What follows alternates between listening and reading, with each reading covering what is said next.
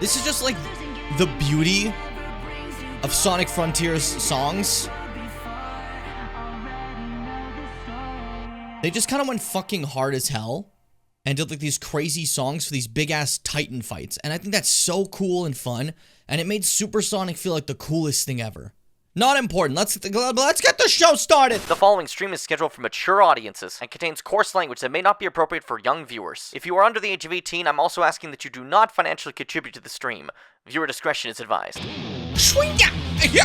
Puss. Oh my god! Gay? I killed him! Looks like I'm walking out of a fucking anus. Go! Oh, sick as hell! I can't fucking drink milk. Oh, I like the bread bug. He's a thief. I'm not a bushman! What if I'm birthing children? Ow! Oh my god, I'm sorry! Why did you say that? I do a dance for the king! I'm the king! Uh-oh. Your son's gonna die of tuberculosis. Birds! Die! Deforestation, Misty. He's alive! He's like, we got company, boys! Shimmers and Pimmers! Get ready for the greatest experience of your lives, the greatest live stream in the world. I invite all of you now to the Shimmy Bim Show! Making his way to the stream, please welcome your Twitch affiliate, your YouTube partner, your undisputed king of content creation, Shimmy Bim!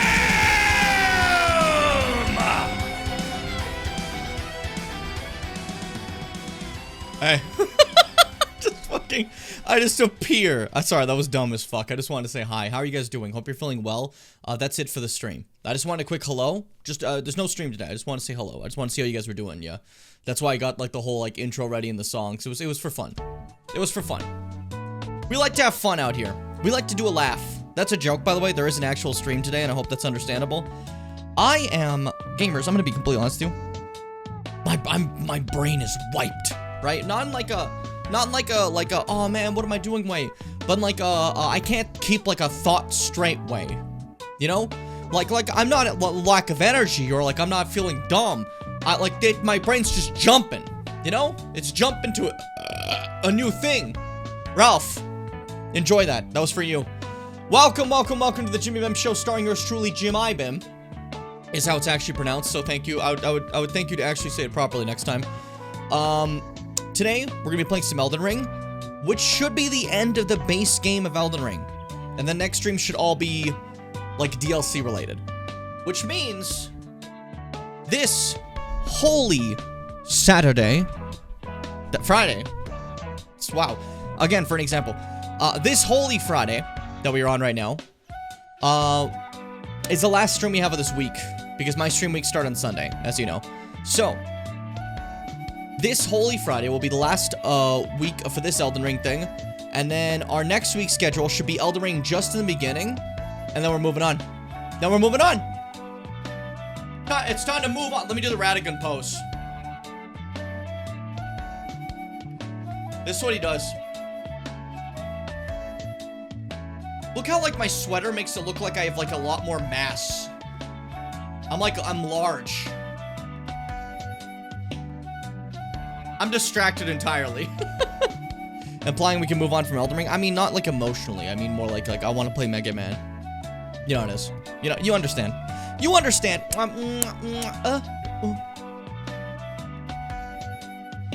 There. That's a lot of noises you just got there. Gamer Zone!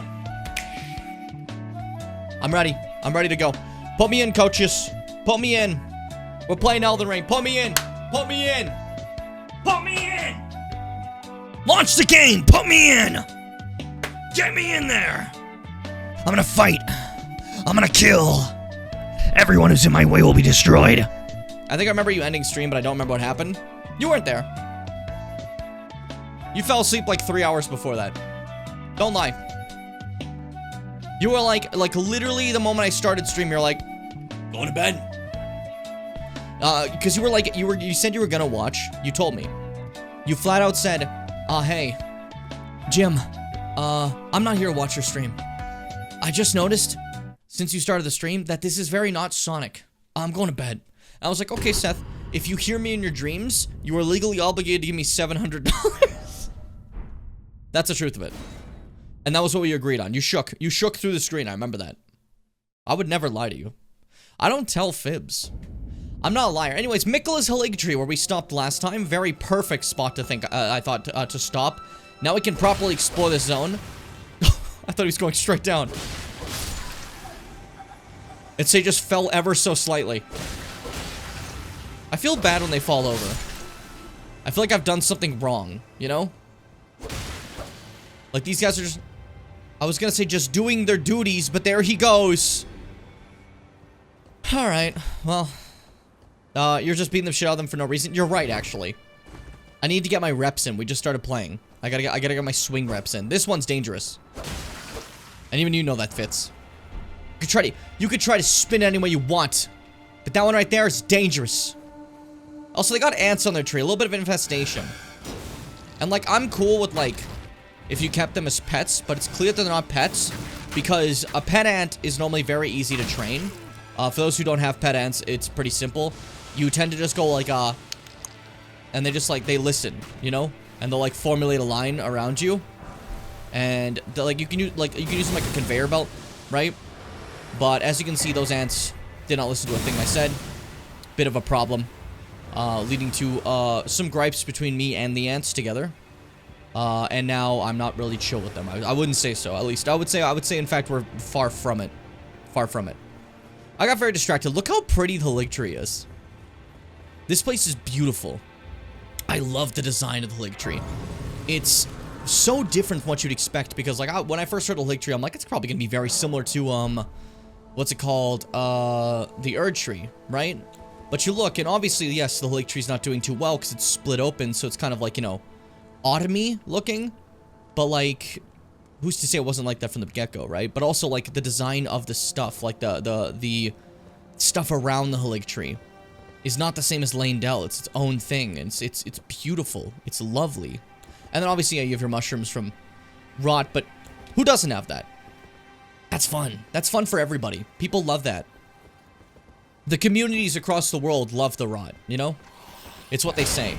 So, as you can see, there's also Misbegotten here. Because Misbegotten are another oppressed people of the lands between, and you've noticed that, like, the oppressed people seem to gather around Mikkela's Haligtree. A place where they won't be oppressed, a place where they can be fine to live. Which is why, like, the Albinarics went out of their way trying to find their way here. They were hiding the Haligtree medallion.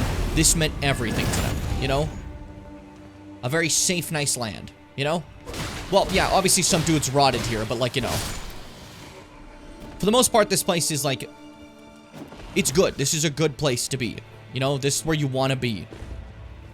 But, we're here to cause chaos, so obviously everything's trying to kill our dicks in, which is fair. I don't blame them. I'm a little bit of a chaos haver. Set this on like someone who just woke up in the hospital slowly recovering their memories. Actually real. Real and true and real. A leonine misbegotten. Okay, we're a little surrounded, don't you think? Jesus, can we chill? There we go. I asked to chill. And there's now, like, I'm now surrounded. Happens to us all. Happens to us all. Bob, buddy. Hey. You. Let me kill you. Let me kill you dead. Ow. Okay, that's fine. I can't say Leonine Misbegotten without thinking of the Be Prepared from Lion King 2019. Where Scar goes, yes, Leonine times are a-changing. And I'm like, what a weird change of line. Why'd you do that? I don't know. If you're gonna add this, like, the half song, why'd you change the line to that? Can't parry that, that's okay. Oh. We're fine? We're not fine? Everyone's making mistakes? Well, I'm making mistakes, not everyone. Fuck you. Yeah, roar. Okay, I'm praying for parries here. I'm too afraid to fight him right now. I don't know why. Careful. There we go. Jesus fucking Christ, that was embarrassing. Whoa! Whoa! Everyone makes mistakes. I made a series of them. I made an exuberant amount of mistakes while fighting that guy. But the point is, although I made mistakes, I was better than him. And because I'm better than him, he has to give me all his cash and die. That's the rules of life. So, just be careful. If I ever come up to you in real life and I say, hello, I'm better than you, you know what you gotta do. I need the cash. It's the rules. I'm not making this up. This is like a genuine rules. Everyone knows this. Jesus fucking Christ, I hate the Leonine Misbegottens. They can be like super easy depending on the zone. Or they're like, you have to stop for a second and be like, okay, hold up. Let's relax. Let's think this through. And then have a little bit of a break as they beat your shit in for a brief bit. They're not like overall like super hard or anything, but there's just certain periods where they're like suddenly just motherfuckers. Also, how's the stream today? Any stutters or anything? Is it good? Because I know yesterday we had a little bit of some stutter issues. I know Haligtree is a little bit like, you know, it's a big place. Got some stuff in it. Looking good? Fuck yeah. So I like to hear. Now I don't have to worry and I can just chill without thinking like, oh, it's breaking. The stream is breaking. The problem with like streams in general, I'm sure everyone like, everyone wants to be a perfectionist when they're doing streams, but I'm sure everyone can understand that sometimes shit just lags and stuff. I used to be way more like worried about it because I wanted it to be as perfect as possible. And also because I thought, did you just go straight off the edge? Oh my god, you did. That person who charged me is dead now. Unlock the shortcut. But I wanted my stuff to be as perfect as possible, right? Not realizing that like most people understand that streams will lag sometimes, you know? Just life it's just how it is. Also, here's a very special boss that you may recognize from earlier in the game. And so it just spawns in. Loretta! Knight of the Haligtree! If you remember the Loretta, the horsewoman, this is her actual self, not just like spirit of her, you know? So, I don't think you could parry her. That wouldn't make much sense, I don't think. Or can you? Loretta, let me try. This isn't worth it, but let me try, Loretta. I just want to see.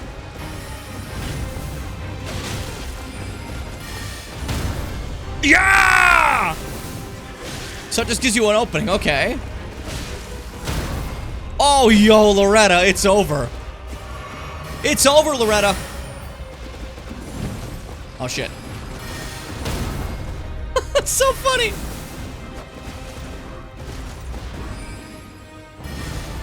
She's really trying to get those, like, swords out. As I'm just being annoying. Get the shots in when we can. Got your bow. That's cool, Loretta. I feel you. I beat your spirit version. I know that's not you. But, like, I just want you to know, it wasn't very hard. I want you to understand that as I beat you, Loretta. Loretta, while you're there, hopefully as uncomfortable as you can be, I'm gonna hit you with my sword a lot. Because I demand victory, Loretta. And you understand with your bow. You get it. I'm ever presently moving closer and closer. I'm like a never-stopping machine. Oh, Loretta, I'm so sorry. Oh, she's buffed up. Phase 2. So, this Loretta does have a phase 2. As you can see, more swords. 4 swords adventures. She does a little bit more magic damage. Bit of fun. But she does have one new ability that she isn't using yet, and I'm waiting for her to use it. That's so cool. That's sick, isn't it? And Loretta's mastering. Multiple arrows firing. Which, you know, isn't super important, but I thought it was cool. You guys need to see. I decided. Oh shit, she hit me. Dang. That's dangerous, Loretta. That's dangerous, Loretta. What would the children say if they saw 2 adults fighting right now? Oh, you know what? That was embarrassing. I could probably fight her more normally, but I was so content on just, like, gunning it with just the parry there. That was pretty fun, though. I don't know. Jesus wept. When was anyone gonna tell me that God of War Ragnarok was on PC? Yeah, that's brand new. That's like today, isn't it? Super cool. I have no reason to get it because I already have it on PS5, but, like, as someone who played the game, I know some people have their gripes about it, right? Some people are like, oh, you know, I preferred maybe 2018 or something. I really like Ragnarok. I thought it was fantastic. So, if anyone hasn't played it yet, I would strongly suggest it. Very, very wonderful game. I'm gonna replay on the channel soon at some point, you know? 2018 in Ragnarok when I get a chance. Because, like, come on. Those are great fun games with fantastic stories.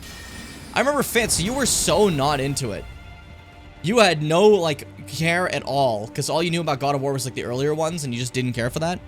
And then I started playing 2018, you just fell in love with the game. It was great. It was great. As Fitz said, she's like a summon or something. It happens. It happens, Seth. Have you ever tried it? Don't knock it till you try it. When you get summoned somewhere, let me know, okay, buddy? Okay? Just screaming, okay. Oh, oh. Big slam. Loretta. What are we doing here? What are we doing here? It's about time you grew up. It's about time you grew up, Loretta.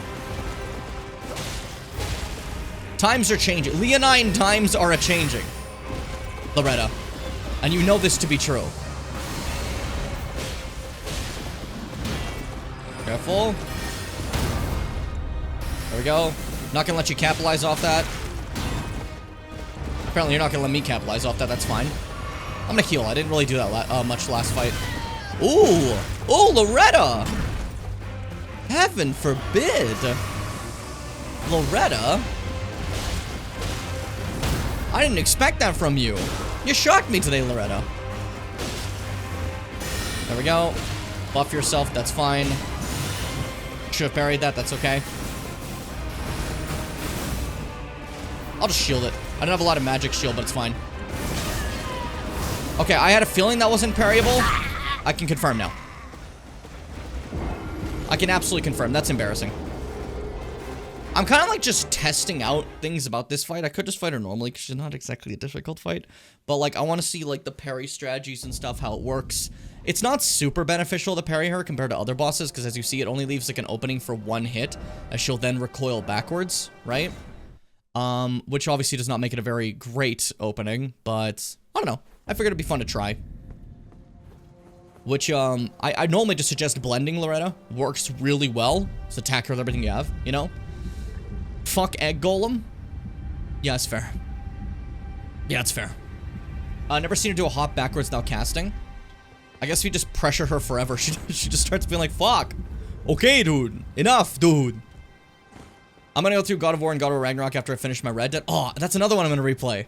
I'm not gonna replay Red Dead 1 because, that was a bitch to set up before, and I'm really happy we did get to play it on stream so I got to show it to everybody. But I'm excited to replay Red Dead 2. That's gonna be cool. I think that's gonna be sick. I went right for the parry after I said maybe I should chill off that. Enough with the swords, ma'am. Just fight me. What are you doing? She's going full caster mode. She's afraid of me. I don't blame her. I forgot to switch back to fire. I want to switch back to my fire attack. That's a shame. Holy's working fine, though. It's okay. See? More than acceptable. More than acceptable. There we go.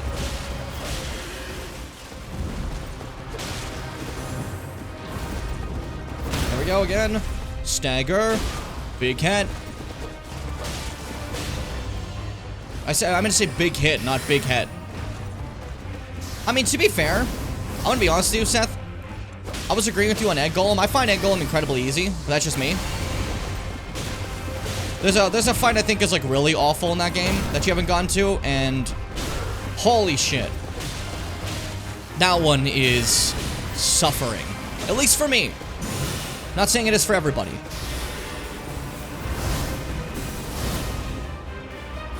It's just a specific boss in Sonic Adventure 2 that I absolutely fucking despise.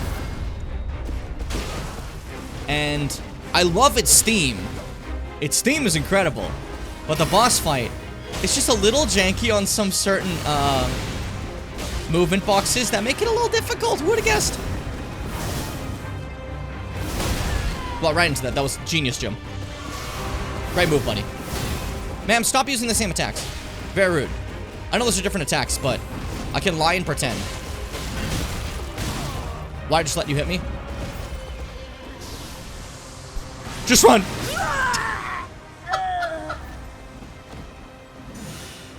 What do I do? I could have dodged, bro. It's like if I run, it'll be funny. It's a start of stream.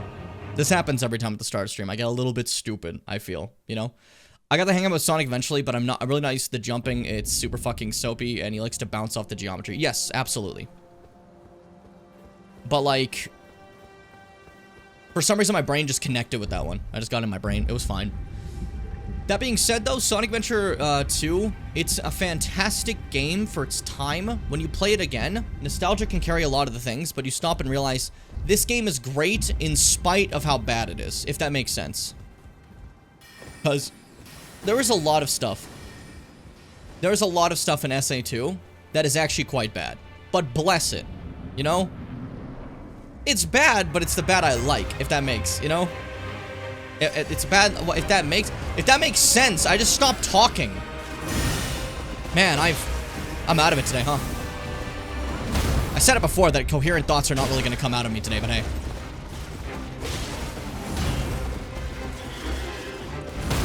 There we go. It's got a lot going for it. In compared to modern stuff, it's pretty bad. I'm sorry.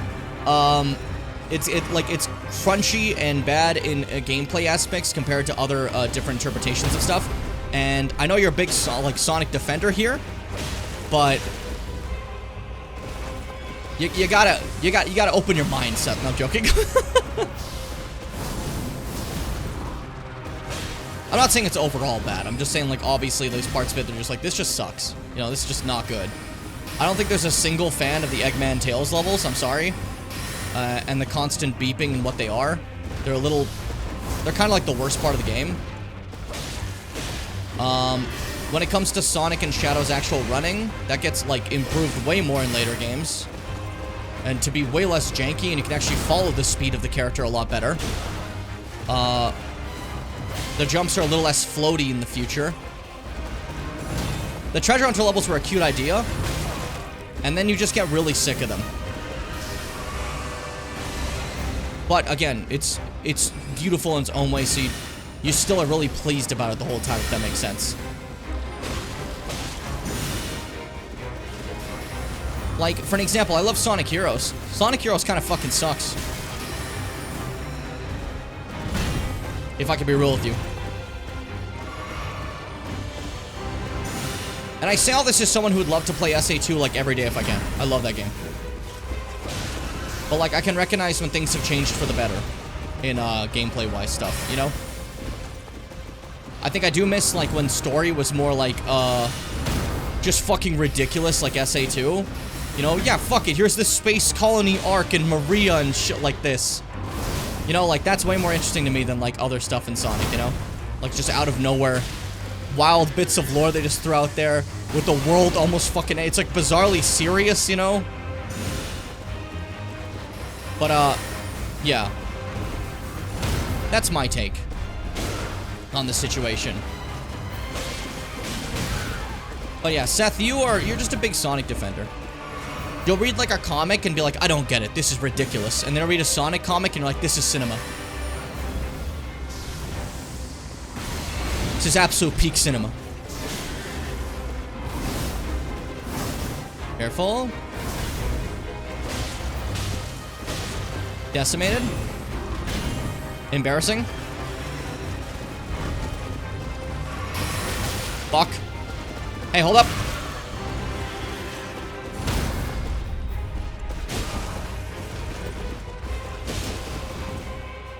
Whew.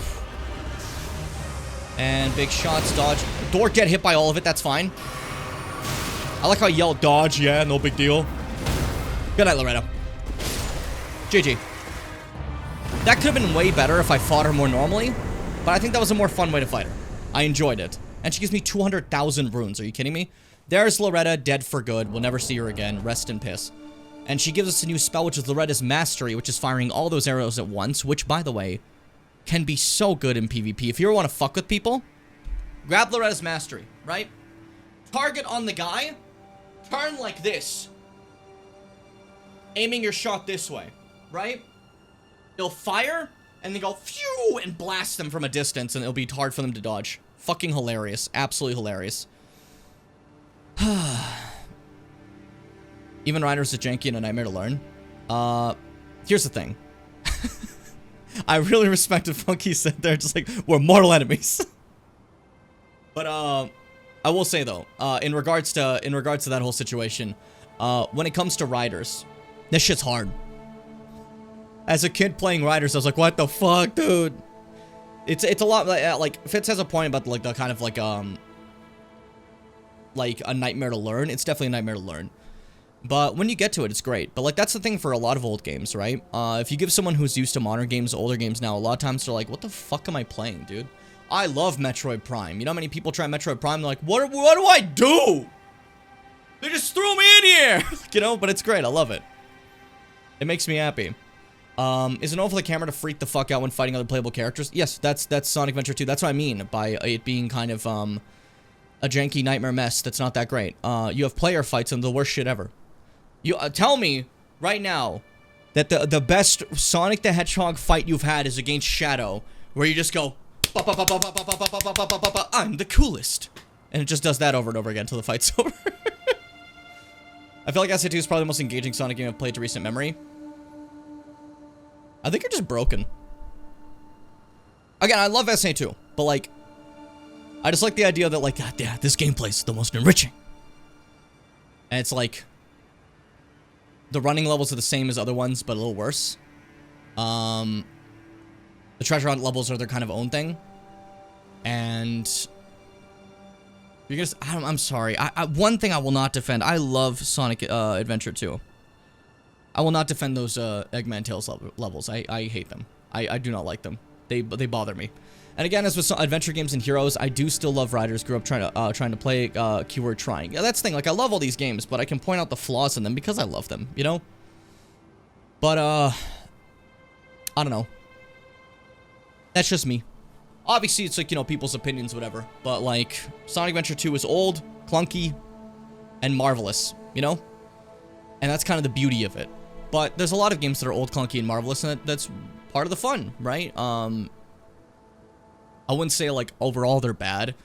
I'm more saying, like, you know, some aspects of them are bad. Like I said, there's certain things in Sonic Adventure 2 that are just downright stupid. Sometimes the camera just gives up on you. Sometimes you just have to restart a level because the game just quit on you. The game gave up on you, you know? I kind of like the Tails levels, but I preferred less of them. If you're sitting there saying you would have liked less of them, then you don't think they're okay. No, I'm joking. Sorcery used by Loretta, Nidal Lake Tree, creates a magic great bow and fires 4 great arrows simultaneously. Charging enhances potency, hold to keep the great arrows knocked. Developed by Loretta after her long, bloody journey to seek out a place where Albinaurix could live in peace. And she found it. The Lake Tree. We did it! It's a case where in isolation, not so much of a big deal, but when you're going through the story, it hits you with the Tails level, and it's like, man, I'd like to do anything else. Exactly. But that's the thing. I'm looking at it as a whole thing, not just in isolation, right? So I'm not being like, oh, you know, isolation, they're pretty okay. I'm thinking in terms of the actual video game, because you're playing the actual video game. You're not playing like I'm choosing to play a Tails level today, you know? That's how I see it, at least, if that makes sense. Everybody knows the best levels in SNA2 are Sonic and Shadow. That's not even a question. Everyone agrees, because that's, you know, the big boys. That being said, though, as great as those levels are, they're kind of like the sole thing carrying the gameplay to, like, get you excited through the story. As, again, do not get me wrong, you can have fun with the Treasure Hunt levels and the Eggman, Tails levels. I'm not saying it's not possible, but nobody sits there being like, oh, thank God, a Tails level. Or, yes, I've been waiting to play as Rouge again for this. FL, I think, FL or FIL? I don't remember exactly. But Brace of the Lake Tree. This is the actual, like, city built around the Lake Tree. Which, by the way, looks amazing. I love it. I like the loop of get things from my chows. But that's the thing, the chows are also a completely optional thing that wasn't, like, supposed to be a big, huge focus, you know?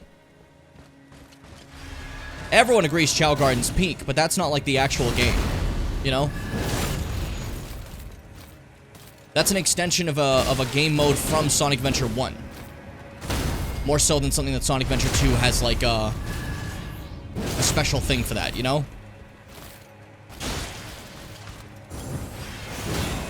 But this obviously doesn't matter. I don't know why I'm, like, stating, like, what my feelings are in this game. No one gives a living shit about what I think. Let's be real. Careful. Fucking clean rot night. Boss for watching. Yeah, just because you're watching my stream doesn't mean you care about my fucking game opinions about SA2 fits. Focus. Come on. Hey, Millicent, what's up? Okay. Hey, buddy. I'm happy you made it here, first off. Second off, I don't want to be that guy. You said you were going to be there for any fight. You told me that. You said right to my face, I will be there to assist you in any battle you require. And Millicent, you helped me with Godskin Apostle. I didn't see you again till Blackblade Kindred. And then you haven't been found. You don't think I could have, like, used help with Loretta? I didn't need help with Loretta, but I could have, like, I don't know. Come on. Again we meet. We went the same I can way! only surmise our purposes are aligned. In which case, allow me to explain myself. I am of Melania's blood, but in what capacity I know not. I could be sister, daughter, or an offshoot. Whatever the case, though, I am certain of a kinship between us. Tell me more about that. There is something I must return to Melania. The will that was once her own. The dignity. The sense of self. That allowed her to resist the call of the Scarlet Rot. The pride she abandoned. To meet Radahn's measure. So that is a very important line. Because that puts in perspective. People talk about Radahn being the strongest demigod. But as we saw, Melania, you know, stalemated him. So how could he be the strongest then, right? Because as stated here, Melania had to sacrifice, like, parts of her being. She sacrificed, she somehow split off her pride, her will itself. She just popped that shit off and bada boom, Millicent. Like, she had to do some crazy shit to get on the level of this dude who just ride a horse. You know, like, he's ridiculously strong for no reason, you know? And I get that's like, you know, that's the point, you know? But it is interesting to see just how much Melania had to sacrifice in order to go after Radahn. The amount she had to, like, go through just to, like, fight him and what she was willing to do. And I think that's very fascinating, personally, you know? There is something I must... The will, the dignity. So, that's Millicent's idea here. She wants to return to Melania, like, her idea, and, like, just go for it, you know? Not her idea. Fucking... Like, the idea of will, her very being. But a few things in the way. He does all his push-ups and drinks his juice. I'm more meant in the sense, like, obviously, have you seen Melania? She also does her push-ups and drinks her juice. The problem here is just, like, let's put it in perspective, right? Power scalers in the chat. We're not power scaling, but, it's just so, like, interesting to me that out of all the demigods, one that isn't an Empyrean, you know? He's not chosen by the two fingers or anything to be a god. The mightiest one is just some dude with two swords who learned gravity magic and has a horse. That's fucking crazy, dude. That's sick as fuck. And I'm gonna be honest, I think Radahn's pretty cool. I like Radahn, right? Obviously, like every character here, he's very flawed, and a big example being his absolute adoration of war is not a good thing, you know? But recently there have been some statements about Radahn being a fraud. I will not accept that. I will not accept that. Okay? That's not allowed. That's not okay. I will take this chance to say, Radahn, sick as fuck. But again, I'm not gonna be like, oh, he's the coolest guy ever. Radahn has no problems. You know what I mean? Like how some people say, like, have you ever seen on Twitter, everyone's like, Radahn was just like the best guy ever. Like, there was nothing wrong with him. No, the lesson in Elden Ring is that none of these people have no things wrong, you know? Radahn was kind to the people he cared of. He was a natural leader. He was basically the perfect successor to Godfrey and to Radagon. He inspired both their ideals.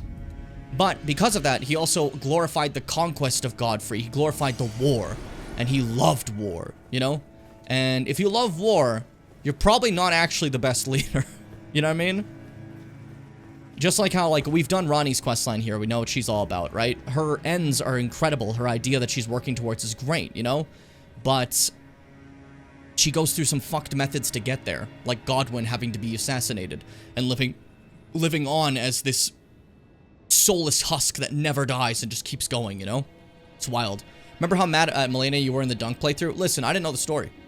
I was going off completely blind. I had to just guess, right? Now, I've taken all the stuff. I never even knew about Radagon as Marika during my first playthrough. I missed that because I didn't do Gold Mask stuff because it's easy to miss, you know?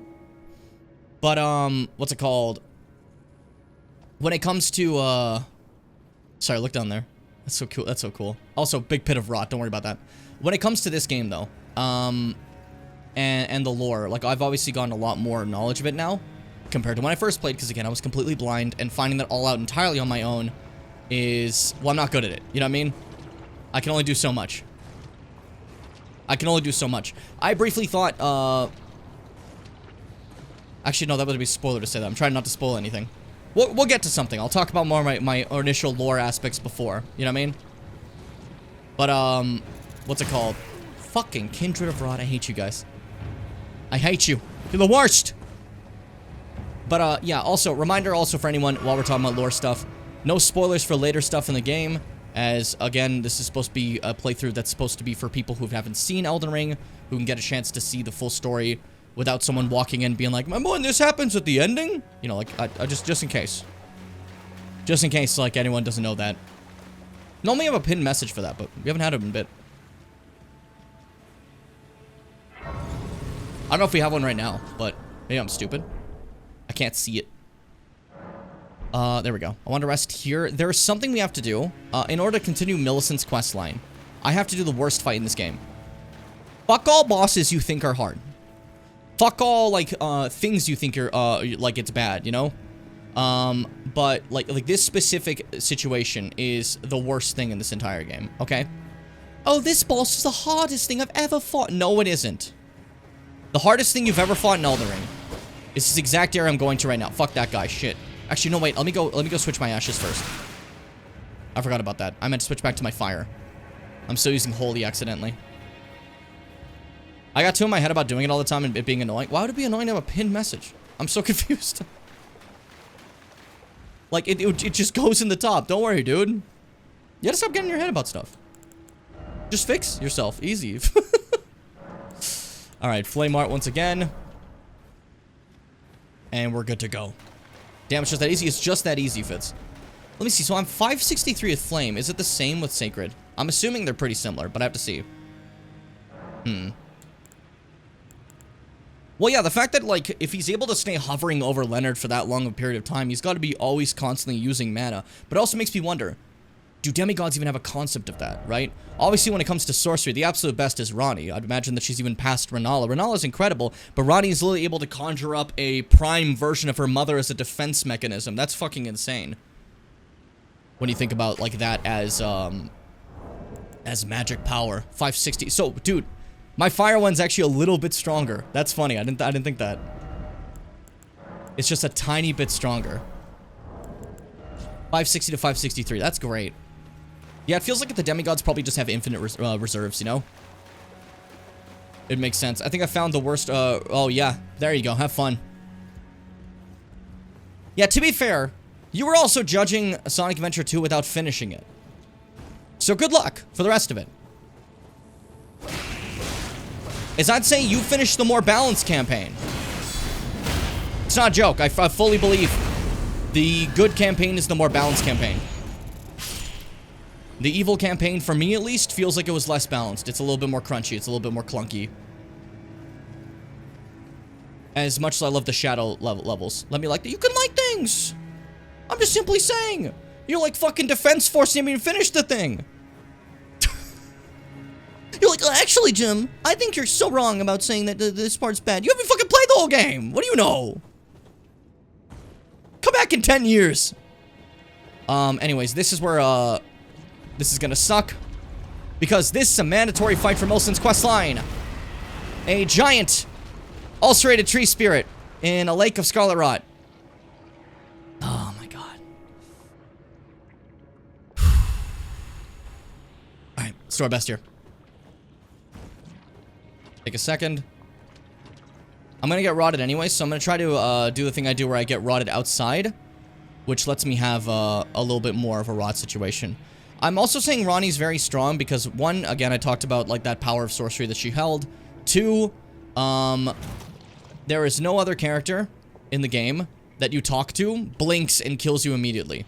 But if you do the Ronnie quest and you give her Salvis's potion, she literally kills you just by staring at you. No fight or anything. She just, like, eviscerates your brain. You're gone. Careful. Fuck. Again, ulcerated tree spirits are already awful. This one's Scarlet Rot and a pool of Scarlet Rot. I need to talk to whoever designed this. Because, again, this is mandatory for Millicent's questline. I fully believe out of every fight in this game, this is the hardest one. You know? Well, I mean, like, I think Funky's more saying if there's any spoilers for other characters pertaining to, like, the power scaling here that Funky's going for. You know what I mean, Fitz? So don't give the spoiler a free pass yet. just to be fair. Careful, careful. At least that's a possibility I'm seeing. I'm not saying that's like the absolute thing said, but hey. I'm saying with the questline, yeah. But still. I'm saying that could be easily misconstrued. I'm trying to make sure it's not. So, we don't just get a sudden spoiler in chat. I'm being more careful here. It's my beautiful nature. I hate this fight. Why do you move like that? Who hurt you? Where's Bane? Why does he wear the mask?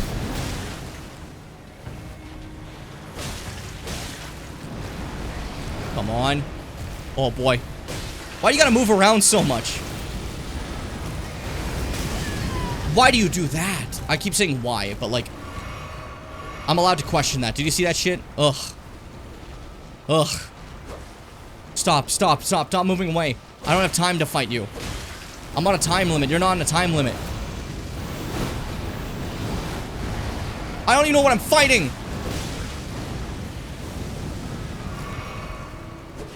Like, I can't afford to take a hit. Because, the rot's already doing so much to me. So I gotta work so hard on mitigating the rot. While this asshole's doing this shit, you know?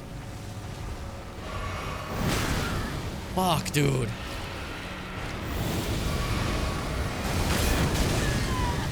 That's it. GG. I lost. Yep. The way that you can't see what it's doing is it just goes like, fuck, fuck, fuck, fuck. I'm blowing up now! Like, oh, I hate this thing. I hate this thing with a passion. Oi. We're gonna be here for a bit, but this is mandatory, though. I said we gotta do all the quest lines we can. So we're here. We're doing what we do. The actual boss of this area will take less time. That I can basically promise you. That I can basically assure you. But, this will take a second. This will take a fucking second. Unless I suddenly have, like, the perfect run ever. It doesn't help that, like, I think the best way to fight this guy is if you have some form of ranged, right? Say, for example, you're a caster or something. You can aggro them and kind of stay on a little bit of a cliff area and fight them without ever getting the rot, which is, oh, that's just great, you know? But, obviously I don't have that, luxury, being a longsword build. But I wanted to show you that we could do longsword builds, you know?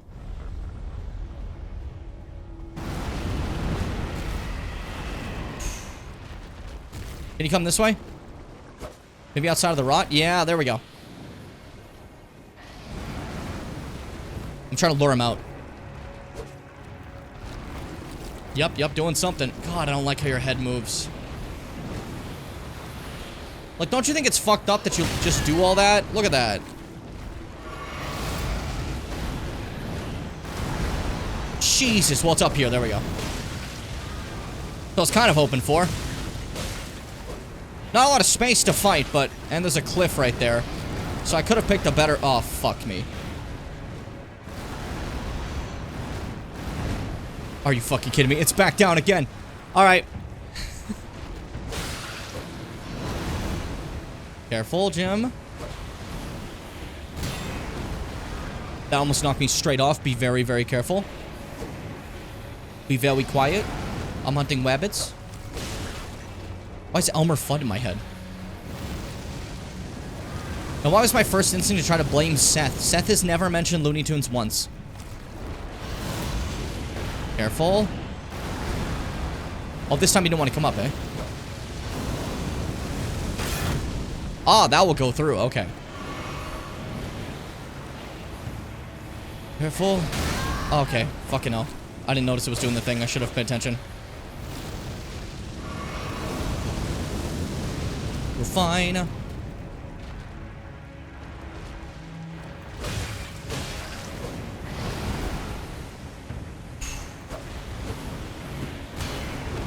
Yikes. Okay. We're fine.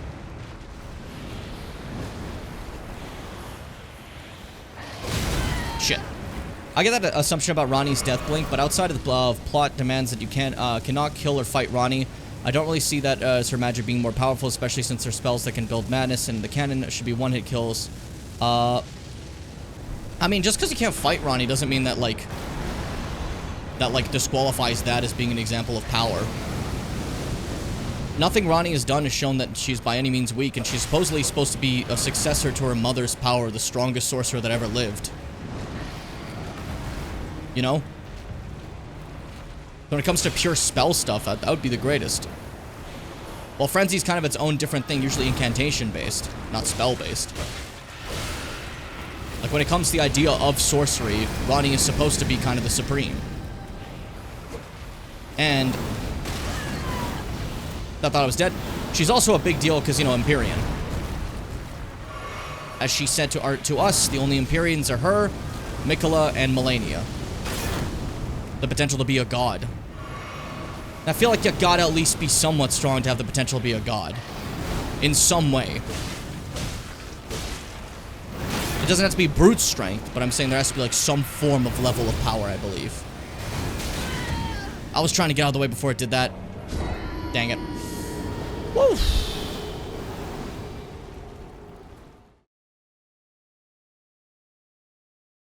But yeah, anyways, what was I gonna say? I got distracted by the fight. In regards to, in regards to the ulcerated tree spirit, though, this fight, the reason I specifically, don't like this one is because of, as I said, very hard to kind of telegraph the movements, and the arena's horrible. But, like everything in Elden Ring, there are ways to make it easier, and like I said before, if I had actually used, a range-type method, this would be a lot more easier. So, me doing this specifically with Longsword is harming myself in the long run, but, you know, I was trying to show you that you could beat it with this anyways. I'm not saying Ranni is weak or not a strong sorcerer, I just don't see her ability to apply it in combat as effectively like her brothers, even Loretta. That's also the thing. Ultimately, I guess that's just an assumption. You know what I mean? Like, obviously, yeah, we don't see her do it. But I also feel there's no reason to believe that she can't. You know? At least in my eyes. I think obviously when she's kind of more like in her limited puppet state, for sure. You're not going to see like Ranni going around fighting things. That's why she has her team, you know? But you know, Ranni didn't have the freedom to move within her puppet vessel as much, aside from like warping slightly, until her soul was kind of freed and kind of was able to move around as it pleased at the end of her quest line. And prior to that, you know, she had her own body. But yeah, obviously, like, we probably weren't going to see Ranni doing a lot anyways at the beginning, because as stated before, she was kind of afraid of being assassinated, you know? How am I going to hit you?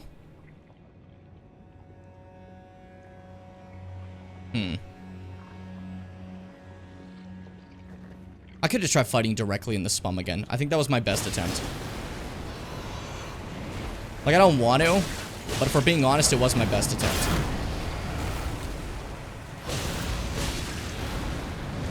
Just stay still, though. Just please stay still. All you're doing is buying time for the rot to hit me, and I hate it.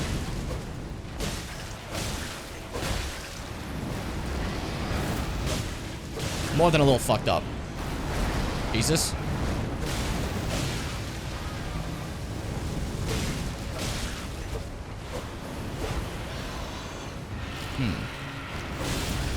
Yeah, I figured you were doing that shit. Somehow didn't get hit by the second wave. I'm okay with that. I lived. I thought that was for sure death. Jesus Christ. Can you not understand how ridiculous this is, sir? Look where we're going with each other.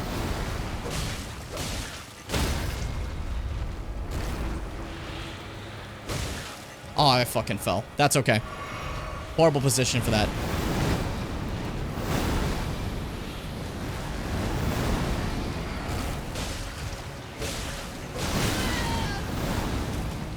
Okay, heal up.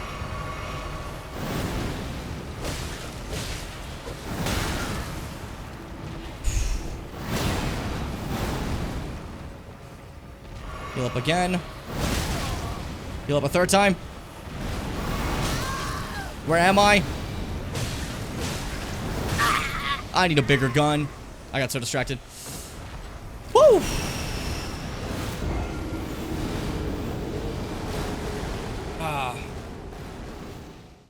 Pain and suffering.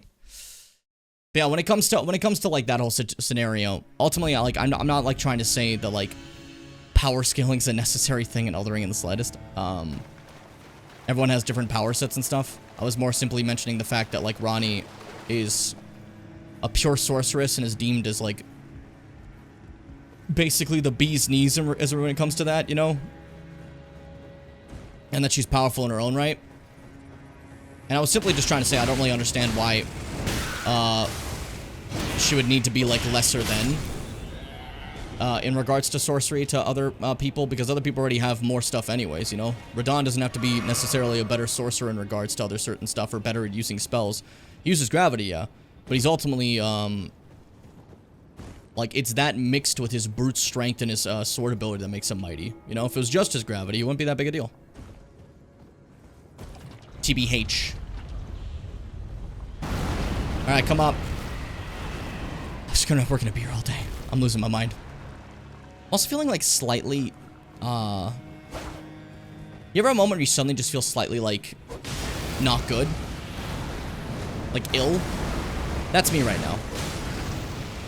Which is the worst way to feel while fighting this. Hey, Lemon, what's up? How you doing today?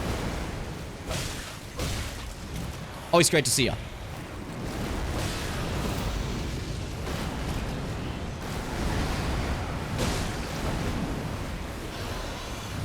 Careful.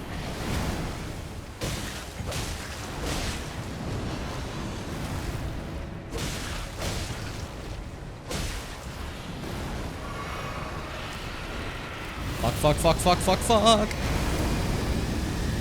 That worked out perfectly fine. I thought I was gonna get smacked. We're fine. Okay, I dodged that and it didn't carry me this time. When it carries me, it does a bit of damage because this game sucks. Is the nicest way I could say that.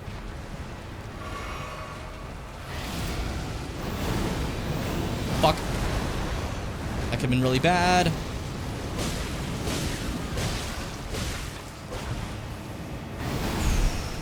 Heal up again. God, the fact that I have to keep healing because of rot is just the worst. You know what I mean? Trying to stay topped up as much as I can be. You know what I mean? Going well, going well.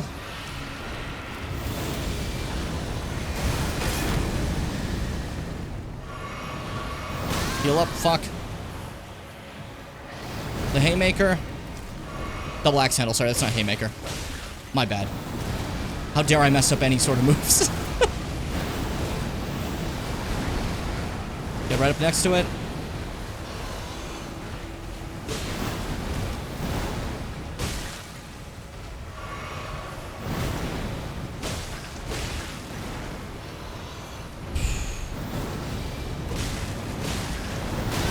Oh, for fuck's sakes, what even was that? What the hell is even that?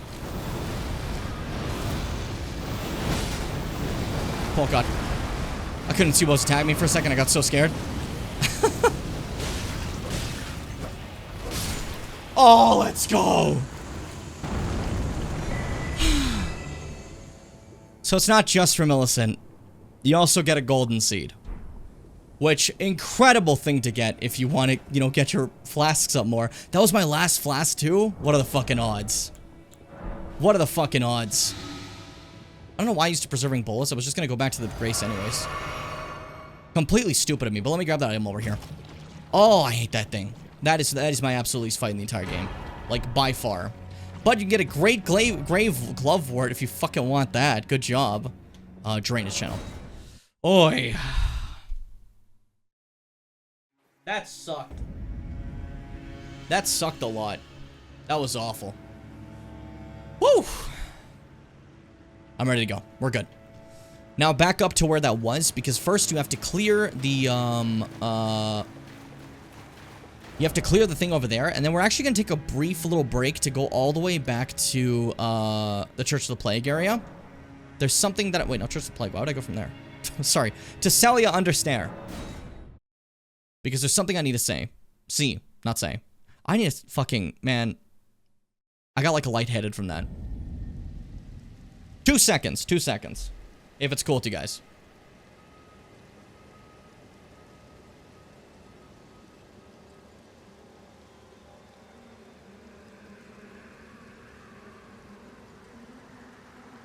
Whew, okay. Okay. Someone's just, you know, a brief second. Take a little pace around, you know? Feel a little better. That fucked me up. I don't know why.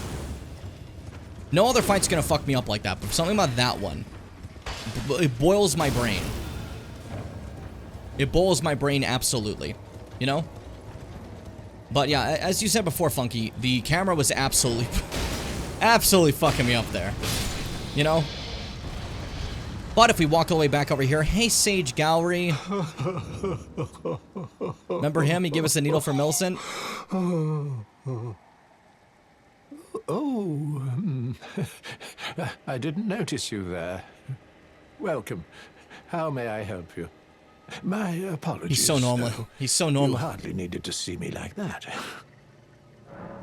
Why are you crying? Oh, it's just... I realized that I'd soon be saying my goodbyes to Millicent, and my eyes began to well. She is to meet them very soon, her sisters, and when she does, she'll be defeated, surely, and begin to flower. Become a flower? Which is why, if you happen to be present for the girl's fight with her sisters, I ask that you side with the sisters and kill Millicent. It must be done by your hand, no other. Millicent trusts you, rather deeply in fact. Sever that trust. Nurtured by betrayal, her bud will flower most vividly. When Melania ascends to godhood, Millicent too shall be reborn as a scarlet Valkyrie. So hearing that, are you really gonna sit there and be like, he's right. Let's betray Millicent. First, let me get pest threads. I want those. So that's basically him basically saying, hey, so Melania actually did bust off more parts of herself, not just Millicent, not just her pride and will. You know, there was more to it that was taken off to meet Radon's measure. And that means there's, you know, more sisters of Millicent. And they're gonna fight Millicent and surely beat her and cause her to bloom as a scarlet flower. And we have options here. We can do what he says. We can side with the sisters and hunt down Millicent, right? But what the fuck would be wrong with you if you did that? We did all this with Millicent just for you to kill her? Are you out of your mind? Are you insane? You out of your goddamn mind? What the hell is wrong with you? So instead, we're gonna take this chance to instead help Millicent from her sisters and see if we can save her. Now, my weapon is just a regular straight sword. I don't see this boding well for me. But we'll do our best against multiple sisters of Millicent, you know? As you can see, the two summon signs. There's be summoned to assist Millicent and be summoned to challenge Millicent. And we will summon to assist. I got you, Millicent. I got you. We're buddies. We're buddies to the end. You help me, I help you. It's the rules. Hey, buddy, you got a lot of sisters. Hey, pal. Hey, Millicent, your sisters are kicking my ass. Don't you chase Millicent. Fall off the edge and die. This is so funny. Fuck this spear one. Millicent, I'm gonna have to come back. I lost this one. God, they're just beating the shit out of her. I like their different weapons. She uses like a blade. That one has like the dual. That one has the clean rot like thingy. And one just goes with the spear and stabs you. Very rude. Very mean. Thankfully, you just go right back in every time you fail. Because, you know, I envisioned that this fail would happen a few times, you know? I can see the line in the sand. But in order for this place to be available for this, you have to have defeated the, Millicent, kick their asses! Kill that one, Millie! Yeah! 2 down! Immediately! Oh, the distraction. Oh yeah, there's a third who uses pest threads. That's embarrassing. Jump the other one, Millicent. Come on. Easy. Easy gaming. Go, Millicent. Do it again. Yeah! I just have to distract them. Now all that's left is Pollyanna. If I distract them, Millicent can blend them. That's all she needs. And she does it. All her sisters defeated.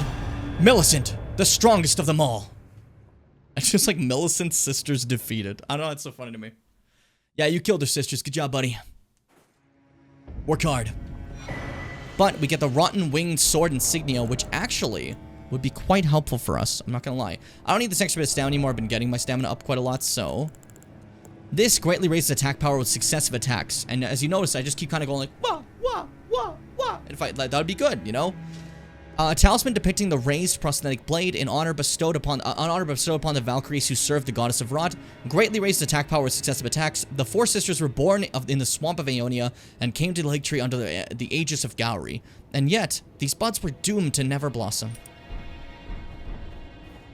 Rather tragic. Rather tragic. And over here, we can find our dear friend, Millicent. Which, by the way, before one of the first patches, if I was to jump down next to her, she would die immediately. You'd have to walk very carefully or else she'd just die. Because she has 1 HP and contact damage kills her. But they fixed that. Oh. Hello. Hey, buddy. Thank you for lending your hand. Without your help, I could not have defeated that quartet.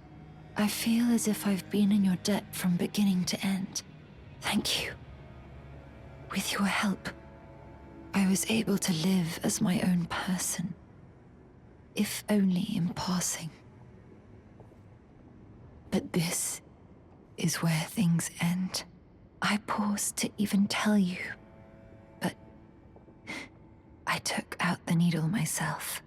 Tell whoever put you up to this that if I am to flower into something other than myself, I would rather rot into nothingness as I am.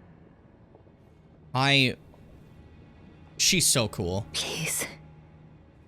Let me pass alone. The scarlet rot writhes now. Worse than ever. Soon, I won't be more than a mound of flesh. Curse-laden. Untouchable. I wouldn't want such a thing to bring you harm. It's really just tragic, you know? I wouldn't want... How everything works out for Millicent here.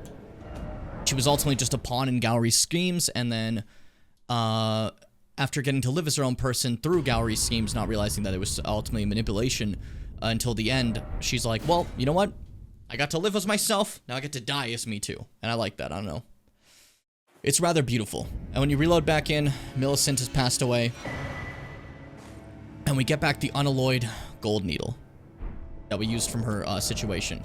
Because before, it was a broken needle that we got off of Commander O'Neill.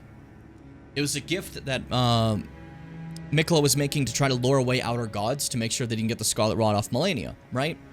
To make sure outer gods can get their hold removed from somebody. But what happened was it was broken, and then Gowry restored it, and you saw that it had this little like pin on it, and then it went into like Millicent, and inside Millicent's restored fully now. There's no like red blood of Gowry on or anything. It's just a pure unalloyed gold needle. An intricately crafted needle of unalloyed gold, removed by Millicent from her flesh, bears no trace of befouled blood, but is faintly moist with dew. There's something I must return to Melania. The dignity, the sense of self that allowed her to resist the call of the Scarlet Rot. Very important thing that we grab. Super important because there's more stuff I'm doing too that's going to require that. But for now, let's go back to Gallery to wrap up this storyline of Millicent once and for all. Another quest line fully completed, gamers. We did it. We did it. Millicent's done. Very tragic end to a dear friend, but ultimately that's how it goes. That's how it goes. It's really fucked up, you know? It's so tragic, I think, you know? I'd say, despite it being one of my favorite quest lines, it's the hardest to do simply because of that. Ulcerated Tree Spirit. And just thinking of him again made me lightheaded again. I think something's wrong. It's like cursed. It's cursed. The cursed creature. And we go back to Sage Gallery, who's totally fine. Oh, Millicent, my daughter, why would you take out the needle?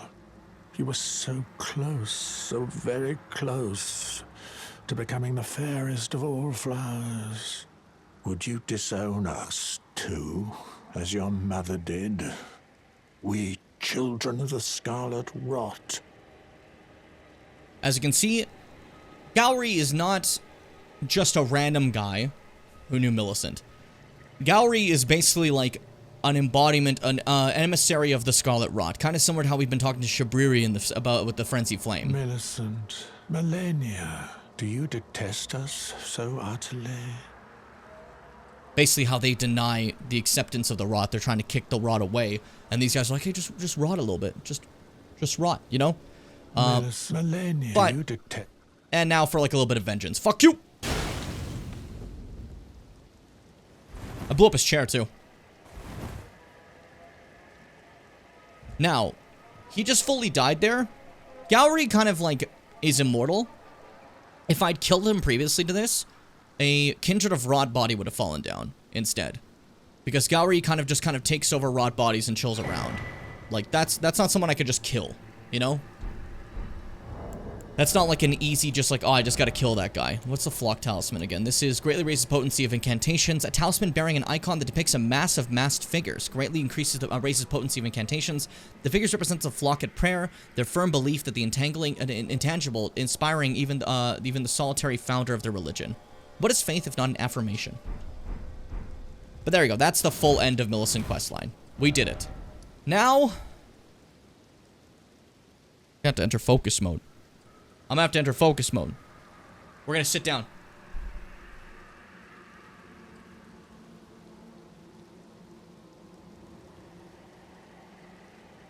We're going to sit mode.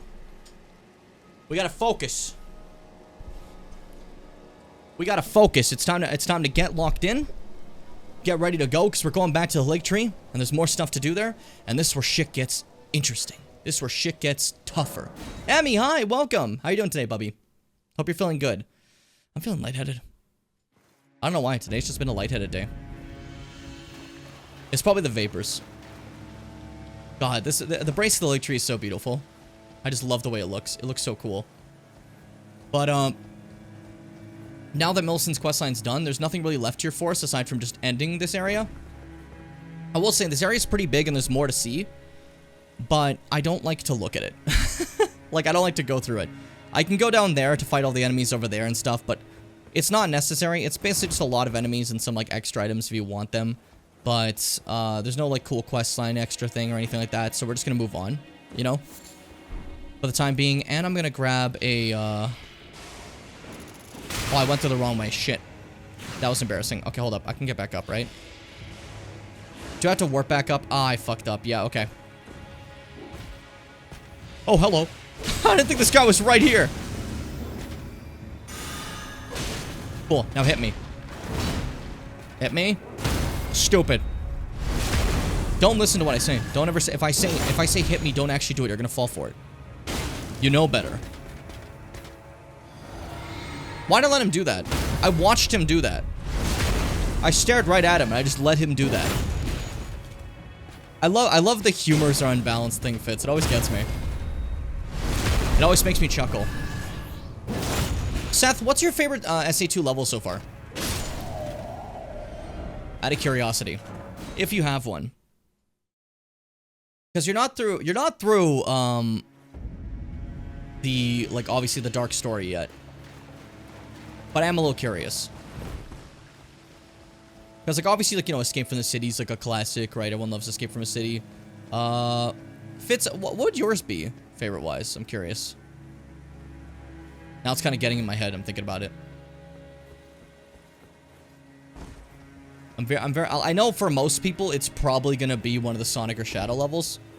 Because, like, come on. Favorite level in SA2, buddy. Focus. Like, songs are different, right? Like, I love Aquatic Mine as a song. Incredible song. I don't like Aquatic Mine as a level, because I have standards, I guess is what I would say. Because Aquatic Mine is an evil level for evil people. You know? City Escape, they knocked it out of the park with the first one. I feel it, I feel it. I'm also a fan of, White Jungle. I like that one. That one's fun. And the track for that one's fucking crazy. And honestly, out of all the Knuckles levels, like, jokes aside that people always do, I wanted to get that talisman. It's really good, the Dragon Crest Great Shield talisman. Out of all the jokes people do, Pumpkin Hill is an incredible level. Pumpkin Hill is fucking awesome, okay? Great level. I have zero problems with Pumpkin Hill as a level for Knuckles. Like, it's one of the more open ones to actually do a treasure hunt search. It's not blocked off by little things. Don't worry about this big blooming flower. Everyone has this in their house. If you don't, you need to grow the fuck up, okay? You need to lock the fuck in and bloom, dude. Okay? I better catch you blooming. I better catch you blooming. What a thing to say.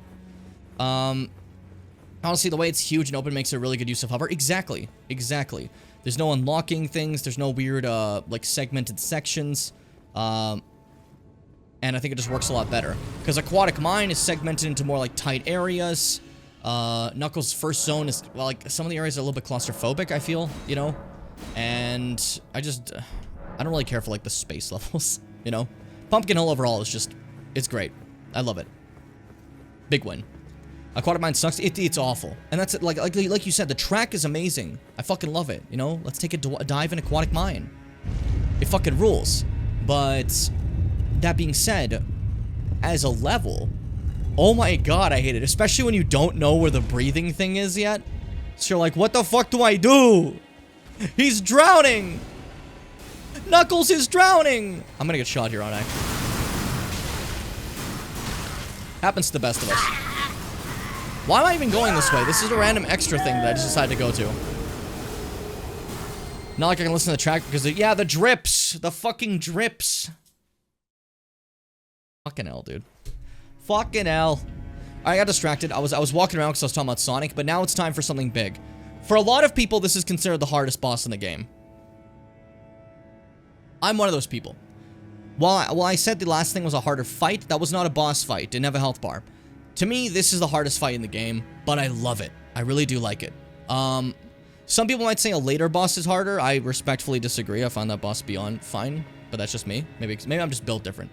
But for a lot of people, this is the absolute hardest fight in the entire game. Let's see how it goes. We'll do our best.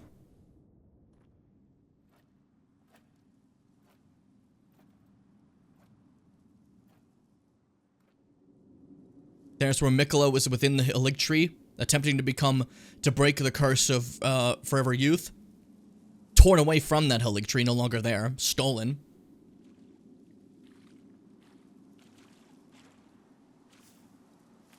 And there's his sister. The legend herself.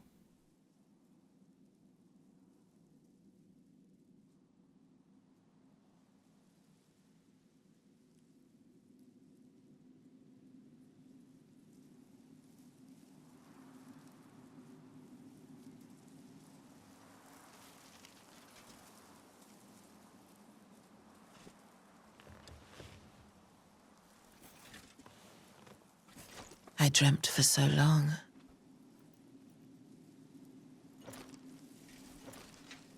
My flesh was dull gold, and my blood rotted. Corpse after corpse left in my wake. as I awaited his return.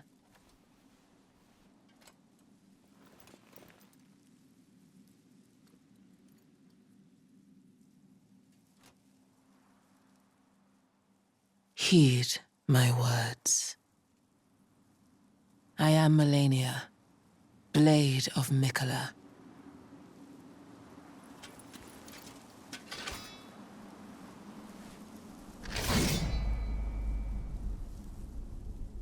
And I have never known defeat. What a fucking sick boss intro, dude. Whoop! Always forget on the first attempt, she always just lunges at you like that. Shit, bad move. I don't know why I thought I could parry that. Like, I thought I had the timing down. I did not have the timing down. Oh, so Melania's really rough. She's a hard fight, and fun fact, every hit she does heals herself. So you gotta be very careful to not even get hit, because it will just heal her, causing this fight to take way longer than it does. And she has one specific very evil move that we're gonna hope she uses as little as possible. Jesus fucking Christ, she shredded me. Oh, I'm ready. I'm ready.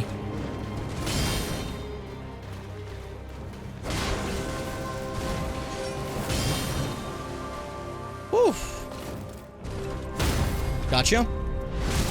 It takes 3 parries to get her to actually be repostable, which is not exactly the ideal thing you want. There it is. There's the worst move in the game.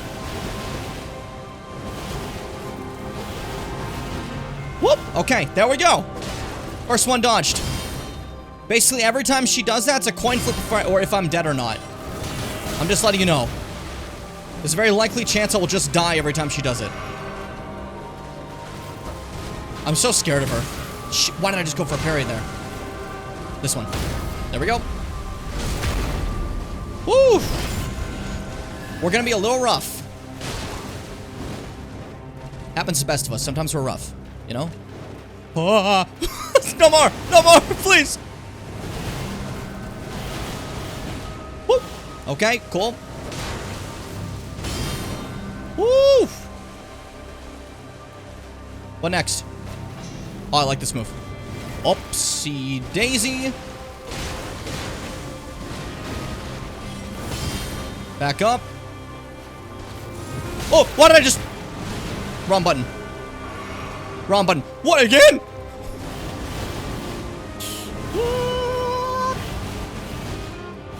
We're fine. Oh, God, come on. Ma'am, please. Ma'am, please, think of me. And think that I'm very kind and I shouldn't die. I'm trying to, like, appeal to her sense of self. What's your plan, huh?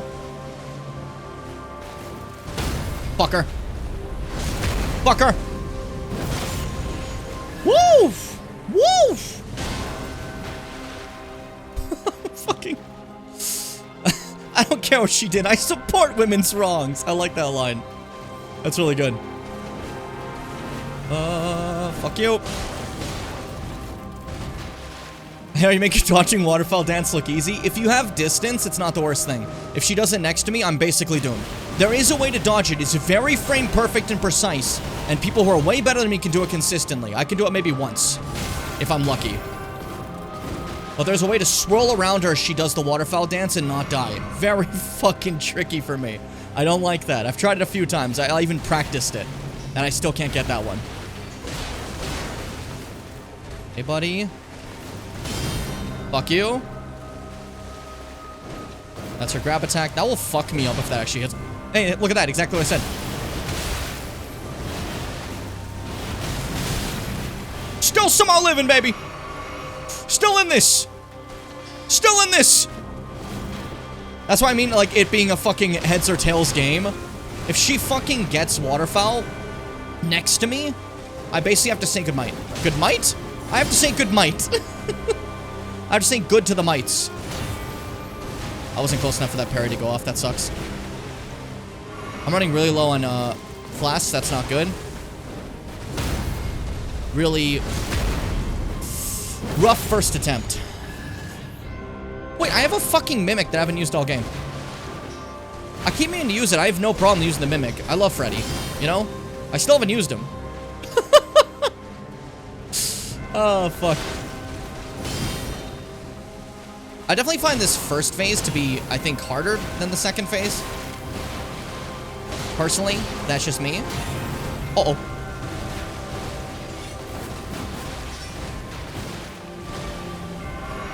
We're fine. That's okay.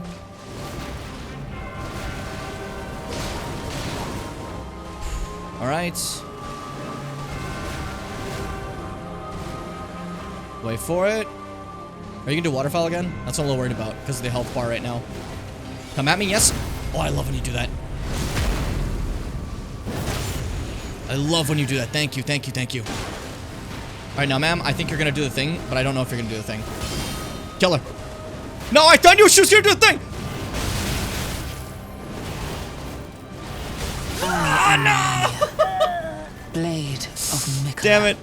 She was so close. Ah. It's okay. We're just getting back in the swing of things. We just had to get back in the rhythm of it, you know? It's about the rhythm. You gotta get back to the rhythm and the dance, all the steps come to you. Because when you hear the music, the rhythm guides you, and any dance is as beautiful as the day it was first created. Really can tell how much you've memorized this shit. Again, it's more like a dance. I've mentioned it before. These fights are like dances. You see the steps. It's like a rhythm. Once you're in the rhythm, it's fine. You know?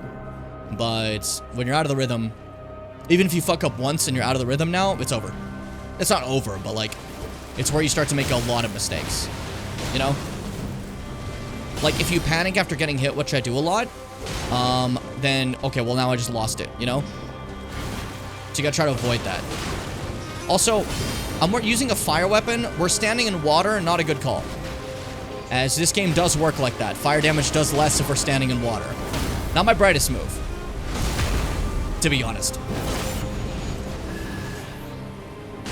The biggest thing about this fight for me is trying to bait out the waterfowls when I'm farther away. Is the goal. Because she's about the health for a waterfowl, I feel. But she's not doing it. And I'm very scared. Stab. Now she wants to do one, right? You want to do one now? I didn't mean like that, though. That was me accepting my doom. And JK, I'm not. I'm still alive. We're kicking. Let's do it. Woof. Dang, I should have gone for... I always not do the fucking... the spin one. I always try to go for a parry on that. I don't know why.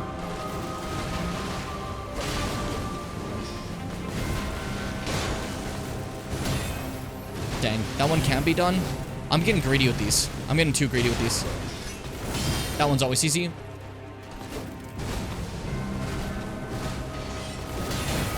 JK, that time I did not plan for it. I'm doing really bad. Happens to us all. Everyone makes mistakes. Everybody has those days. Miley Cyrus said so. She told me in her song. Whoop! I don't want to get too close to a wall like that because then waterfowl dooms me. Because if you're too close to a wall, you don't have any places to run, right? So that becomes a bit of a problem, dare I say. Come on, not like that. Stab. Go for the thing, yes. Thank you. Kick. Get beat up for kicking.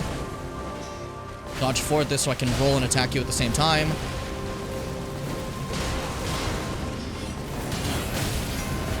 Bad timing on my part.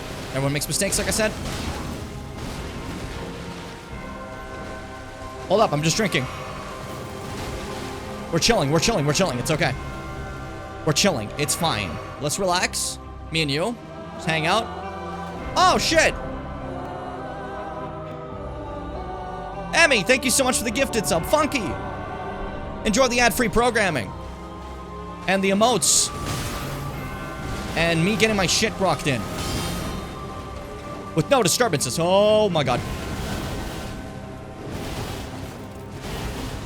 Whoop! Okay, that's fine. Go for it, go for it.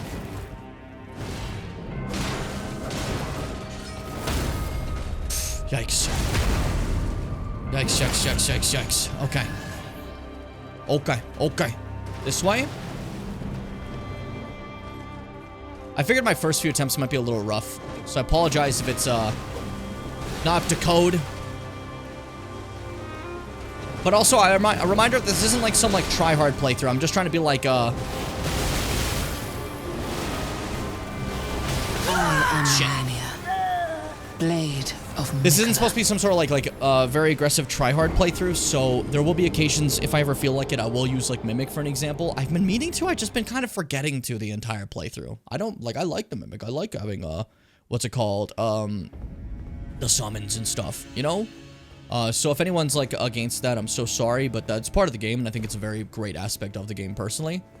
And I've been meaning to use it. I swear I have been meaning to use it. I just haven't this entire playthrough, and I have no idea why. It's not like oh dang, I'm trying to be like so cool and not use it. It's like, I don't know, I've just been fighting the fights and I didn't think of it. This one though, I might need it. For absolute sure. You know what I mean? Have you seen Bleach and I've been watching 1,000 Year Blood War? Oh, of course I have. Bleach fan my whole fucking life. Eat shit. Don't turn to me, ma'am. We're cool.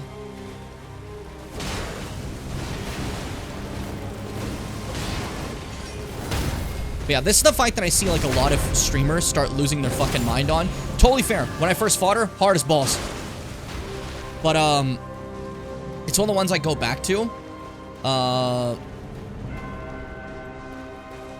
Because it's just so cool to me, you know? I think it's amazing. Like, when I first fought it, I was like, this is so tough. This is ridiculous. But, like, after a bit of time, I developed so much appreciation for it. And yeah, as Fitz said, no spoilers for anything in the manga, because I know some people like to do that, but, like, a lot of us here haven't seen it all, you know? But yeah. Back and forth movements. I'm moving too fast for you. I'm using Flash Step. What can you do?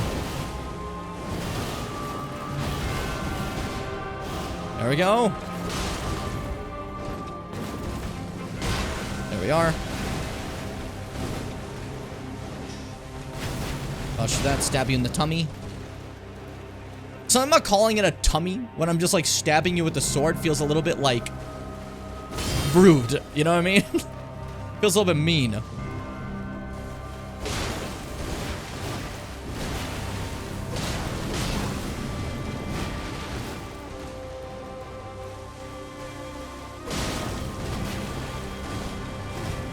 Jesus.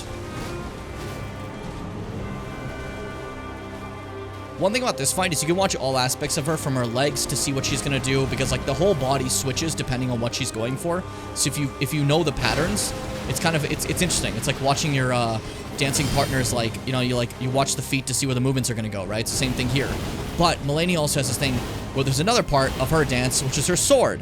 So you can watch the sword carefully and see exactly where it's gonna go and have an idea of what move she's going for.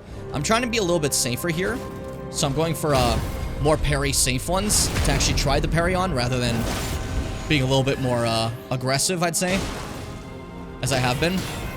Dang it. The problem with shielding there. Shielding, as you saw, I didn't take much damage, but it still does heal her, which is a not great thing. I thought that was gonna hit me for sure. Fuck you.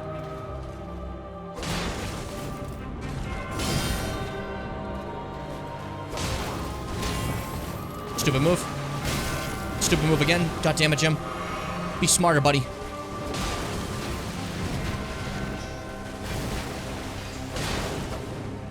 Woo!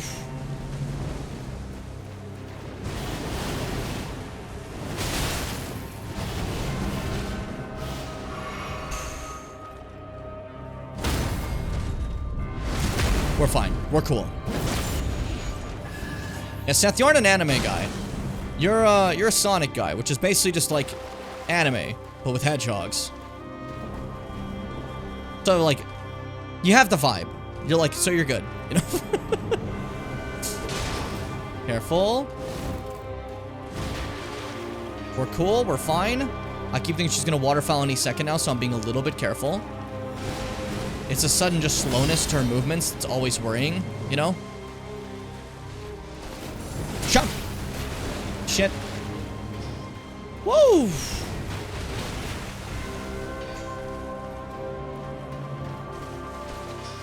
I mean, no one would say, like, anime is an integral part of anyone's fucking identity either. I'm simply saying just the media you consume is similar. That was it. I'm not saying, like, all you do is talk about, all you care about is your whole personality. That wasn't said. I'm saying that Sonic is very similar to anime. In a lot of regards.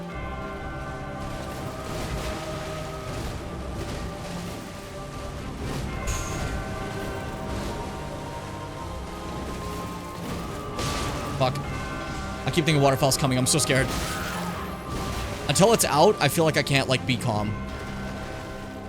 And I hate that a lot of the fight sometimes is, like, waiting for waterfowl. But, like, without that move, this fight would be, like, astronomically easier. And I think everyone agrees with that.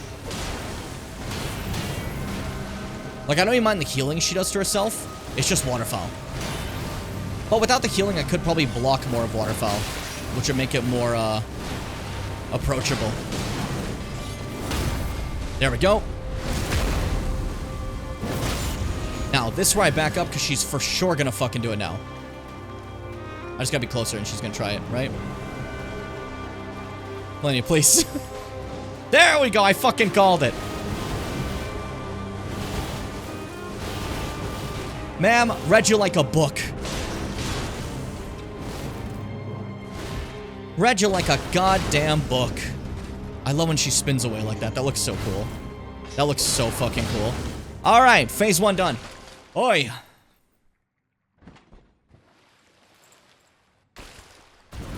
And Adrian, that's completely understandable. Your own rules for summoning, like, ashes and stuff like that, I think that's beyond cool, you know? I'm just more saying I don't like when people try to, like, police other people's usage of it. Oh, what do you use? Do you use summons? You didn't actually win. It's like, shut up. I beat this game using a stasis, fire stasis against fire giant. I'm making the joke. I literally did that, but I...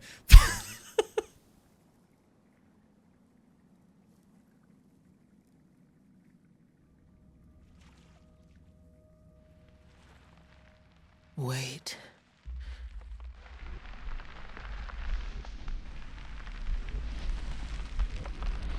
Also, Funky, I just wrote you said I completely agree. Oh, that part of the song! The Scarlet Rot blooms! Just as Gowry wanted. The scarlet bloom flowers once more.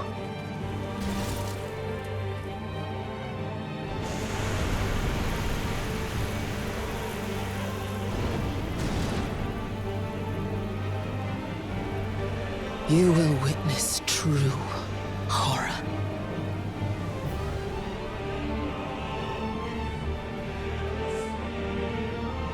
The shot of the Mikola cocoon in the back.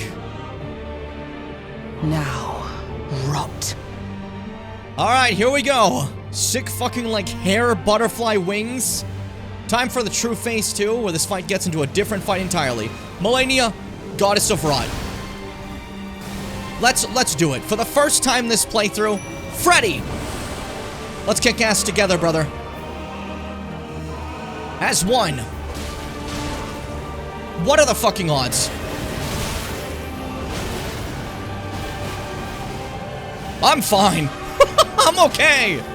Lord knows how the fuck I'm okay, but I'm fine. That's gonna summon a boom now. Her movesets are a little different. For the most part, they're pretty similar. But that's a huge opening right there. Every time. She still's parryable. She always runs to you, so she's a lot more aggressive now. She's a lot more faster, you know? So Mimic is nice to at least get a chance to heal, just to give her a chance to, like, focus on someone else for a half second, you know? There's the kick. And then stab the floor. That's gonna be a boom, but a free shot. Fucking blender.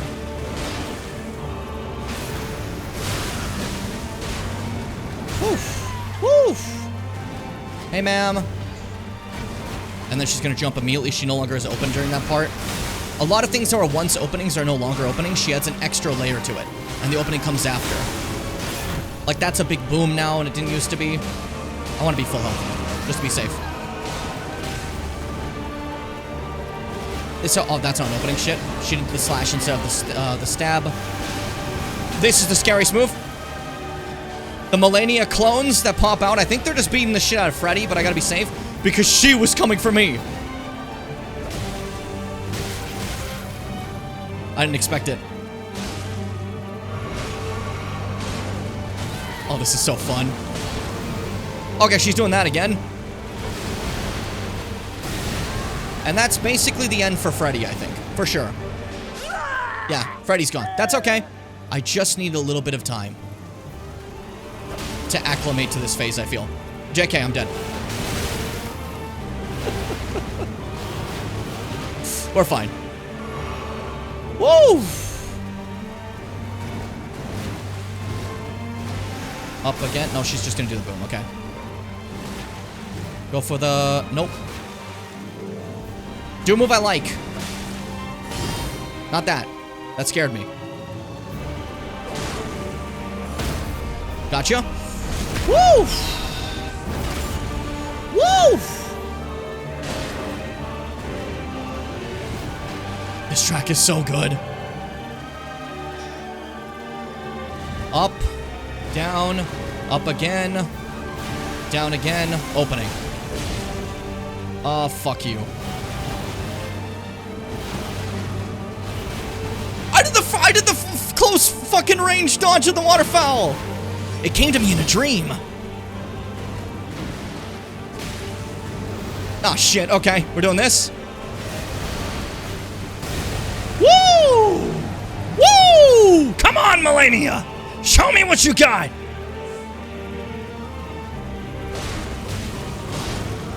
I thought she was doing it again. That would have been so funny. Just waterfowl a second time. Like so soon after the last one. That would have been so funny.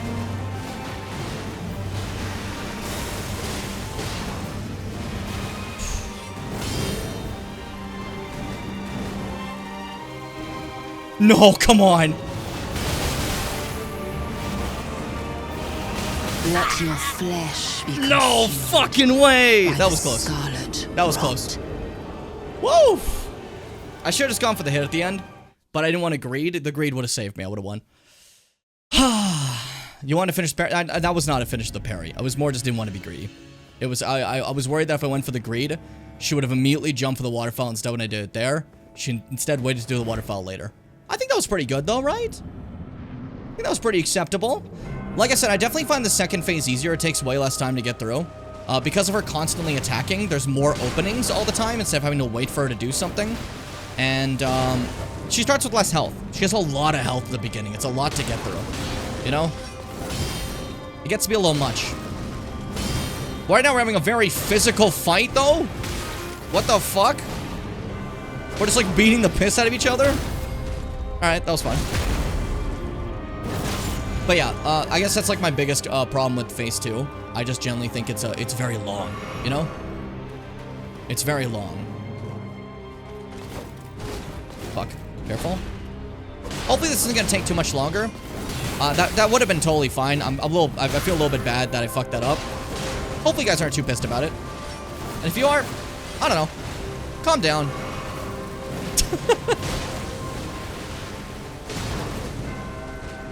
Okay. Oh, there we go. I can't believe I actually got the close range dodge. It's really rough for me to do, but I was hoping I at least get it once just to show you guys what it's like, but now you see. We're fine, you know?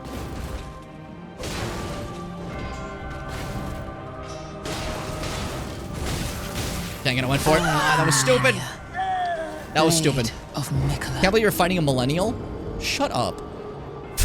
Shut the fuck up. Why would you say that? What is wrong with you? Mars? As Fitz says, back to the fucking dungeon. Back to the dungeon. I trusted you to show up just one time. And this is what you do to me. Yeah, like I said, I think this is still my hardest fight in the game, right? And you can see how I approach it. So, I think any other fight after this is probably going to be a little bit easier. Especially the one everyone says is very tough, because I find that fight very, like, fun and pretty not hard at all, to be honest, by comparison. But that's just me. I'm not saying that doesn't mean it's not hard. I walked into that. Gotcha. Dodge this way. Fuck you.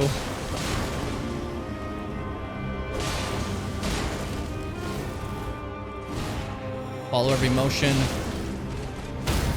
Kick her ass as you need to. We're good to go. We're good to go.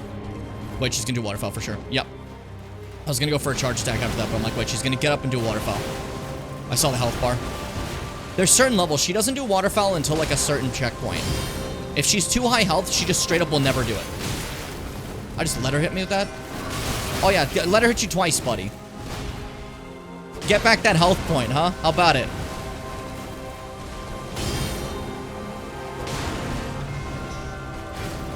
Careful. God, I love the way she moves.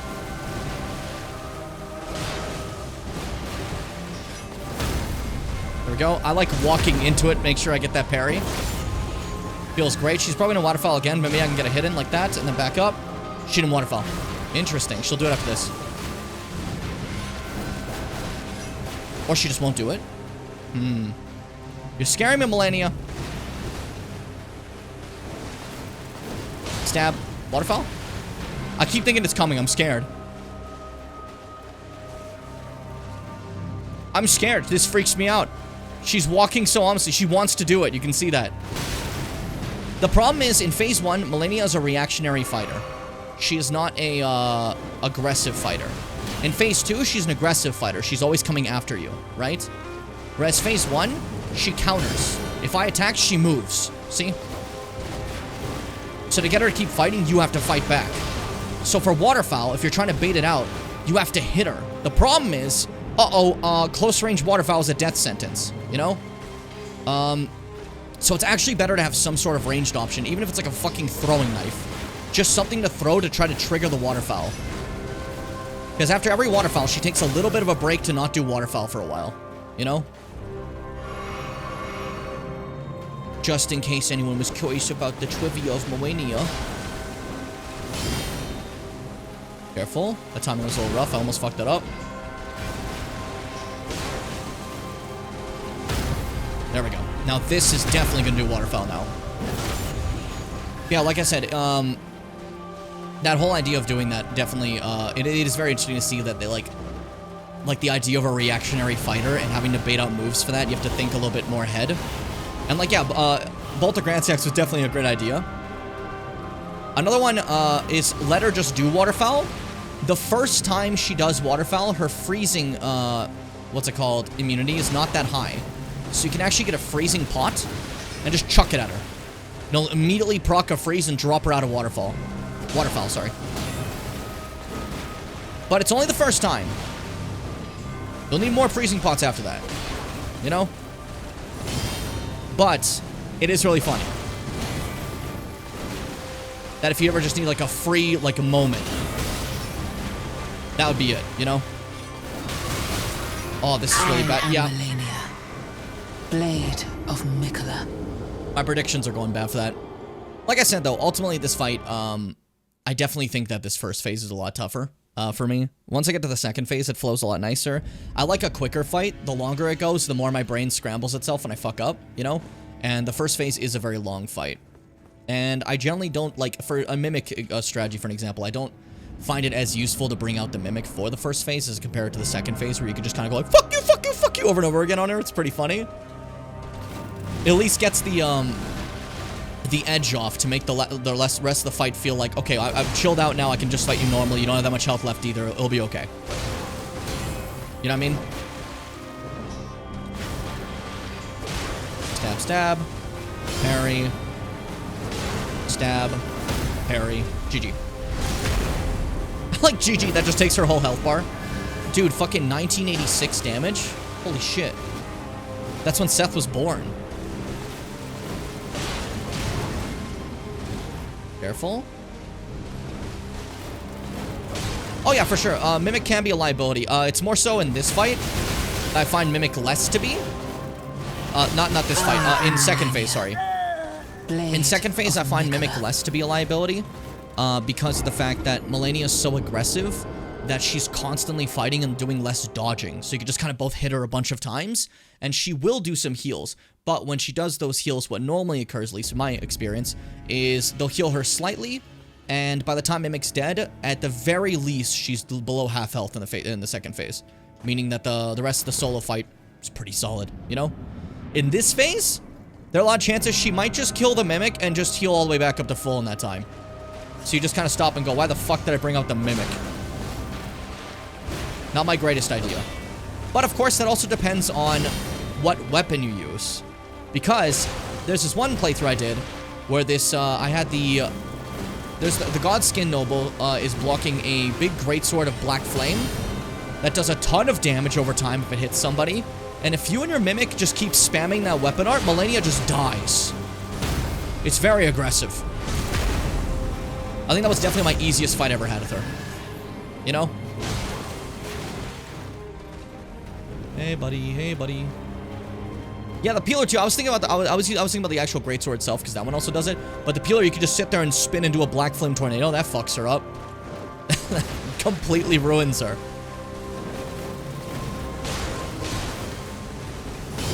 Gotcha. Eat P.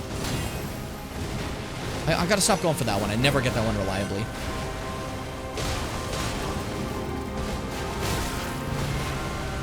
Woo, fast. That came up fast.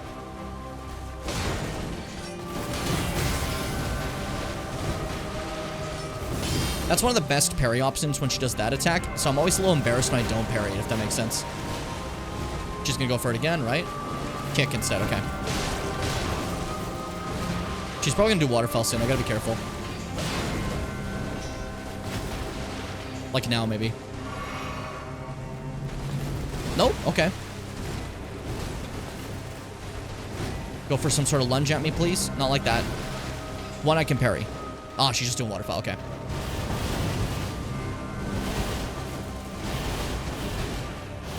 Okay. Fuck you. Whew. Like I said, this is just gonna take a while. We just gotta be patient. You know? It's a patience fight. And I'm terrible at patience in games. One of my biggest downfalls. I'm bad at being patient. It's why I tend to stuck in like any sort of stealth section in the game, you know? Because I don't want to be patient. Which is, I guess, my big weakness. Patience in real life, I'll be as patient as I can be. Patience in video games, I don't know what it is. I just like it. I want to go. Fuck, I'm scared. I feel like you're gonna do waterfall again. I don't trust you. You're scaring me, Malenia. I can see the waterfowl in your eyes.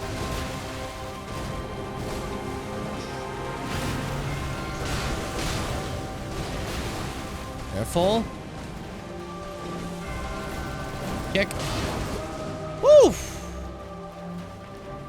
We're good, we're good, we're good. I'm so focused. Ah, piss.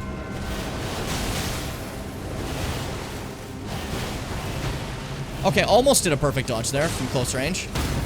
That worked out pretty nicely. Are you using Apple earphones? No, these are Moondrop Arias. They're inner ear monitors. Which are like basically super advanced earbuds. I guess. I have regular headphones too, but on stream I like to have my full face showing, so I have those on instead. And so I can wear a hat and it'll be comfy, you know? Basically. Alright. Phase 1. Yippee! Watch me die immediately to phase 2. It happens sometimes. Sometimes she just lands on you with that, you fuck up and you die. Happens to everyone at least once. And it's always so disheartening. It is always the worst feeling.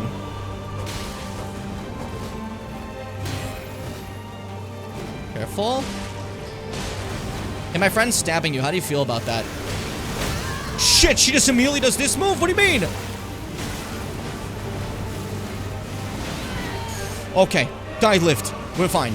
I just didn't expect that. That scared the fuck out of me. I can't, like, get close enough. My short range. Oh, Sammy Freddy! Blender her! Uh-oh. Went for you, okay. I almost, like, rolled to try to dodge it on me, which would have gotten me fucked up. Yeah, keep going on me. If you get that with Freddy, you're just gonna kill a bunch. I didn't think you'd actually hit me, though. That's embarrassing. Forget what I said. Yeah, Freddy, just get her. Woo! Not the prettiest face, too, so far, but hey. It's been fun. We can say that at the very least. He's going two-hand. He's going for it. Oh, shit.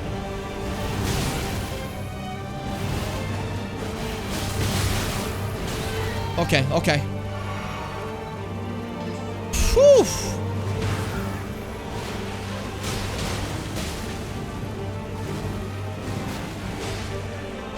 Get her, Freddy. Fuck her up, dude. And down. Perfect. Openings. Oh, shit. Oh, yeah, that got hit. That's fine. I'm still alive. Still alive. Still alive. Still cooking. Freddy, fighter in the rod. I believe in you. Woo.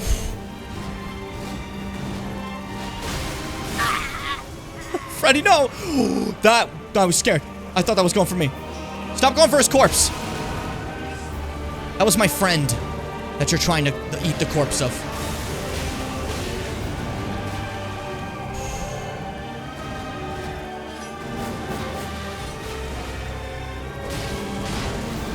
Okay, that's fair.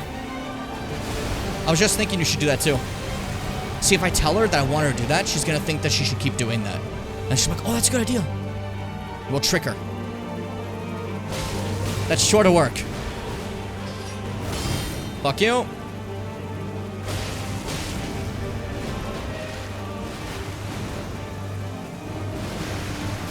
There we go.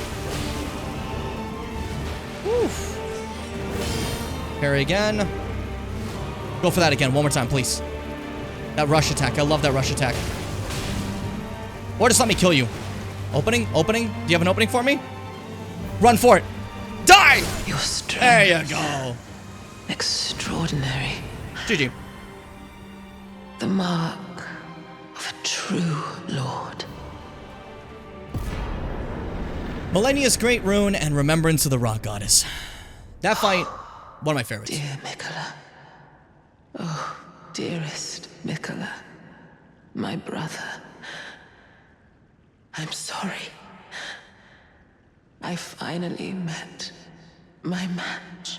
Yeah, kind of kick ass. Citron, covered in fucking blood. Look at you. Hold up, we gotta get a fucking frontal view of Citron here. A murderer.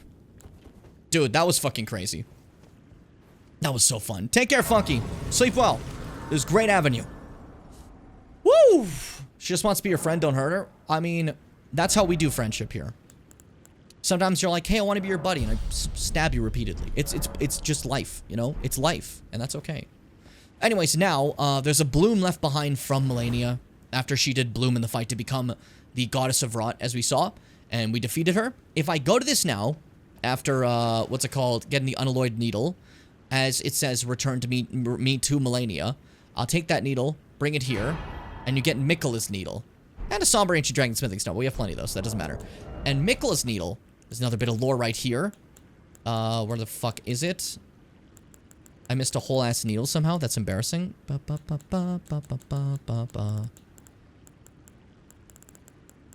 that a key item? Am I just stupid? Yeah, it's a usable, isn't it? Yeah, right, my bad. There it is. Mikola's needle. One of the unalloyed gold needles that Mikola crafted to ward away the meddling of outer gods, capable of subduing the flame of frenzy if inherited, allowing one to cheat fate and avoid becoming Lord of Frenzied Flame. However, the needle is as yet unfinished and can only be used in the heart of the storm beyond time, said to be found in Farah Missoula. What a statement, but we'll get to all that, I promise. I promise. But that's it for this completely optional zone we went to fight Malenia, to give you guys that bit of quest line. I hope you enjoyed the Malenia fight. I hope I did okay.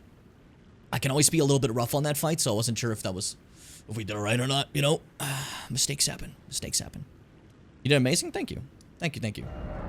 I appreciate it. Absolutely appreciate it. He beats me on the daily because we're friends. That's entirely true. Sorry, one sec.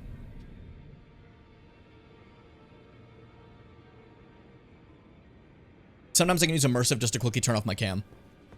Not a bad idea. I like it. Woo! What a fight. Hey, buddy. You have returned. What is it? Yeah, I kicked ass, by the way. So, if we look at Melania's actual remembrance here, remembrance of Melania, goddess of rot, hewn into the Erd Tree. Miquella and Melania are both the children of a single god, aka Radigamerica. As such, they're both Empyreans, but suffered afflictions from birth. One was cursed with eternal childhood, and the other harbored rot within. Basically, their entire situation. And then over here, we have the Hand of Melania, which is a katana. Crazy good katana. Sucks that you can't get this till super fucking late in the game. So, for you PC players, you want to play with this katana? Use Cheat Engine. Just give it to yourself. Don't wait till the end. Just play the game with this katana. Don't wait forever. Just fucking use Cheat Engine. Give yourself this katana and have fun. And that's it. That's it. That's all I'm saying. 48. It requires 48 decks, though, so you know. You also get Waterfowl Dance, which this version is very different from the one Melania does on you. It's actually a beta version that she used to have that was cut. Blade built through Melania's prosthetic arm, through consecration, it's resistant to rot. Melania's war prosthesis symbolized her victories. Some claim to have seen wings when the weapon was raised aloft.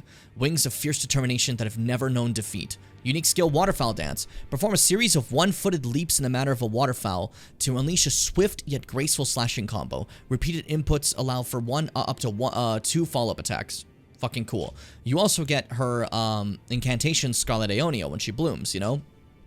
Technique of Melania, the goddess of rot, creates a gigantic flower that blooms into an explosion of scarlet rot.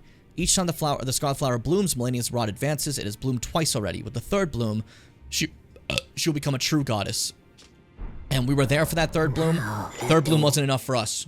Ah, you bloomed 3 times? I kick the shit out of you. You don't stand a chance. I win, you know? Melania's winged helm.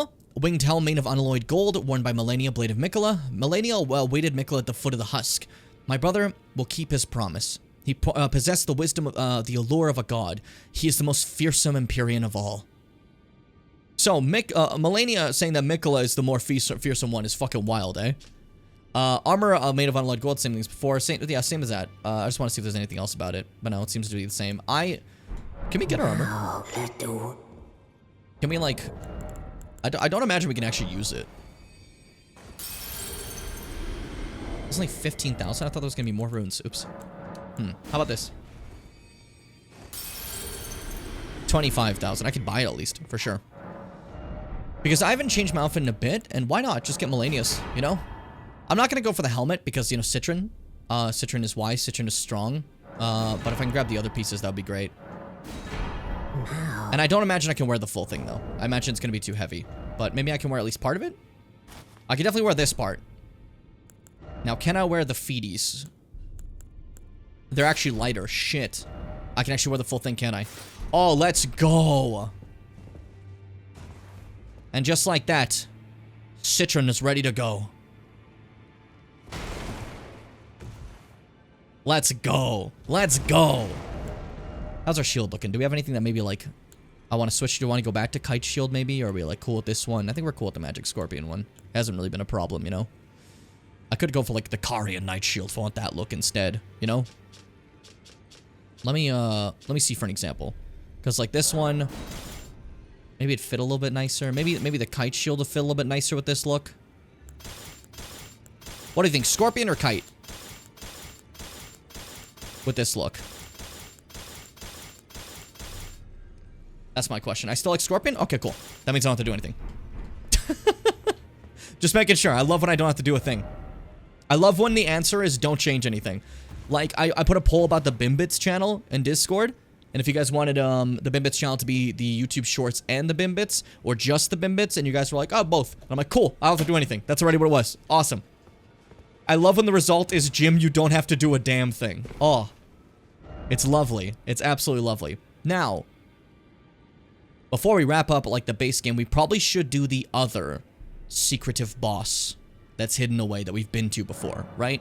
Probably a good idea. Probably to get that out of the way, right? Because we just beat the hardest secret boss of the game. This is like this game's Nameless King. It's supposed to be the big challenge that, like, you know, is harder than everything else. And now that she's been defeated, we're basically fine. We're good to go. I fucking love that fight. But I will say, it does have one bullshit move. And I do think, although you saw me dodge Waterfowl Dance from super close range, can't believe I managed to do that, by the way.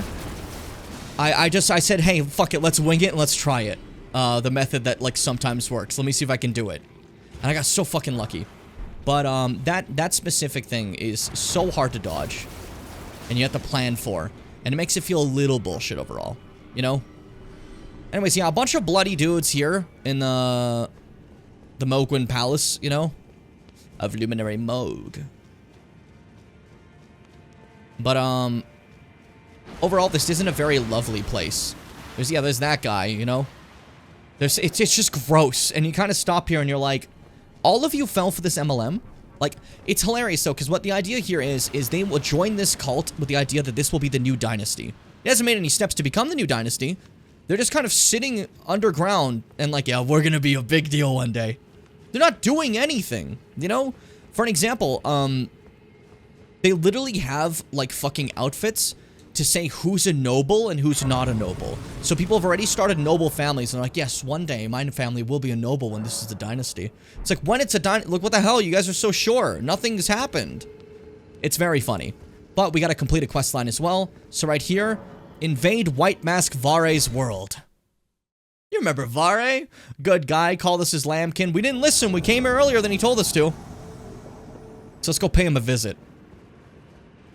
Let's go pay him a visit for a brief bit here. Hey, Vare! Where are you, buddy? He's got a really funny weapon, by the way. Like, I think his weapon's fucking hilarious once we see him. Only problem is it's so fucking dark here. Vare? For the life of me, I never know where the fuck this guy is. Oh, there he is. He's like creeping through the fucking things. His weapon is a bouquet of flowers. Violence, heedless of That's like my sharp. warning, though you have been raised to a knight of the dynasty. Eat shit. I am pained to the very depths of my being. I'll ensure you regret this, my lambkin. Stop calling me that. Enjoy your I'm your lambkin no miserable longer. death. God, he's using the flies. That was like Fitz's favorite move. Summoning flies to bleed bosses when they first played this game. Stupid. He went for a fun stab. Come on. Stupid. Might teach you a lesson. Yeah, heal up. That's fine. I'll wail on you all day if I have to.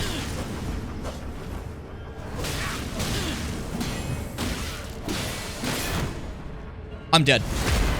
Yeah, I think I fucked that up. Oh, I'm still alive. Okay. We're good. Unlucky maneuvers there. Yeah, we'll both heal up. That's fine. Yeah, buff that shit. It makes so much bleed, dude. It's a little excessive. Oh, my timing's really bad right now. I'm basically giving him a free win. Vare, please. It's harder than Melania. Harder than Melania. He's the toughest guy. There we go. And I think that's it. GG, buddy. Good fight. Why must I be disgraced by this lowborn? Lowborn. There's no dynasty to be lowborn too. Stupid. Sorry. They're so dumb. Anyways, here he is. Fucking dying on the corner. Hey, buddy. Oh, luminary Moog, please grant the strength you promised. I have given everything. Please, my lord. Did you really think this was real? Did you actually think this wasn't a scam? Are you actually that fucking stupid? You fell for it. Everyone out there, does that look like a dynasty? There's bleeding corpses that postulate and explode. Ah, yippee! That's an empire I want to be a part of, you stupid bitch. Please, answer me. luminary Moog. Bless the Mogwin dynasty with love.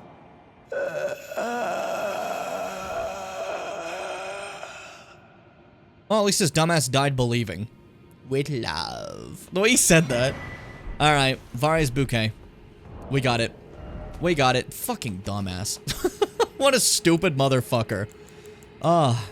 Vari's bouquet. A steel mace resembling a charming bouquet of roses. Each petal is a sharpened edge, leaving the roses perpetually colored with blood. This weapon reflects White Mask Vari's manner of speech rather well, enticing in its splendor, but full of deadly consequences. Skill Blood Tax. Blood Oath skill granted by the Lord of Blood. Twists to build power, and unleash a flurry of thrusts that rob the target of both their HP, their blood and their HP. Pretty good weapon art that you can have on other things as well. Very fucking cool. Just some stabs that heal you. Just a great idea. But yeah, that's it for Vari. Now it's time to move forward. Because, again, we fought Moog the Omen, which is just wrong. That was an apparition created by Morgott. Which, by the way, amazing work there, Morgott. Great job. Looked real. But it's now time to face the Lord of Blood himself in all his splendor, all his glory. It's time to one of my favorite fights in the game. Which is a super fight that I say is easier than Millennia, but like it's still like a super fight. It's still one of the super bosses of this game. And fuck yeah. Fuck yeah. Good fight.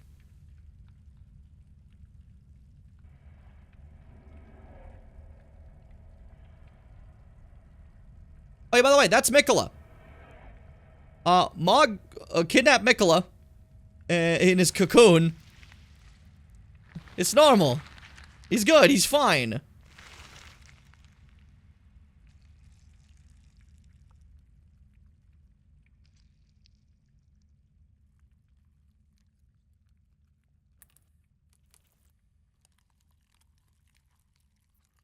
God, they do blood so weird in Elden Ring. It's not like Bloodborne's blood. It's like its own weird, freaky thing. I don't know. You know?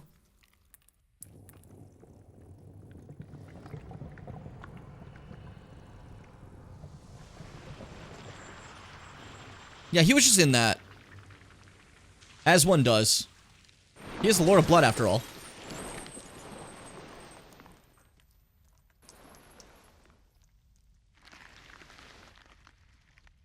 Dearest Mikola,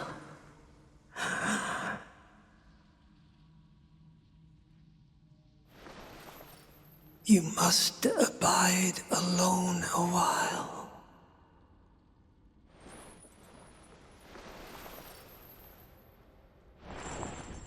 Welcome, honored guest, to the birthplace of our dynasty. This is the funniest motherfucker in the world. It's time to fight Mog, Lord of Blood, with the version of a theme we've heard before. But what if it was just so much better? You know what? Let's maul him. Let's maul him. Come on, Freddy. Kick ass. Now this track has vocals. And it's way better. Because that's all really needed. Shit, I left fire on. Aw, damn it. I'm not gonna do much of any damage, am I? That's okay. It's learning. It's all about learning. Thrice. Don't worry about what he's doing. I kind of intend to lose this first attempt to show off something. Whoa. That's okay. Maybe I won't lose. Maybe I'll just kick ass. I really poorly dodged that. That's okay. Duo. Oh, fuck him up. Blend him.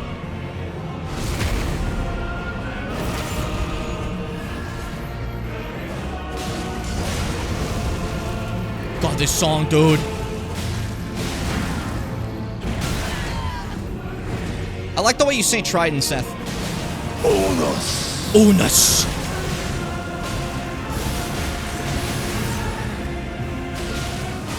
And now here we go. Get ready for it. He's taking my health. He's healing. And he's got big fucking wings now. Phase 2, baby. Lord of Blood's here to stay.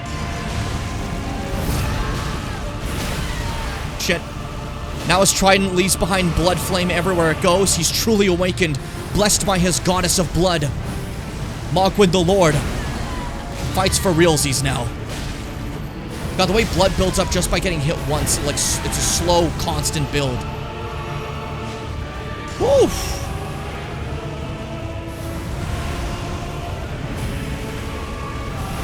He's gonna do boom again. Sonic boom.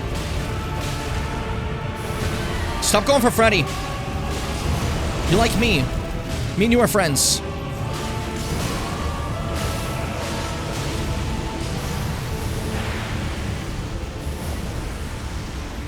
Uh-oh. I kind of dodged that. I'm gonna get bled, though. Yeah, that's for sure. Woo!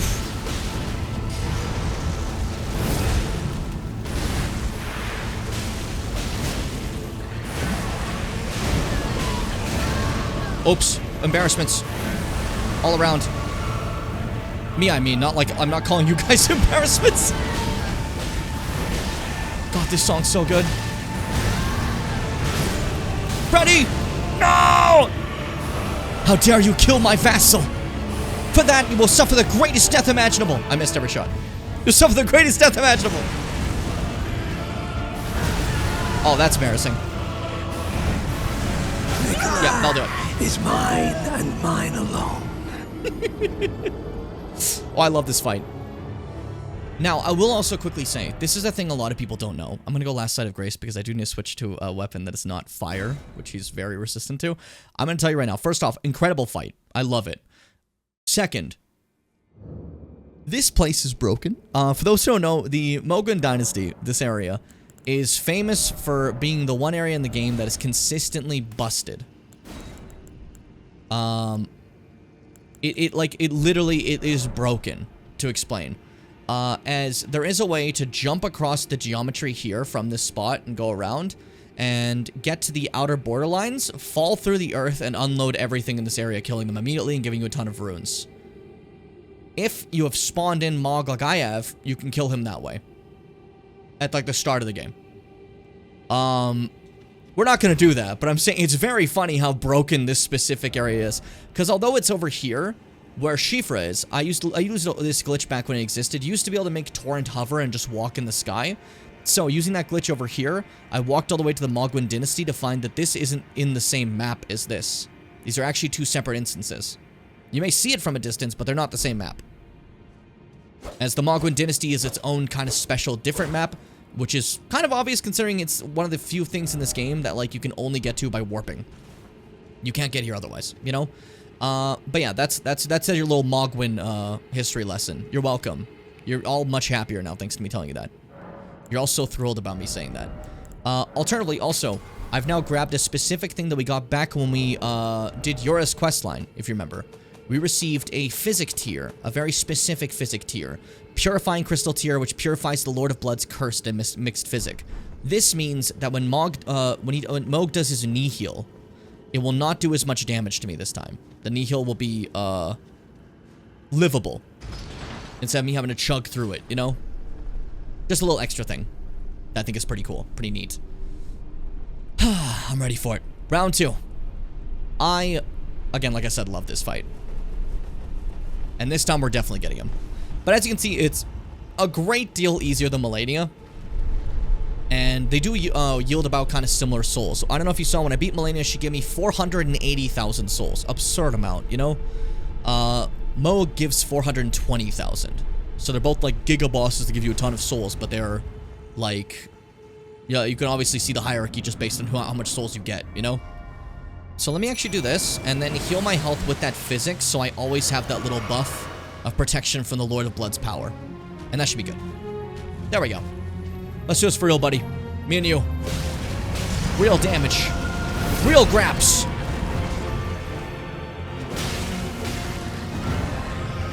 Woo! Careful. Got my little light stab. You can actually kill him before he gets to phase 2. If you, like, do enough damage when he's doing his, like, Trace, Duo, Bonus. And I've done it before. I'm trying my best to not do that this time, because that will spoil this fight, I feel. I just want to get him to that phase, but like I don't want to blend him, you know? Fuck. That'll do it. But like, yeah, it can be a little aggressive. It's actually pretty funny.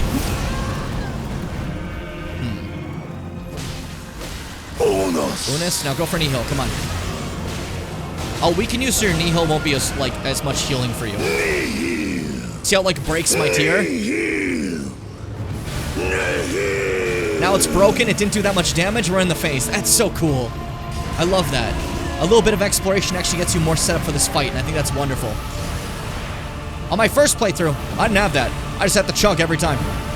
Hope for the best. In most playthroughs, I actually don't have it, but it's very helpful. So I figured for this one, I'd show it off.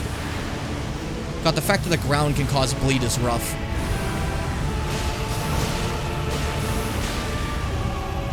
I want to be full health. Yeah, it makes me wonder if it's... I'm actually curious.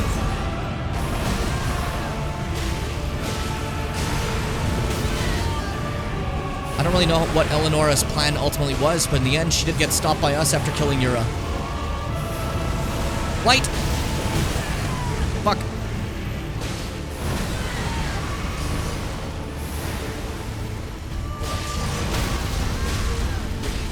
And then get up close. Big visceral. As you can see, yeah, this is far easier than Melania. But it's still sick, right? It's still sick. I think it rolls. This fucking song.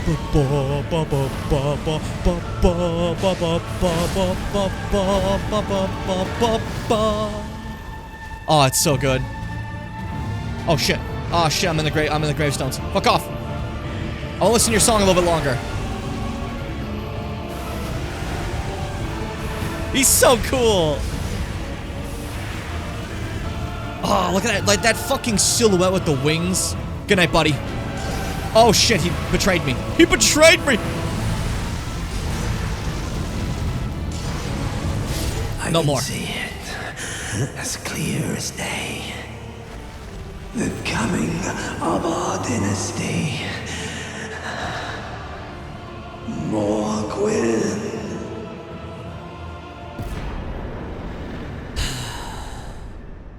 Mohg's Great Rune and Remembrance of the Bloodlord. GG. I think this fight should have had more sex. You're right. For those who don't know, this fight originally had some cut dialogue where Mohg counted further than just from where he started. So there is a voice line that you can find that's cut where he just goes, sex! Don't look at that yet. Don't look who that was. That's not important. Don't look who that was. That wasn't important. All I'm saying is we'll get to that in a sec, but we're not there yet. For reference, I will say, there are only 2 mandatory bosses you have to beat in order to access this game's DLC. The DLC will be open after you defeat Radahn and after you defeat Mohg. The 2 requirements.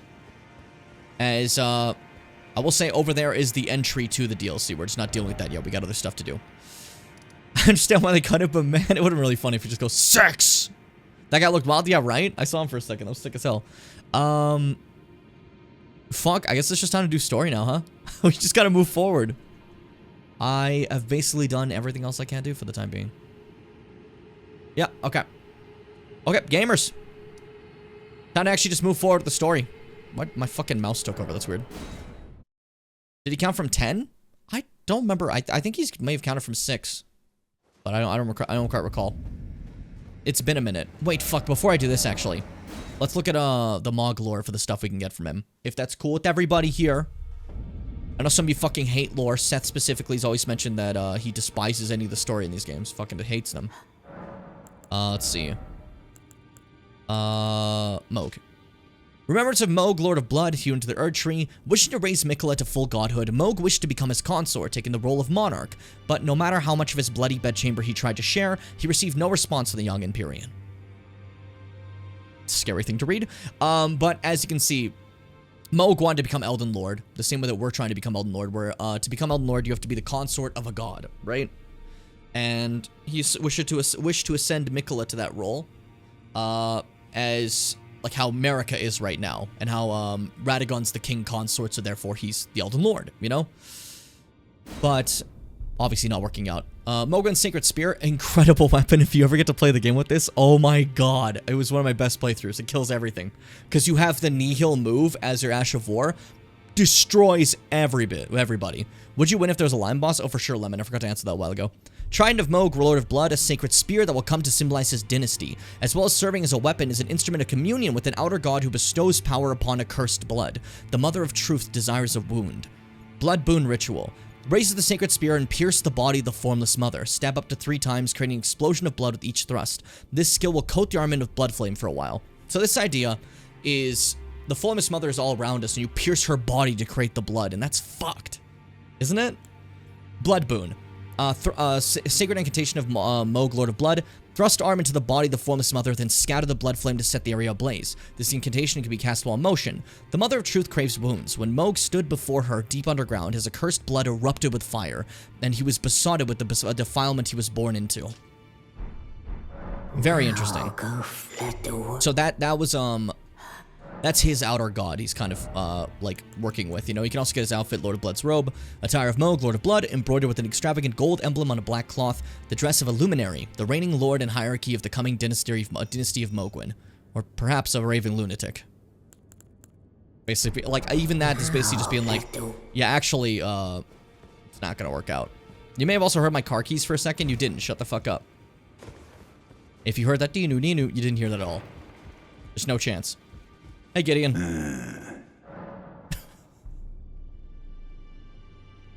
I know that got to me. Sorry. Just But if I actually mention what's it called, Mogan Palace. Oh, so that's where the so-called Lord of Blood was hiding himself, eh? A fitting little squat for that deluded maniac to bleat about the revival of his precious dynasty, while he turns our fella Tarnished into bloody fingers. Let him stay there. That way, his delusions will remain as they are, distant and unattainable. But perhaps it's worth looking into. If what I've heard is right, then maybe. I just hit my desk, it's fine. My apologies. Lost myself for a moment there. The information you shared is of great value. As promised, your reward. And it is a wondrous thing indeed. You are a true fellow. All I ask is that you remain constant. I do think it's very funny to me that he just trashes Moog. Now let him stay down there. He's not going to do anything. He's like, what's he going to do? Now that we know he's down there, he literally is not going to do a single thing. He can't do anything, you know? Hilly Tree Roots. So, the Haley Tree. Now but a husk. I heard speculation Mikola embedded himself in the Haley Tree. But, before he could finish, someone cut the tree open and absconded with his infant form. That'd be Moog. Indeed. It seems those words held weight. How vexing that the All-Knowing didn't have the full story. I mean, yeah, you don't know shit. I'm sorry. It was justified. My apologies. Lost myself for a moment there. Information is secret. Okay. You are a true fellow. Lord Divine, I don't care about that. I just want to see. I'm trying to get like some of the dialogue out of him now. I see. So Mikola was with the Lord of Blood after all. That is some fine intelligence indeed. With it, the final clue has been brought into the light. One of the last few pieces to the round table. I need to put everything together. As promised, allow me to impart to you the last of the secret rites, known only to me. Law of causality. Dude, I don't give a shit about your secret rites. They're very not helpful. I'm sorry. Well, I wonder what comes next. If he continues his slumber within the cocoon, all would be well. But perhaps it would be safer to destroy it. Mikola is the one thing that remains a mystery to me. I do like that. The idea that Mikola is still this mystery to Gideon. You know what I mean? Like, Mikola, out of all the demigods, is, like, just so perplexing. But this is also true of the community. For a very long time, the community was like, Mikola's the one thing we don't really know, you know? And it was cool. I don't know. I liked it. All right, now to go forward with the story. Let's take this into high gear. Now, I'm going to be honest. I know we're going through this part in the story. Seth, I know you said before if this stream contains any spoilers for Limgrave, I forgot to answer you till now. Yes, it does contain spoilers for Limgrave. That was quite a while ago, actually. So I'm just letting you know. If you're only on Limgrave, you may have seen a lot of spoilers today. I'm very sorry if that was the case. I hope you can learn to forgive me. So stupid. Oh my god. Okay. Go through here. Forge of the Giants. Now, don't do what I considered for a second, like, jumping in here, thinking that that's what you have to do. A lot of people have done that before. That just kills you immediately. Don't do that. You're supposed to run along the Forge of the Giants. I don't know why, the brain tells you, well, yeah, you gotta go in the Forge. Just gotta try to parkour down there. No, you just die. You die immediately. Why would you do such a thing, right? But we've been putting this off for a bit because, well, this is a very big turning point of the game. This is a point of no return. One of the few in Elden Ring. And this is where things get a little bit different. So, we're gonna take this chance to talk to Melina. I have long observed the lands between. This world is in dire need of repair and death. Indiscriminate. Are you prepared to commit a cardinal sin? I'm ready. Very well. Let my hand rest upon you. For but a moment. I just realized to beat Melania, I never fully upgraded my weapon. I can only fight with a plus 25. You know, that one fine. That one okay.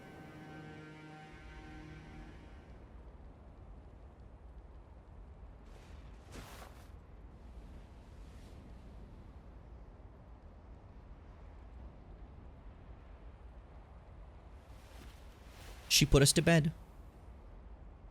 To do her destiny. That she openly accepts.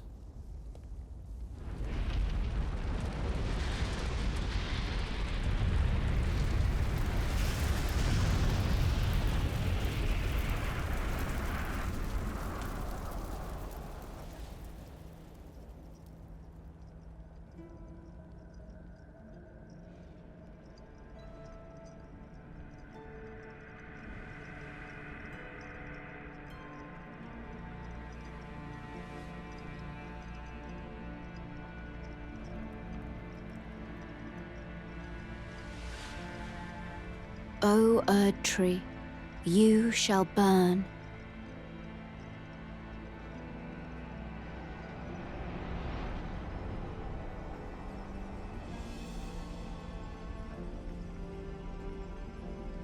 You guys start seeing a bit of fire erupt there. Burn for the sake of the new Lord.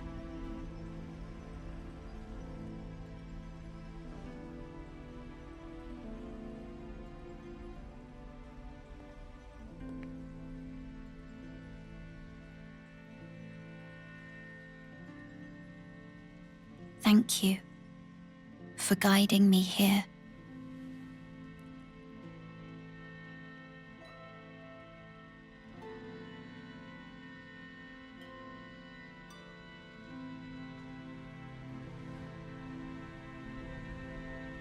The one who walks alongside flame shall one day meet the road of destined death. Goodbye.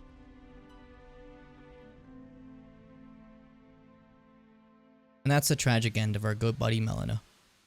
There's a fucking like vacuum in the background. I'm so sorry. I just heard that and I didn't hear it during the cutscene. That is so funny.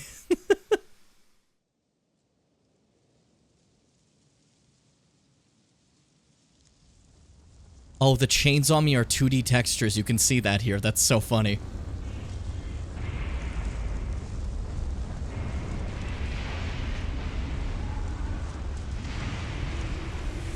Anyways, welcome!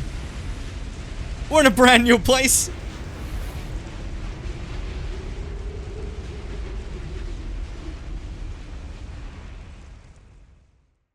Yeah, so like dragons and like a storm. Kind of different. Kind of unique for sure. This like, yeah, this is like Atlanta, basically. It's the same thing. As you can see, Ancient Dragon right over there. Unfortunately, we have to say goodbye to Melina. She's officially gone. using herself as kindling to open the path for us. And a beautiful cutscene. I love that one. It's actually just lovely. God, this looks so cool. Just like that one Skylanders level? Sure.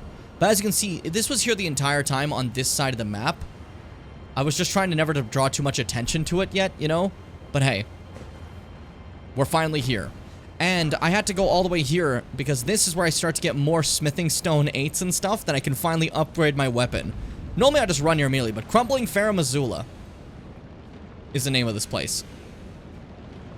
Whirlwind CEO of Pride Month. That is in fact the full name of that character from Skylanders. You are correct.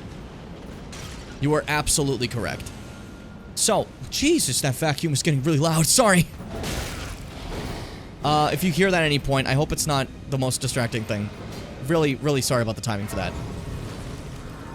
There's some, like, undead demi-humans here, which I think is rather silly. Like, I just didn't expect it. It's kind of fun to me. Alter garments. Can you alter Millennius? Oh, you can take off the cloak. What'd that look like? You know what? Like, it's not as cool, but I really like this, like, fit, you know? I think I'd rather have the cloak on, personally. But this is a pretty sick fit for a run, I'd say. I might remember that in the future. Not a bad call. Not a bad call. I keep hearing the fucking vacuum. It's so loud. I'm so sorry. It's like right here. The one exposed shoulder, Citron's feeling itself this one. Exactly, yeah. As a whole, though, I think we're gonna stick with this one. 1 second. I keep hearing noises. I think the vacuuming's done. I think we're fine. I think hopefully any cutscene now won't have that show up. But, yeah, so Crumbling of Pharaoh Missoula is the place we've been trying to get to for the last while. You could have gone here immediately after Fire Giant, but I opted instead to do other stuff, which I think is understandable, you know? As once you utilize that moment, once you, burn the Erd Tree, things kind of change forever. Hello, Ancient Dragon. This is just a regular Ancient Dragon that's here. Not a boss fight, just a guy. Really strong and annoying. I don't know why I'm fighting him, but hey. The world changes forever after the Erd Tree is lit aflame. Some things like will irreparably change across the world. And it's considered like a new phase of existence, kind of like how the moons were in Bloodborne, right? Just instead of them being like all over the game, it's specifically at like this point late in the game where a big change happens. So if you do everything before that, it's honestly a good idea. Yeah, normally I do it immediately though, just because I can get like some great upgrades, and then I can have a little bit more of an easier time fighting stuff like Millennia. But hey, I don't think it was a bad thing that we ended up doing Millennia with the plus 23 weapon. I think it was pretty good. Worked out just fine. Just keep stabbing. I don't know why I'm fighting this. I just wanted to, like, show you guys it for, like, 3 seconds. I have no intention of fighting this guy. I'm so sorry. I forgot about that. You've seen an Ancient Dragon. You saw me fight Fortisex. It's just a lamer one. This is a lamer one with less abilities, and the only reward is a Ancient Dragon Smithing Stone, and I have, like, 6 of those now. So it's not a very good reward. That being said, though, I'm gonna go back to Round Table Hold really quick because some things are now different in Round Table Hold, and you might be able to tell. You might be able to tell a slight difference. It's a little bit on fire, as seemingly the Round Table Hold itself is within the the Erd Tree in a way, you know, which I think is fascinating. I think it's cool. Two Fingers are gonna no-sell it because like they're gone. You know. You've done it, I see. I did it, yeah. What use do you have for me now? I am a finger reader. I will remain here until their dialogue ends and the fingers speak again. Do as you please. Take whatever course seems most worthy to you. Now you may go. Thank you. So she's like, yeah, do what you want, you know? And then over here, Rodrika. Hey, buddy. Take a look around. The Round Table Hold is burned, razed to the ground. Don't worry. I don't blame you. I'll continue spirit tuning just the same as before, which is why I need your help persuading Master Hugh to leave. His roots are so knotted in this place. He won't last much longer if he stays here. His shackles are broken. He's a free man now. It's high time he put the round table behind him. Exactly. I agree. Give me a second, though. If I walk over here, sometimes it glitches. Okay, sometimes it glitches and there's another Roderica here, and it's always the funniest thing. Hey, Hugh. How you doing, buddy? I knew you'd be back. Lay out your arms. Let's get smithing. Buddy, you gotta get out of here. Why are you still making weapons? Weren't you listening? As I've always said, you came to challenge the demigods and their god, to slay them. And as long as you do, I will always smith your weapons. It is what I wish. To smith a weapon for you to slay a god. Well, let me tell you something. You have made a powerful longsword. It's almost done, buddy. A little bit more and this longsword will be perfection. So thank you. But yeah, he refuses to leave despite, the place being on fire. Oopie poopy. I see. You're here for some spirit tuning. Spirit tuning. Oh, is that right?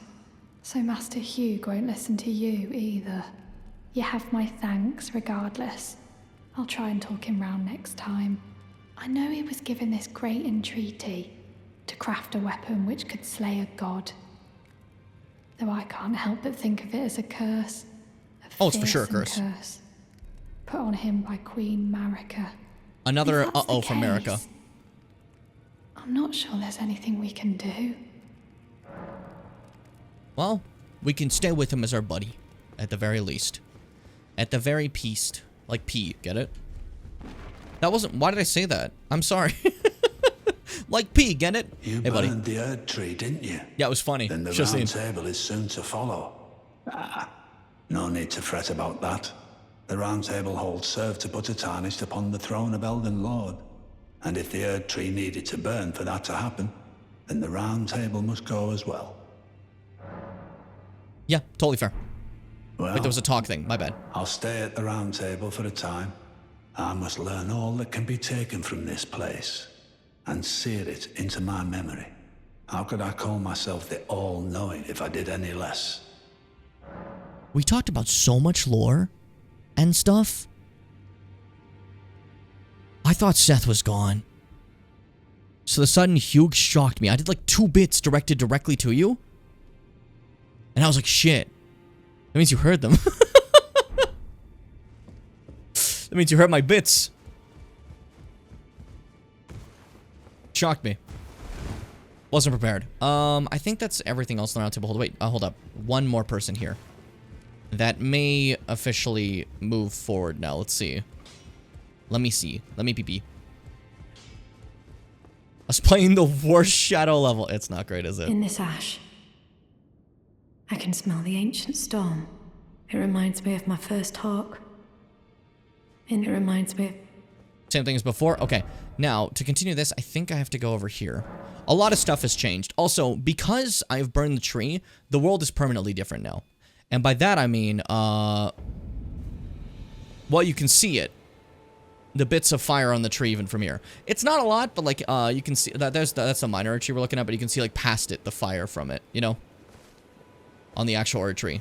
I know you might be looking at the minor tree, but the Erd tree is past the minor tree. It looks a little bit confusing for sure. But there it is, see? Always bits of fire you can see. Wish they did, just kind of didn't with the gravity gimmicks. Yeah, no, yeah, for sure. That's what I'm saying. Like, there's some rough fucking Sonic Adventure levels, and there's so much potential, too, because there's great levels, too, you know? Like, Escape from the City is still fucking peem. White Jungle rules, you know? Shadow's space level makes me actually, like, physically ill. But I saw that they're remaking it for, Sonic X Shadow Generations. And I'm like, are they gonna make it good? Are they gonna give me a good one, please? That'd be great if I had a good one. I'd love that.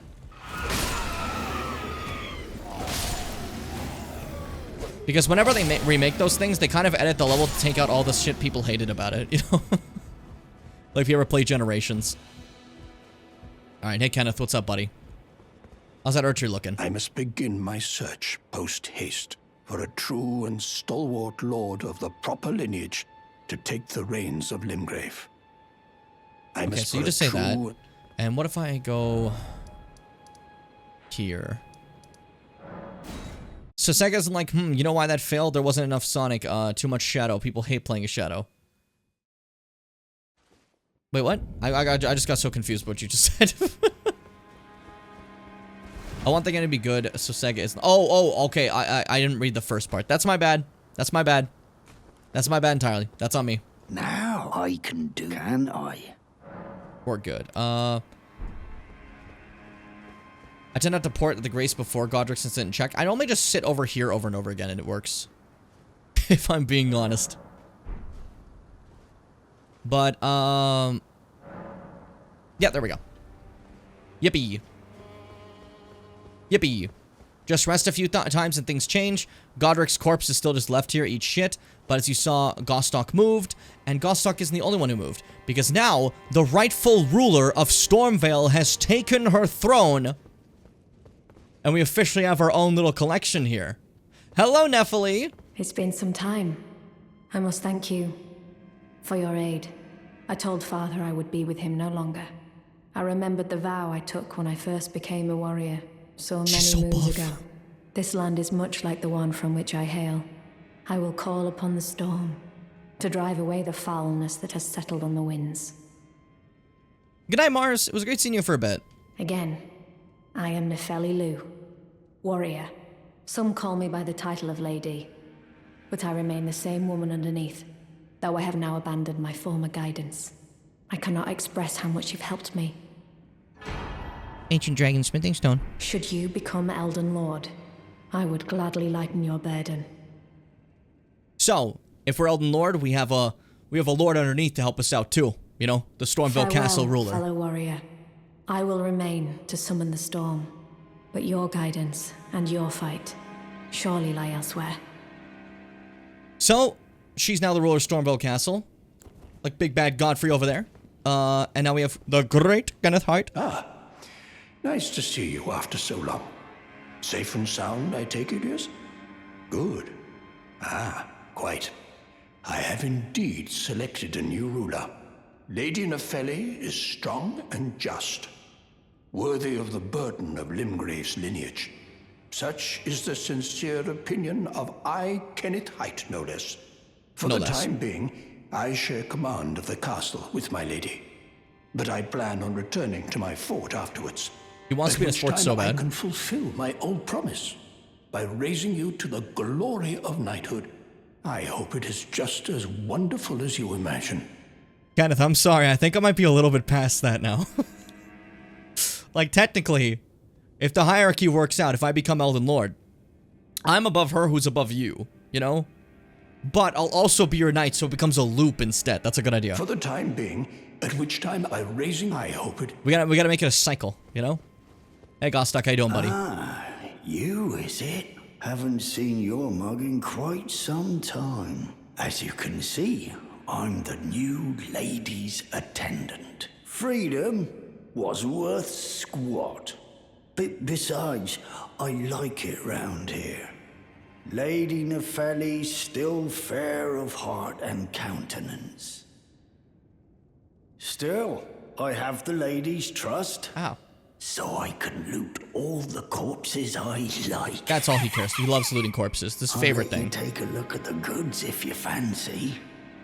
Now, why is this important? Because this quest line gives you two crazy things. One, Nephili gives you an Ancient Dragon Smithing Stone. Two, Gostock sells you an Ancient Dragon Smithing Stone. So you can get two just from this alone. That's fucking crazy.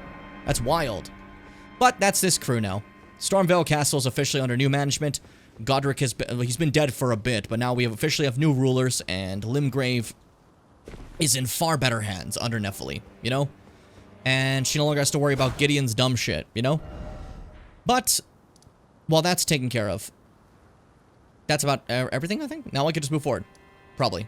Hold the fucking phone, actually. Is there something else I'm missing? Whoa. Hey, I dropped my fucking remote.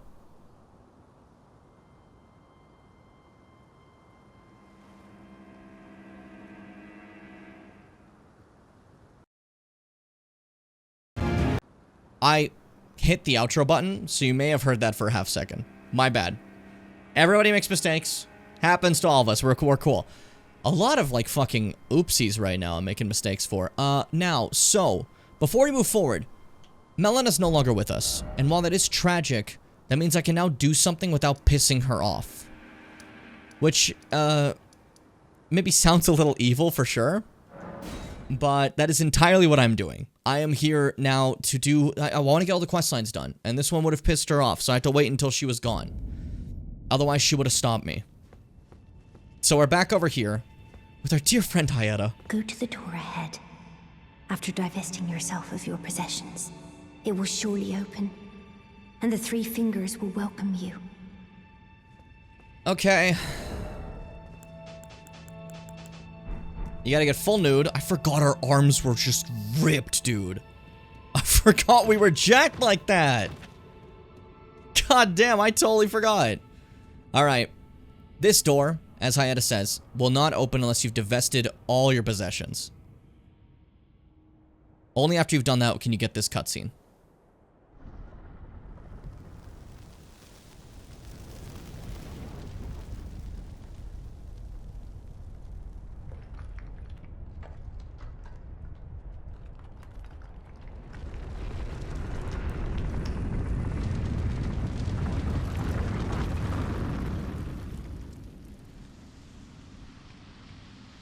The way, like, all the fire disappears off it. Oh, that's so cool.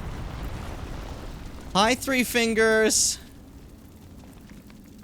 Vassals of the evil Frenzy Flame that we talked about, how evil that is last stream. Oi! Now you make me uncomfortable.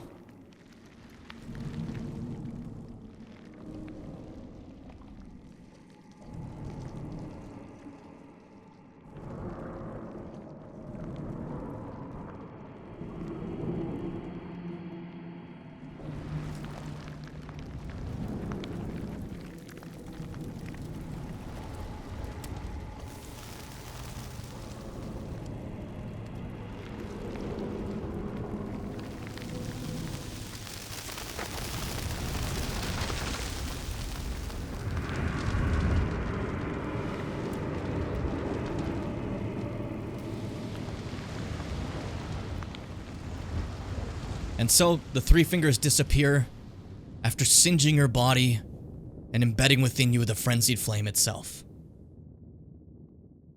This is one of the endings of the game. And after doing this, you've locked yourself into this ending. You have no other choice but this ending. Unless you're smart like me. Because there is a way, by doing side quests, which we've been doing, to avoid that fate. But it's changed Citron's eyes quite a bit. Dare I say. Jesus fucking Christ. Yeah, now we're a little different, for sure. So let's soup back up real quick, if you don't mind. Let's soup back up. And then also, feats. And then, whatever the fuck, torch is. There you are. My nice shield. Bop. Yeah, exactly. Exactly, Fitz. That's why I want to make sure I did this. I'm not going to go for this ending, because this is, like, the evil ending, and I want... I'm kind of going with what I was doing with the other playthroughs, where I want these to be the most, like, good endings, if that makes sense, you know?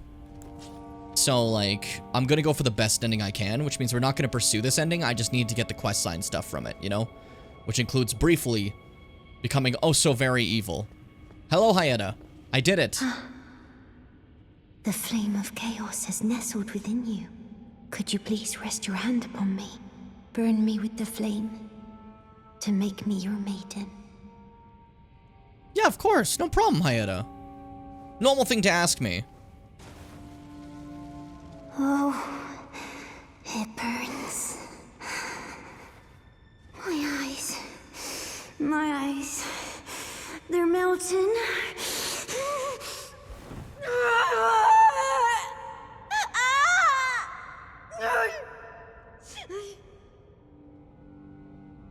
She's okay.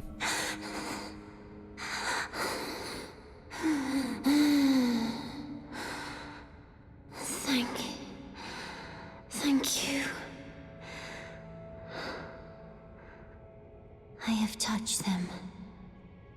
The words of the Three Fingers. As your maiden, allow me to divine them. All that there is came from the one great. Then Frenzy came Flame lore? fractures, and births, and souls. But the greater will made a mistake. Torment, despair, affliction, every sin, every curse, every one born of the mistake. And so, what was borrowed must be returned, melted all away with the yellow chaos flame, until all is one again. You can see why this is evil, right? You can see why this is evil. Those who gave me grapes howled without words. Just you and Peach had they said. were never born. Become their lord. Take their torment, despair, their affliction, every sin, every curse, and melt it all away. As the Lord of Chaos, no more fractures. No more birth. Now imagine that being your campaign slogan. No more births. You're obviously the bad person. By the way, that's enough for her. And that is the end of Hyetta. She went way too far into this whole frenzy chaos thing. And, well, she got what she wanted in the end, and now she's just burning away, dead. And we get the Frenzied Flame Seal and Frenzy Flame Stone. The seal is, is that like an actual, like, talisman seal? Or, like, am I stupid? Because I don't remember. I straight up do not remember. It's been a bit. Yeah, it is. Okay. Frenzy Flame Seal, Sacred Seal. Formless Sacred Seal bestowed by the Maiden of the Three Fingers enhances incantations of the Frenzied Flame. This seal is the mark of the Lord of the Frenzied Flame, scales incantations using strength, dexterity, intelligence, and faith all together. Which is kind of fucking crazy. Actually, yeah, no, that's sick as fuck. Is it time we finally take this upon ourselves? When I have it out, it's a sickening little flame. Now, it makes me wonder. Sorry about your death, Hyetta. It makes me wonder, if I go back to Hugh, how do I upgrade this thing? If it's somber, oh, blessed be. If it's somber, I could just get this done, you know? That'd be most good. That'd be most good. Because I do have to upgrade the talisman as well. Somber. Oh, blessings be. Easy, immediate, maxed out. Yeah, don't smith this flame real quick if you don't mind. It's just the worst shit ever. And then we'll take this chance to actually grab all we can for these. And, start just eating all these we can. Also, yeah, if you put the menu like this, it's not going to close the menu in between you eating it. Making you able to actually eat a ton of your souls without a problem. You know? So, little pro tip. If you ever want to just get through a ton of extra runes you have on you. Turn the menu into simple mode like this and it'll never close. But I also won't tell you how many you have. So, you know. But, like, you win some, you lose some, right? So, not like I need these anymore. So I'm just burning everything I have to become the strongest I can be.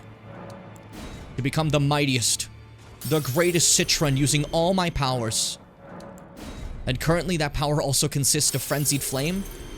So I'll have that power of Frenzied Flame. Which I think at this point is probably not going to do as good as my fucking longsword, but hey. There we go, 173,000. All that and still less than like one boss fight we've done. I want to get mined up. That was one level. That's so funny! All that for a single level. I could like try to respec to put more into mind, but I don't really think I want to. Let's see.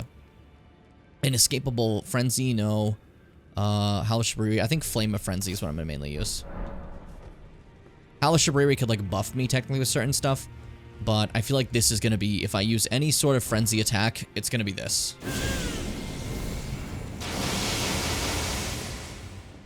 Yeah, it's pretty fucking solid, huh? Comes right from the eyes, too. Pretty cool, you know? My fixations are so dumb. It's like broadly Sonic, but very specifically Shadow right now. I can tell, Seth, it's very clear when, like, you're looking into Sonic media, and instead of talking about the Sonic media, you'll talk about it a little bit, and then you'll be like, but also where's Shadow? Why isn't Shadow here? They should have Shadow here more. It's very fun. I like it. It's fun seeing like where the fixation has led to you.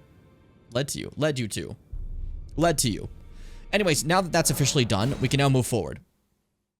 Wait, shit, there's one more person I could talk to with the whole frenzy thing. My bad. I almost forgot. I wanted to make sure I got all the frenzy stuff out of the way. So we're actually gonna go see the person I left alive. And I know Fitz was very upset that I left them alive, but it was for the specific interaction of me actually getting the frenzy. You know what I mean? Because now I can go over here, and they're gone. And they left behind their stuff. And you're like, but where did they go? Fun fact. Because of this interaction, the fact that I'm now a Lord of Frenzy, you could, I don't know if I'm going to use them, but Shabriri is going to become a summonable ally for a fight in the future. Which is just oh so funny to me. Like, let me bring out Shabriri. So helpful. Yeah, I'm having trouble. I need Shabriri. I just like the mad face by Fitz. I think Shadow being in a game makes me enjoy it more, much more than I would otherwise, sitting here just not interested in Venture 1. Yeah, you're just on a Shadow kick, that's all. And I feel that. That's totally fine. Now, crumbling Fairla Missoula as a place kind of pisses me off sometimes. Which is fine. It's okay that it does that. It's okay to be mad at this place. It's a little evil. Ow. And we're going to run through it really fast.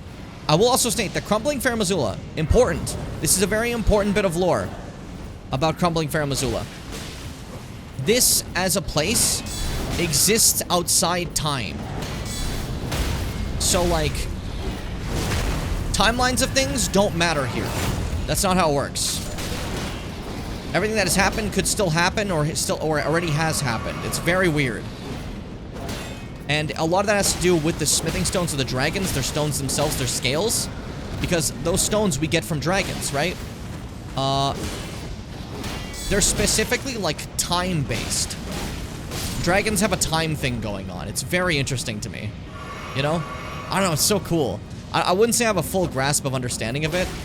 To be fair, I don't think anyone truly does, you know? But it is very, very fascinating. Stop trying to parry this guy, just kill him. There we go. Now I can fucking rest. This is like a reawakened. I was obsessed with Shadow when I was like 8. You're back to normal now, finally. Their scale's so powerful they resist time itself or something. Yeah, but that's crazy. Like, you know, there's no, like, full explanation for it, and I don't think we need a full explanation for it. I just think it's so cool. I don't know. I like it. I think it's wicked. I know it's fucked up for me to say something's wicked. You guys have told me before, like, hey, Jim, be careful. Only say that for things that are wicked turbo cool. And I'm like, okay. But I think that's for sure a wicked turbo cool thing. I do like the idea of, like, no, only say something's cool as hell if it's really turbo epic cool. And the fact that everything's, like, floating here and not falling down where it should, since this has been a destroyed place, and it's still, like, holding together, I think that's the example of resisting time. It's resisting the time that would make this fall down. It's frozen. But other things are, like, slowly reforming, almost like it's rewinding, you know? It's very interesting. It's very unique. Now, this upcoming boss, there's 2 ways to go. You can go this way to fight them. That's wrong. You're stupid. You actually want to go this way and jump down this way. Because this is a better path. And will require you going through less enemies every time you want to fight the boss. Because there's 2 ways to enter the room. And I think that's very silly, and I like it. I don't know. It makes me happy. Because that first grace, we would have to go from there to the boss all the time. But this path leads to another grace that's right next to the boss room. And for a while, this was considered one of the hardest bosses in this game. Because it's fucked up, okay? It's one of the most fucked ones they've done. In terms of, like, oh, fuck you, player. You know? I'm gonna pay them back because this is a duo fight, right? But if you go from this path, this duo fight has another situation where you come here and you see Recusant Bernarl, who is from the Volcano Manor, one of the guys that was there with us. If you've done that part of the game, or met him at least once, you can summon him to assist you in this fight. Meaning that this is no longer a 1v1, and with Mimic as well, this could become a 1v2, sorry. With Mimic, this could become a 3v2, which is perfect. Because this is the Godskin duo. Fuck this fight. Nobody likes this fight. They share a health bar, despite having individual health bars. Because, oddly enough, this Godskin duo... Jesus fucking Christ. This Godskin duo... do not, like... If I kill them both, that won't be the end. They can continuously summon more of themselves. They're blending Bernal. This is really bad. This is like the worst, like, set of moves they keep doing. Can you guys fuck off? Christ! It's 4 kings but not. It's 4 kings but not. I did the worst thing. You don't want them both awakened like this at the same time. It's incredibly bad. Shit.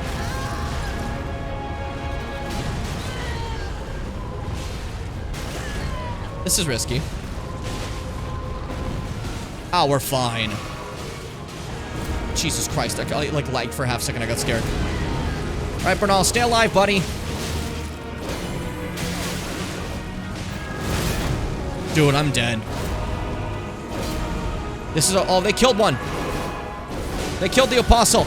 Now, stay, help me with the noble. He's the harder one. Oh, there's the second part of the song finally playing.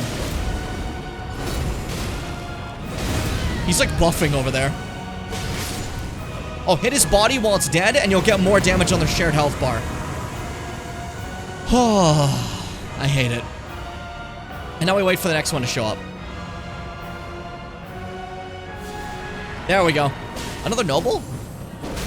Interesting, didn't expect that. Heal Bernal. That weapon art heals him. Very helpful. Good parry, Jim. Swarm this motherfucker! Oh, dude. So unlucky. So unlucky. We clowned on him. Oh, hey, what's up? Oh, he keeps healing. Great shit. And GG. Woo! And there's Godskin Duo. Incredible thing to get from it, the Smithing Stone Miner's Bell-Bearing 4. This allows you to buy Smithing Stone 7s and 8s. Meaning that if you didn't have them by this point, you can officially buy all the Smithing Stones needed to fully upgrade your weapon. And that is Godskin Duo. Fucking hate that fight. It's just, like, it's not hard anymore. You can just kind of gank them, like I just did. Even though it went kind of bad at the beginning, because we had, like, I made the worst choices, but it was fine. That being said, though, it is absolutely like, one of the worst fights in the game. Just because, like, the way they're designed is less like an Ornstein and Smo take turns type deal, and more like a, hey, fucking have fun, you know? Hi, Lino, welcome! And like Fitz said, sleep is super helpful for it, because you can put them to sleep, makes it much easier. It's very satisfying to finally hear that part of the song. I agree. I agree. And yeah, Fitz, you're right. Bernie's hammer really fucking... Oh, Smith, now. Oh. Lay out your arms. He's fading away. Hold up. Hold up. We missed some story. My bad. Hey, Rodrika. I see. Oh, nothing there. Okay. I thought maybe she'd say something else about this, but okay. Hey, Hugh. Oh, Smith, as long as you like. Now. Lay out your arms. Love you, buddy. About the God-slaying weapon. Here's one. My masterpiece to slay a god. That's all I've lived for. And my promise to Queen Marika. But do me a favor and do look after the girl. What happened to her? I've upset the girl. She says that now my chains are broken, I'm free. That if I stay here, I will be ruined with the Round Table. What use have I for freedom now? I smith weapons to slay a god. I have lived and will die doing so upon this spot. Is there any other way? Poor guy. I can't hold on much longer. He makes me so sad. Go in the way of the Round Table. It was a great honor to smith your weapons during my time here. Allow me to call you this just once before it ends. My lord. For that is what you are. Man. Well, at the very end, buddy, I'm gonna get some smithing stones, and we're gonna get you to make this long sword into a proper god-slaying weapon like you've always wanted to. With its full power, it'll be able to stop anything, and will definitely take care of a god. No fucking problem. Smithing bell bearing, we should be fine there. Smithing stone 8, 3 more I think I just needed. And that should be enough to officially make this weapon finally strong enough that it never needs to be upgraded again. That is walking perfection. As you see, they said that his chains have been broken, but yeah, the fire melted them away. So that, you know, he's free now. Oh, Smith is now. Ugh, he makes me so sad. And there you go. You did it, buddy. A perfect weapon. Thank you. And thanks to him, my weapon now does a solid, 593 damage. This is a straight sword that nearly does 600 damage. One-handed, not like two-handed or anything, you know? I see. I'm sorry, buddy. I'll be back later. Sucks seeing you guys like this. I feel so terrible, you know? Oh, those are my gungies. Those are my buddies, you know? I don't like seeing them sad. They make me happy, you know? But time to move forward. There's still just a bit more to do over in the Dragon Temple altar. What else do we have for quest lines? Only a couple more. I think it's... Sorry, I'm looking at, like, the gold mask one. There's still one more interaction with the gold mask, but I think I still have time till that. Yeah, we gotta be at the end there. Okay. Almost done. Almost done. We're almost there. Obliterate that just by walking next to it. Next up, we have to go through more of Farum Azula. There's so much to see here. So much to do. Now, I will say, I wanted to tell you that Shabriri is Summoner. Summoner, wow. Shabriri... Fucking hell. This was something specifically that I was going to say to Fitz, so it's pretty... Like, I can't believe I started saying this, and the moment they started talking about this, they just left. God damn it. Never mind. We'll get back to it. The fucking timing of that. Every time I'm about to say something to Fitz, they leave. It's like they know this. They're going out of their fucking way. God damn it. Anyways, Crumbling Farum Azula has some extra stuff in it. Some, like, extra little creatures and ghouls that might be around. For an example, the worm face enemies are also found here. No one fucking knows why, and they wear a different outfit. And we don't exactly know what the fuck they are. And as you can see, there's some like, Deathroot looking stuff here, you know? I don't exactly know everything about Crumbling Farum Azula. It's a very, like, mysterious place, and that's kind of the fun of it, I'd say. I don't want to fight you. Most of it's just kind of running around this geometry, getting to the next area, which I'm very excited for. I almost said very excited for. Oops. I'm back. Thank fucking God. You'll leave right as I'm about to say something for you every time. I was gonna say, you were worried about the Shabriri situation and how Shabriri can be summonable. I just wanted to show that. I'm not gonna summon Shabriri. I don't think summoning Shabriri for the fight that Shabriri could appear for is as thematically appropriate as other summons that I can do. And multiple summons tend to be a little bit of a problem for scaling and make a fight way fucking harder than it needs to be, you know? Good, fuck that sack of shit. Fitz is every single person in the Elden Ring world. That's literally, like, the famous thing. He's just the worst guy and everyone hates him, you know? So this area sucks because this dragon is chucking ancient lightning to try to kill us. And while that's happening, these fucking birds are around. And they're just the worst. They're just the fucking worst. Making this path very dangerous. And for a lot of people when they do runs here, they actually quit out to reset the birds while they're walking here. Now, this ancient dragon is actually weak right now. He's not, like, weak, like, he still hurts. But health-wise, he's so weak that he has less health than Egg Heel, the lake dragon that we first fight. You know? But he's gonna fight to his last. I don't know why this guy specifically is like beat the shit out of. But hey, you know, it's crumbling in this Fair Missoula. I don't know why that was so funny. It's crumbling in this Fair Missoula. And there, you get an Ancient Dragon Smithing Stone. Another one you can get. There's so many. But like, again, if you're going for a one weapon playthrough, you only ever need one. But like, I'm showing you that like you could have gotten so many. You could have a dual wielding weapon, and then you could also have like 4 more if you felt like it, you know? The beauty of how much they toss at you. And we're not even in the DLC yet. The DLC has way more upgradable materials to, you know, get even more. But run slowly. Take a jumpy. Now, Crumbling Fair Missoula is very interesting because there is actually 2 boss fights here. Not counting the Godskin duo that we just defeated. There's 2 more. There's the one that advances the story, and there is a hidden one. I'm going to first go to do the hidden one, and you're all going to be okay with that. You're going to be like, wow, Jim, thank you for going to go see the hidden one. As your viewer, I think what you did was very cool, and that means you're the coolest streamer around. And I go, yes, yes, of course, of course. I'm well aware.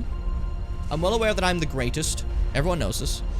Will you be going through the DLC in this playthrough? Yeah, you haven't been here for that, eh? But the plan is to it's basically a full playthrough of Elden Ring, to show anyone who hasn't seen the story and the game, everything. We did like all the NPC quest lines. We've done every boss with a long sword and a shield, so you guys would get the full experience of seeing the boss fights, you know? Like, we just beat Melania a little bit ago. And I gotta say, got a little bit of a confidence boost the way you guys were talking about my Melania performance. I was pretty proud of that. Obviously, again, not the best. There are people who, like, do those fights incredibly and, like, scarily. But I'd say I do pretty good against Melania, right? I think that went pretty solid. Careful. So this is a very secret boss. You have to leap down over here in this very bizarre area you wouldn't expect. You know? I haven't explored most of the DLC, so I'd love to play. Oh, yeah, go ahead. I don't know if we'll get to the DLC today. I'm probably going to finish all the base game stuff today, and then we'll be back on Sunday to start the DLC, most likely. You know? And that should be probably 2 streams, and that's it. Am I stupid?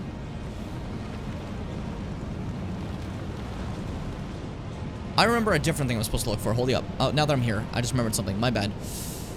Where are you? Where are you? Everybody wants to be a master. Everybody wants to show their skills. Yeah, I'm going to the big thing, but I meant to go do something else first before I do that. There's a boss here, like immediately right here, but we're going to wait to do that.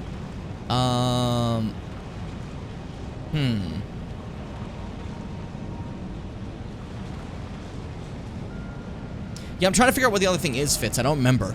It's the problem. Shit. I always forget the way there. Well, you're not helpful. I thought you were going to backseat me. I can't believe this.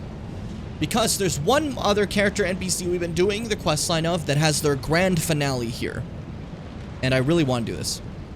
Listen, I literally never do this. That's fair. Entirely. Plaza full of undead. Where the fuck is that? I don't remember what it says. Map link, hold up.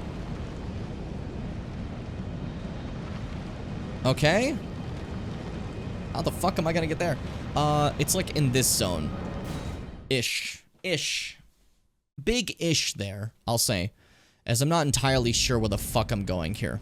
But we're gonna take a little bit of a path. This dragon temple is where we would have gone originally to go to the Godskin duo, but I went for a different path there instead. I have to find a way to get to where I want to go, which is technically backwards. Huh. What if I go down and then up? Like this. Oh! That happens to everybody. That happens. Everyone gets scared there. Literally everybody gets scared at that one moment. It freaks them all out. It's not just me. I was not the only one who got scared. I was not. I'm brave, actually. I'm so brave. It's just like that everyone gets scared there. So, like, that's how brave I am. That, like, I didn't scream as much as other people would have. That's how brave I am. It's really cool. It's crazy to think about how brave I truly am. And I feel like we don't talk about it enough as, like, as a community. There's a lack of my bravery discussed. But, like, it's there. I'm making this joke, but there was one time I played Mystery Dungeon and everyone had to convince me that I wasn't a coward. I had to be reminded about, like, fucking jumping in front of a dog, charging at someone I knew, and, like, fucking shit like that. And I was like, oh yeah, I guess I'm not that cowardly, huh? Guess maybe I'm not. But you never know. Maybe that was like a rare thing. I'm normally a coward. Who knows? You don't know. You have no idea. I didn't mean to be here. Where am I? It's called I think very little of myself. Silly. Focus. Whoop! Okay, where the fuck am I going? I would say this is a plaza full of undead, right? So, if this is a plaza full of undead, then the directions to here is go past the plaza full of undead, up the flight of stairs, and turn right. You'll see 2 square bracket-shaped archways. I have no fucking idea what the fuck it's talking about. That's not the place. You're obsessed with trying to backseat now. You have no idea. Either tell me the place and stop fibbing to me, Fitz, or leave me forever alone. I can't believe this. Before, you were sitting there like, I have no idea. Now you're like, oh, Jim, actually, you're stupid. I don't remember that, dude. I don't remember that. See, it's fun to pick a fight with Fitz, because we're both very good friends. And, we know that there isn't actually any sort of, like, hard feelings or anything. So you can just fib about each other, and we're just gonna accept it. You know? Oh, hey, baby. Why'd I call him baby?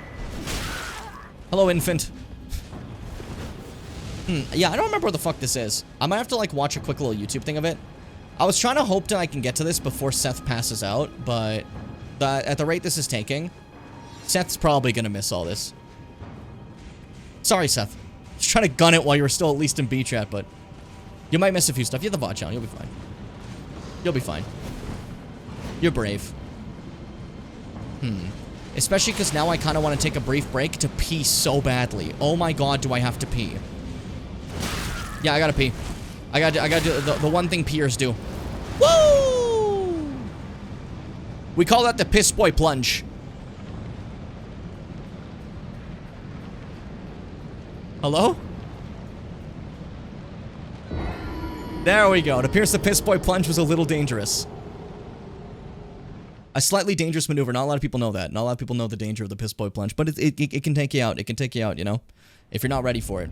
Then yeah, I'll take this chance really quick, take a brief break. I'll be back in just a second. I know we've been streaming longer than we normally do, but like, I'd say it's been going pretty well. It's been going pretty well, you know? I'll be right back. Enjoy this video. I'll see you guys in just a sec. BRB. Here, take the gun.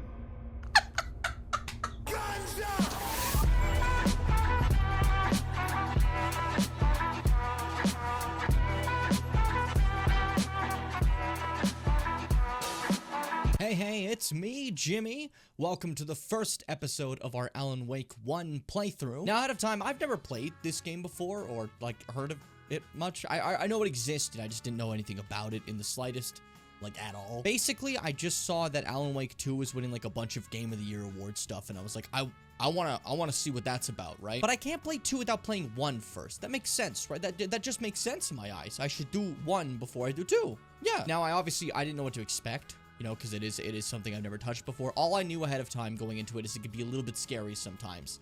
That's kind of my only thought process about this. I didn't know. So I hope you enjoy my first ever impression, not just of Alan Wake, but also of Remedy, the company itself. I've never played any of their games prior to this, which I'm looking forward to playing, like, Control and stuff in the future. That would be cool. But if you do enjoy, make sure to like, comment, subscribe, do any of the many things that you always do. Look forward for future parts, and I'll see you once again. But for now, enjoy Alan Wake 1. But I hear it's a Freddy Fazbear-like. That's definitely true for sure. I see an Epic Games logo. Can you see it soon, please? Let's switch it, boys. Put on the game capture. Put on the game capture. Don't actually, it's in Russian.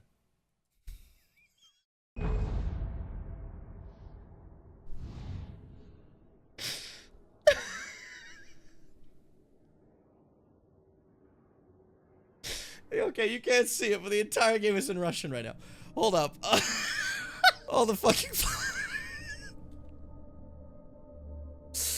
I did not download a Russian version of Alan Wake, but we're gonna try to... Okay, let's try to figure this out together. Alan Wake Remastered.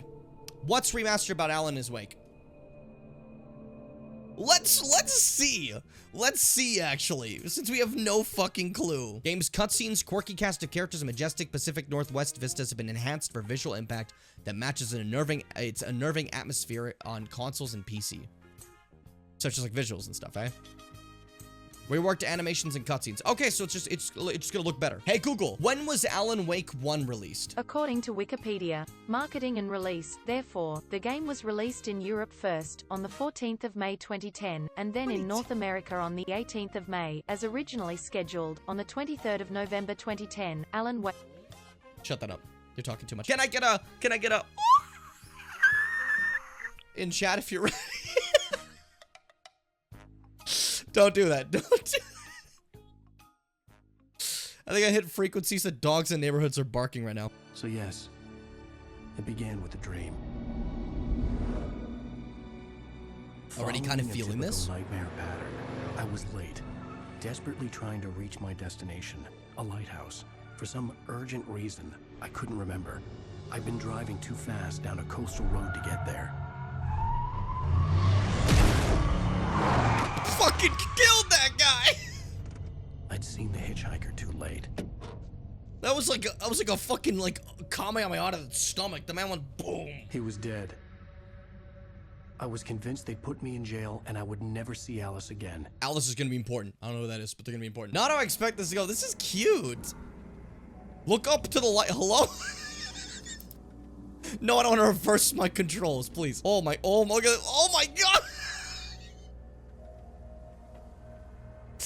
Oh no, that is far too... I've never seen a game be sensitive with mouse stuff immediately. Books. I want to eat a book. I don't want to eat a book. I want to say the game looks fun so far, and I like the idea of it. Might be for not doing it immediately. I can fucking jump? I was certain I had just driven from this direction, but now the road was blocked. See, you're right, but I wasn't paying attention. I was too focused on me jumping for a second. That got me too excited. All right. Move forward. Let's get to the lighthouse. Can you run, Alan? Oh, you can! Sometimes he, like, gets down more like Devil Man Crybaby. Crybaby?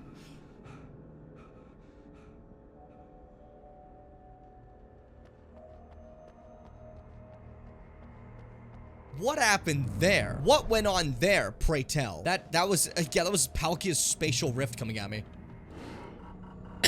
Hello? He's alive! Oh! You don't Hi. even recognize me, do you, Ryder? No, You're God. You think you could just make up stuff? Play with people's lives and kill them when you think it adds to the drama? You're in this story now, and I'll make you suffer. So are my, like, creations fucking with me? It would be a single readable sentence in your books if it wasn't for your editor. You'll never publish another one of your He's got little nightmares about his writing. That's cute. Though I do like just the "cause I'm gonna kill you." Quick, scan that QR code. See if it's balls. If someone wants to chuck an axe at me, they can find me outside. Okay, well, he found me right now. Oh, we got combat. Woo! We're fine. Easy. I'm good. I'm a Dark Souls expert. What if I don't? Is it actually making its way?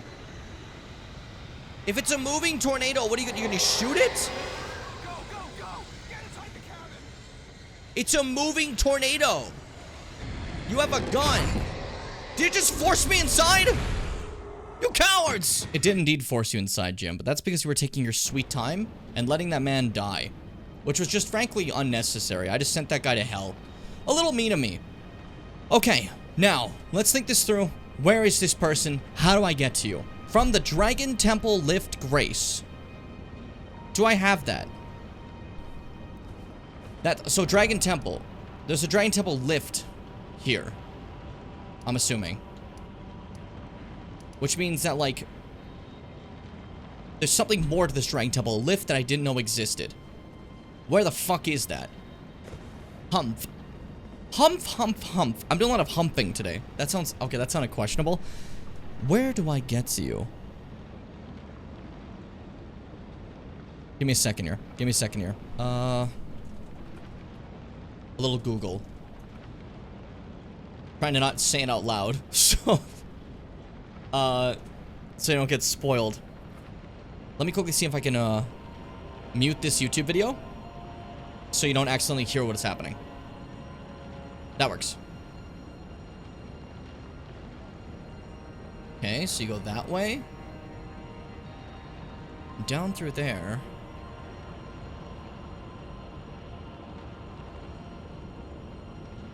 So it's regular progression. And then it isn't? Where do you switch? If I'm right, and it is in this plaza area, Fitz owes me $25.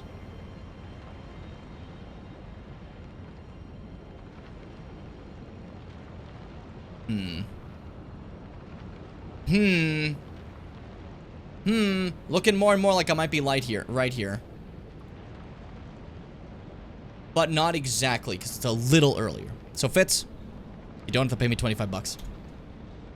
You don't have to pay me 25 bucks. You'll be okay, buddy. You'll be fine. You'll be fine, buddy. It's okay. It's okay. You're gonna be okay. Okay, so that means from this pathway here, or wait, no, hold up. Even further back, actually, a little bit. I think. If I read this right. Where the fuck did he start from? I've already kind of forgotten. That is so embarrassing. No, it's after fucking, there you go. Brain's working. Thinking things through. Trying to remember, like, the exact race they're at. So, like, he went from, like, here, and then I think went this way. I think. Again, trying to make sure we get all the quest lines done here. So if there's ever, like, a wacky order of me forgetting some stuff or some shit like that, you'll forgive me. And it'll be fine. And it'll be okay. Yes, you could yell at me. But guess what we're not gonna do? We're not gonna yell at me because I'm better. I'm cuter. And I have that glare. That's a pretty powerful glare. You don't want to be victim to that, you know? You don't want to be victim to that. I changed my own hat because I got tired of the hat I was wearing. And now I kind of don't want to be wearing a hat for now. No one redeemed anything. I don't have to be wearing a hat. We're fine.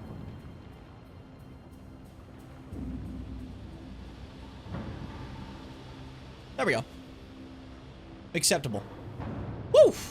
Okay, back to war. I need that fan to be stronger. We're in late stream vibes. That means I felt like taking my hat off, and I want that fan to be stronger so I get even colder. I want to be frigid. I want to be frozen. I want them to find me frozen in the wastes. Frozen in the waste? What am I talking about? I got distracted. Where was I going? I just walked up this ledge, yeah. And then what do I do from here? I wasn't paying attention. I don't remember how I even got here. This is my problem. I'm going the right way, but I've forgotten. There we go. Yes. Yes. This is what we're looking for. A hidden lift that is accessible through stone sword keys. Hey, fuck off. Fuck off. There we go. You just have to say it long enough, they'll give up on you. It's my favorite thing about enemies in this game. You just have to yell at them. They don't care anymore. You know? Up. And then over here. Nice and simple. Nice and trimble. It is easy being cheesy. Now, because we've done that, we can now head through this path. And where would it be from here? Be like over there somewhere. So we're gonna have to go on a little bit of a journey. Hey, fellas, just walking through. Don't mind me. Picking up that Lord's Rune. You know how it is. They know how it is, by the way. They're well aware. I know it may not seem like it, given the fact that they're dead and all, but they understand. I know you might not think they do, but these undead guys, they're pretty spry. They're pretty spry. I think it's this way. I think. I'm putting a lot of think here. I'm not entirely sure. I just kind of believe. There it is. Yeah, okay. We're fine. Hope no one's chasing me. If they are, let your presence be known now. We're safe. Okay, cool. Hey, buddy! It's me, your best friend! We're best buddies. How are you? Look how, like, he still has his cracks and everything. He's so tempered and powerful now. Ah, I see you finally made it here yourself. The city hanging in the air is slowly crumbling. What an incredible place we find ourselves. Truly amazing, eh? But that aside, You're certainly a force to be reckoned with, eh? I'd say the least. I doubt there's a single soul who could have handled that giant other than you. It was practically a god. Of course, I count myself, the great Alexander, among the many. Which means I've but one thing to ask of you. Would you kindly undertake my ordeal? Come and tell me when you're ready. I've been longing to fight a warrior as accomplished as you. So, at the end of his journey as a warrior, Alexander has one last fight that he wants. To prove, in a battle to the death, between me or him, who is the stronger one. So we gotta give it a go. You are ready then, I take Honor it? what he wants. Then let us begin. I am the great Jar Warrior, Iron Fist. Went right for that immediately. Alexander. Okay. Lend me strength, O warriors within. Let's do Let us this, buddy. become one champion together. I'll use my full power. My newly acquired frenzy! I think he's immune to that. I think he's actually immune to that. That was so funny. That did literally nothing to him. Let me try that again. That was so embarrassing. Oh, it staggered him. It just does no damage. I think he might be a little bit fire immune. Jesus Christ. Yeah, he's a great deal stronger now, as you can see. Doing fucking like shockwave punches and shit. He is the strongest of all jars in this game. It is not close. I went right into that. That was embarrassing. Okay. I'm ready, buddy. Oh, wow. That was a little area to fall.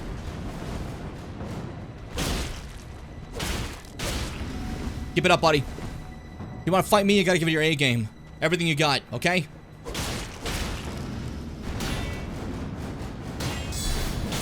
Guard counter. Sorry, pal.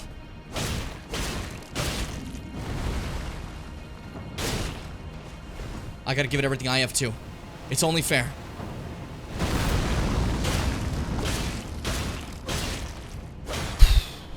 And it ends. I'm the victor. As I suspected. Victory was impossible. This vessel was found lacking. My thanks. I knew you were the stuff of champions. It was a marvelous battle. I implore you, take what I bequeath from inside me. All vessels are destined to one day break. But the great Alexander lived as a warrior to his last. That you did, buddy. That you did. And so we got Shard of Alexander and Alexander's innards. And that is the end of the great warrior Jar Alexander.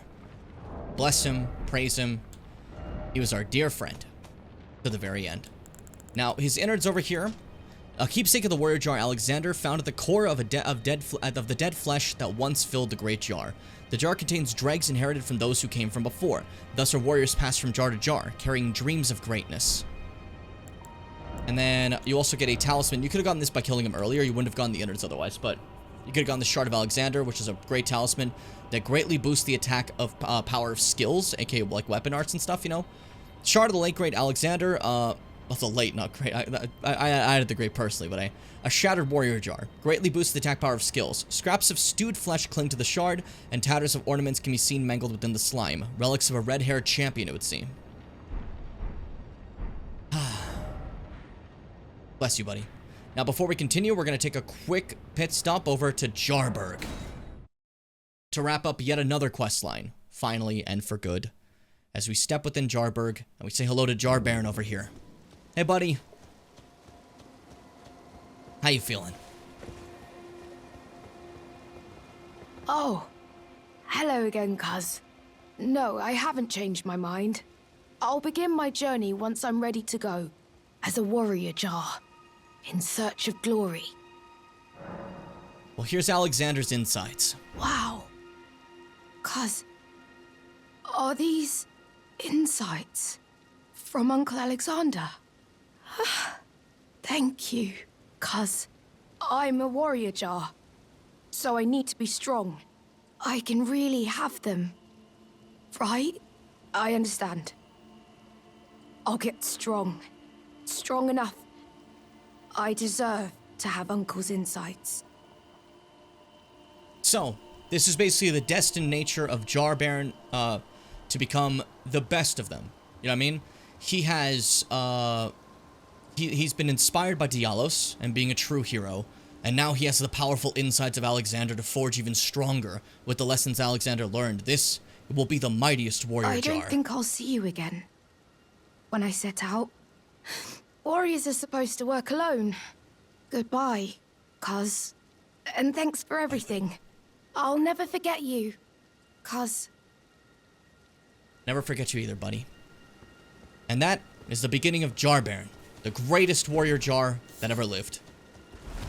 A sad story that leads to a great warrior. And now it's time to do our story and to move forward. So back to besides the Great Bridge. Beside the Great Bridge. Besides the Great Bridge. Yeah, everything besides the Great Bridge. I was on my way to a boss before, a very secret one, and this time I'm actually going to do that instead of getting distracted like I did a second ago. But hey, come on, can you blame me? I had to do Alexander's questline, and if I didn't, oh, I'd be so remiss. I'd be so remiss. I like you can see a bit of my burn through my little, like, showing shoulder there. I like that. That's very nice. It's very, very great. Fuck you. You just have to say fuck you, and they'll leave you alone. That's rules. Everyone knows that. Everyone knows that's just rules. Okay, walk through here. Again, a very secret path. You basically just have to, like, hop on down hiddenly. And you wouldn't assume to go here immediately, because this is really tucked out of the way. But the idea is to make it to the biggest tornado, as you see there. As that is the largest tornado that is here. And then we're going to do a little bit of time shenanigans. Because like I said, this place is outside of time. You know? But in order to do that, we have to do a classic Dark Souls FromSoft thing. Which is... Man, that looks really comfy. What if I just, like, laid down and took a resty? I think that'd be pretty cool.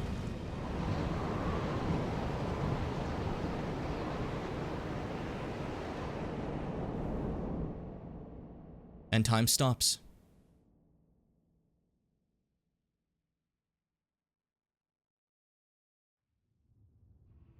And then begins to rewind. Back before the tornado obliterated this area. We're moving through time yet again.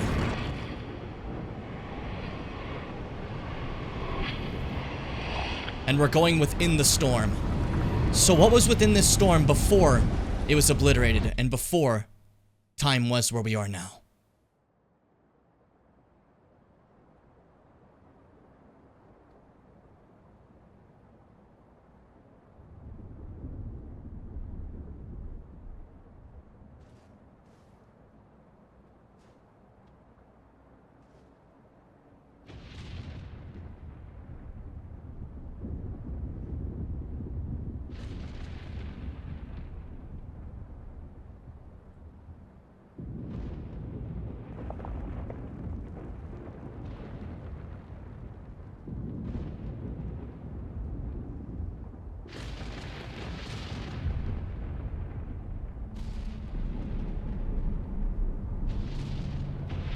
Yes, this was just kind of here. An incredibly easy boss to miss, but hi! What's up, buddy? This is such a cool visual. Oh my god, dude. So, notice the similarities here. Two fingers pointed upwards, just like how the two fingers commune with the greater will. Same thing's happening here, in this reversed, slowed down reality of time. A communion here happening. As someone floats in the sky, and ahead of time, I'm gonna summon my buddy. Just cause, come on. Freddy, we got this, buddy. And once you get close, the communion is interrupted. And he notices your presence. Dragon Lord Placidusax. The Lord of all dragons. As you can see, he has 2 heads. But I think most likely like fucking 5. They've just been ripped off. So we're not fighting this guy in his prime right now. To say the very least. Just gonna hit him in the tank. Give me a second. Oh. He's launching lightning at us. That's normal. That's normal. Watch out for that fire breath. Very scary. And his fucking red lightning claws. Oh, he's so cool. Tail swipe. Hit him right in the chest. Good shit. He's so scary. Oh, I didn't think that was gonna hit me. I think I'm dead.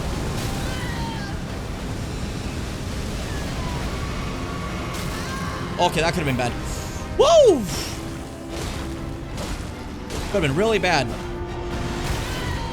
Oh, I'm doing really poorly here. Hey, Plassy, I know you're scary, but don't look at me. That worked? Holy shit. He's attacking Freddy.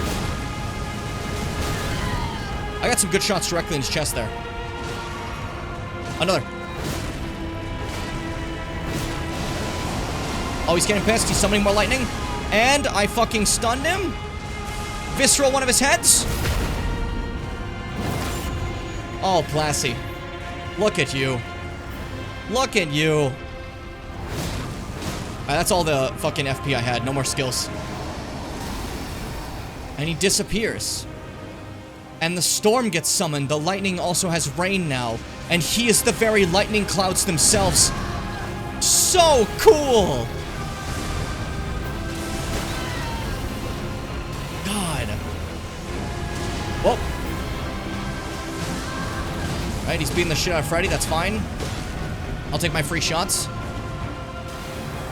God, he's so cool. Where is he now? Always follow lightning clouds, for that's where he is. And then fucking killed Freddy. Freddy's gone. It's just me now. Freddy did not do good. Freddy got a little beat up.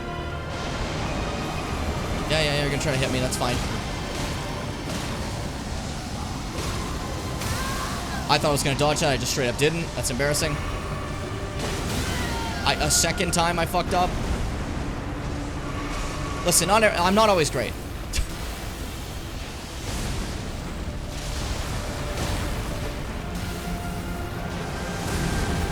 Okay. Got my shots when I can. That one fucked me up. Oops.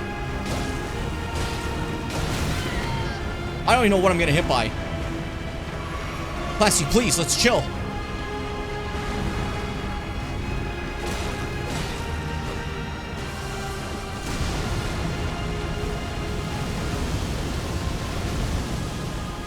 Dodge all that fire. Slap his tail a lot.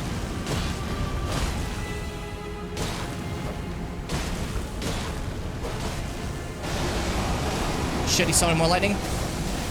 Barely dodged that. That was out of stamina.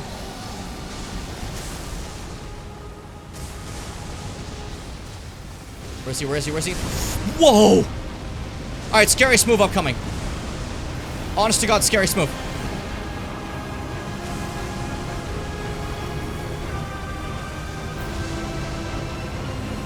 Woo! That's that Madeira shit. That's that Madeira shit. I love it. I love it. I love cool dragon fights. I do think this one's better than Madeira personally. I don't know if that's like a popular opinion, but like Madeira is a little too rough for me, I think. Where are you? There you are. Fuck. That one always gets me a little bit. Okay, that's all the heals I had left. But I still have like half a bar of healing with my flask.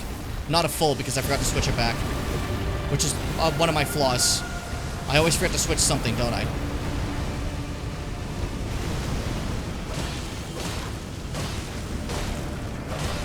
Keep going, just shred him. He's not doing his one cool move. Is he gonna do it? No. I thought he was gonna do it. That would've been cool. I'm not trying to bait him to do a specific cool move, because if I do, I might just die.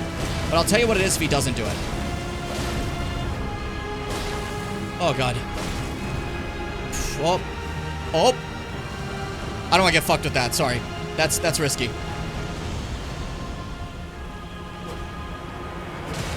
Nice miss. Do the move. I want them to see it now. Do the move. Do it, please, Plassy. You love me, right? Plassy? You love me, buddy. Do the move. He's doing the move!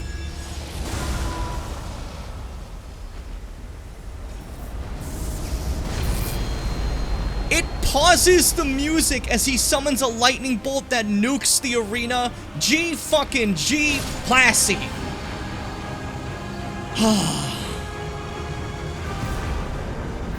Remembrance of the Dragon Lord with the sickest image. And with his death, beyond time, The storm has stopped.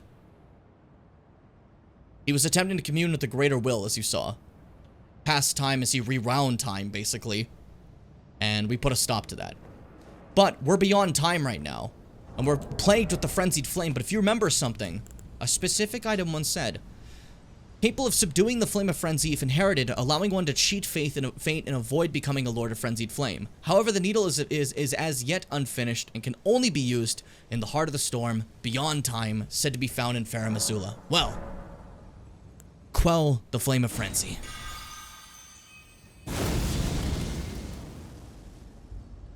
And I've returned the Citron we know and love. I took in the flame of frenzy to finish Hayeda's questline. And to tie a loose end. Get rid of the 3 fingers. There's no more vassal to tempt anyone else. And now I've subdued it. Frenzy Flame is gone for now. That's a GG for us. That's a GG for us. And I didn't want to do Melino's around because she would have been pissed at me and she wouldn't have forgiven me for doing that, you know? So I did after she was dead to make sure it would be fine, you know? And there you go. That's it for that. Now that we did that special epic extra fight, we're going to go see what they give us. Good old Plassy, my boy.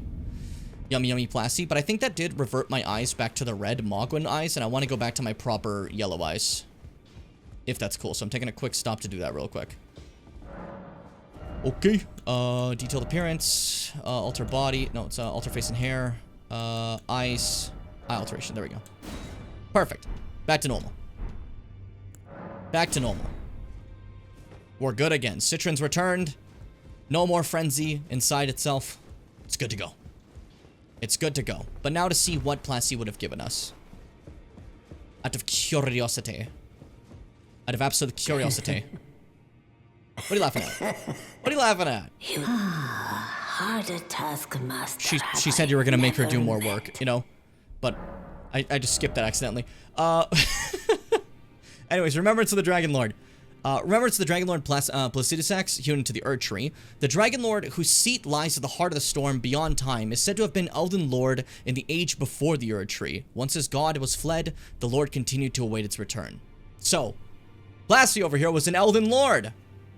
Before, like, the America times. So I know we say Godfrey's the first Elden Lord and Radagon's the first Elden Lord. Before all that even existed, this was Elden Lord. And isn't that fucking crazy? Dragon King's Cragblade. Crazy piercing giant fucking sword. Piercing gravel stone sword containing primeval lightning. A portion of the Dragon Lord's power gained from remembrance. This weapon commands great power over the paltry mortal dragons of today. Thundercloud form. Temporarily transform into a red thundercloud and fly through the air, then plunge down with a lightning-infused blade. Hold to increase the reach of the thundercloud form. And you can also get Placidusax Ruin. Crazy in PvP scenarios. This one's hard to hit. You use this incantation. It's a dragon one, right? It does a big boom around you, and then you do the little laser beams everywhere. That boom can one-shot a lot of people in PvP. Power gleaned to the remembrance of Dragon Lord Placidusax. Transforms the caster into the Dragon Lord to spew golden breath from above. This incantation can be cast while jumping. These are the dying wails of the Dragon Lord who once dwelled eternally beyond time. Hey, not anymore, hey? Am I right? High five. She high-fives me there. And me are cool like that. Now. It may not seem like it, but she'll high-five me. Do what you believe is right. She would totally do it. If he was an Elden Lord, then I wonder who his god was, since Elden Lords are consorts. That's what I'm saying. Like, it said his god fled, right? Like, obviously he was still Greater Will, right? Greater Will was still his connection. He was even trying to commune with it. He was even using, kind of like holy Greater Will fire with his breath there, right? But he would need a god like America. So who was it at that time, long before the Erd Tree? Who was the god that Placidusax answered to? It said that his god fled, not that they were slain or anything, so I'm very curious about that. That's a bit of lore that we don't quite know, and I guess it's up for interpretation. Much to think about, indeed. I just love that phrase, much to think about. Time for one more boss in Farum Azula. And this one, I specifically did a quest line, so it hurt. I care like that. Crumbling Farum Azula. There is a Dragon Tree Sentinel in front of the fight. I'm not going to be fighting that. It's just an asshole in the way. I'm just going to walk right past them. I'm just going to walk directly past them. And yes, if you do Millicent's questline and defeat Melania and get, like, the needle, you can avoid being locked into the Frenzied Flame ending if you had picked the Frenzied Flame ending. But if you use that needle, you have locked yourself out of the Frenzy Flame ending, which is fine. We weren't going to do that. I just wanted to show you it, you know? Here we are! Tarnished. Why wouldst thou? Why? I'm sorry, buddy. 'Tis no matter. I hereby vow that destined death shall not be stolen again. So, Garank the Beast Clergyman. We've been helping him out collect death roots, and see, he seems downright betrayed that we're here. He would not have that dialogue if we weren't friends with him. He would have a more, like, basic dialogue. And he mentions Deaths and Death being stolen again, because Ronnie organized the thievery of it in order to lead to her death and Godwin's death. And Garank is being punished for that sin still. So he's trying his best to make sure that never will it be stolen ever again. You know? And unfortunately, we have to fight our buddy.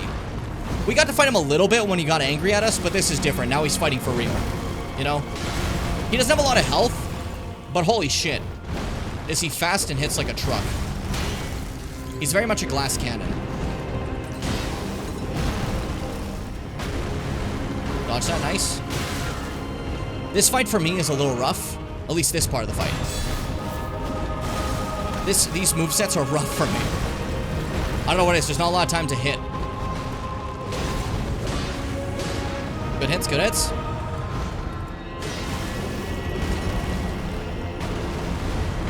Woo!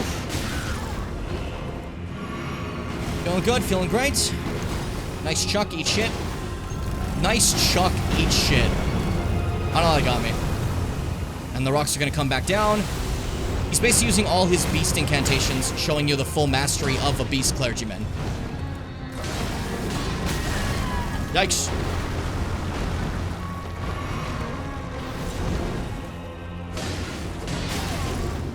Okay. Whew. Throw it, throw it. Pussy. There we go. Next phase.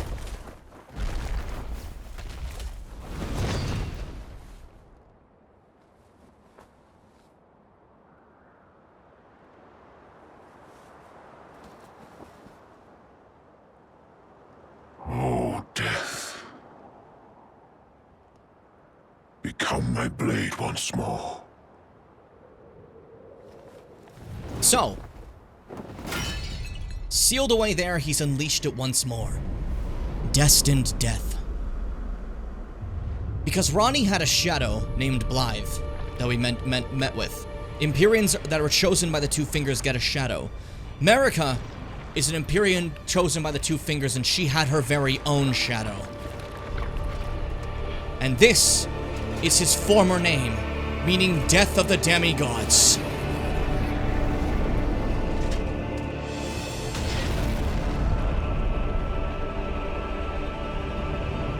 Oh my god, his armor's so cool. This is the legendary Black Blade himself. The bringer of end to everybody, Malekith. He's so cool to me. Shit. Got one strike in, that's fine. His attacks are extremely dangerous. Destined Death does a period of damage over time and like lowers your maximum HP for a bit. But as you can see, he's not very tanky. That's a trade-off. Shit. That's it, eh? Yep. Before Malekith, Marika's Black Blade. Oh, he's so cool. Now I'm kind of happy I died because I forgot a specific NPC interaction. There's a specific NPC I forgot to look at. There is one more thing. There's one more thing in Farum Azula that I totally forgot about. I totally forgot about them because, like, why would I care, right? But it has some important lore, so. We gotta do what we gotta do. We gotta do what we gotta do. Let's see. Okay, cool. So it's besides the Great Bridge, and then to what direction? There. Okay, so I'm going for like over here.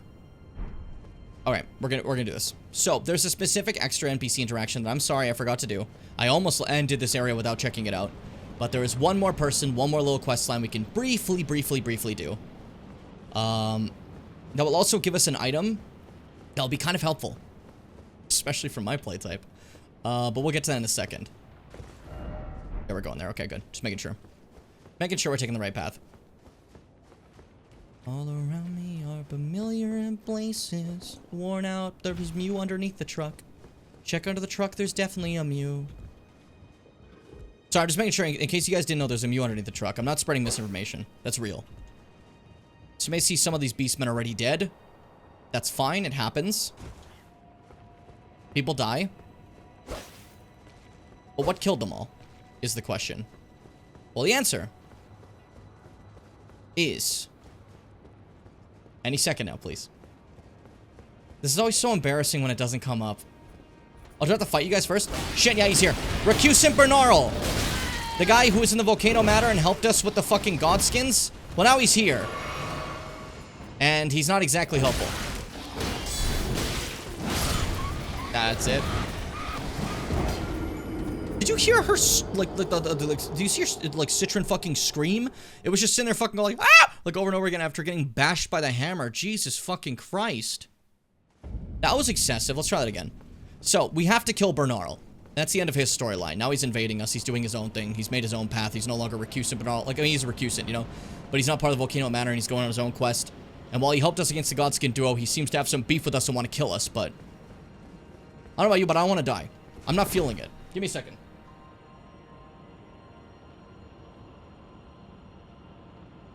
The fan was not blowing on me. It was causing me a great deal of strife. I want the fan blowing on me. I need to be cold. If I'm cold-hearted, I can defeat every one of my enemies. Everyone knows this. It's a famous Jimmy Bim factoid. Sometimes if you, like, log into the stream, there'll be a quick... Did you know? That you'll see, like, in the bottom text. And it'll always say, Jimmy Bim can kill all his enemies. By heating his balls to 120 degrees. That... I went in a different direction with that, but that's fine. Things happen. That's not an actual fact. I can't do that. I wish I could. Wouldn't that be cool? Can I get him to spawn without... Yes. I don't want to make them spawn. Just me and you, buddy. Come on. Just me and you. No buffing. No buffing. Nope. You're not eating my health. With your recusant flame. Oh, dear. Oh, dear. I know what you're thinking. Scary. I'll kill you. You're not going to kill me. I'm built different. I'm built different.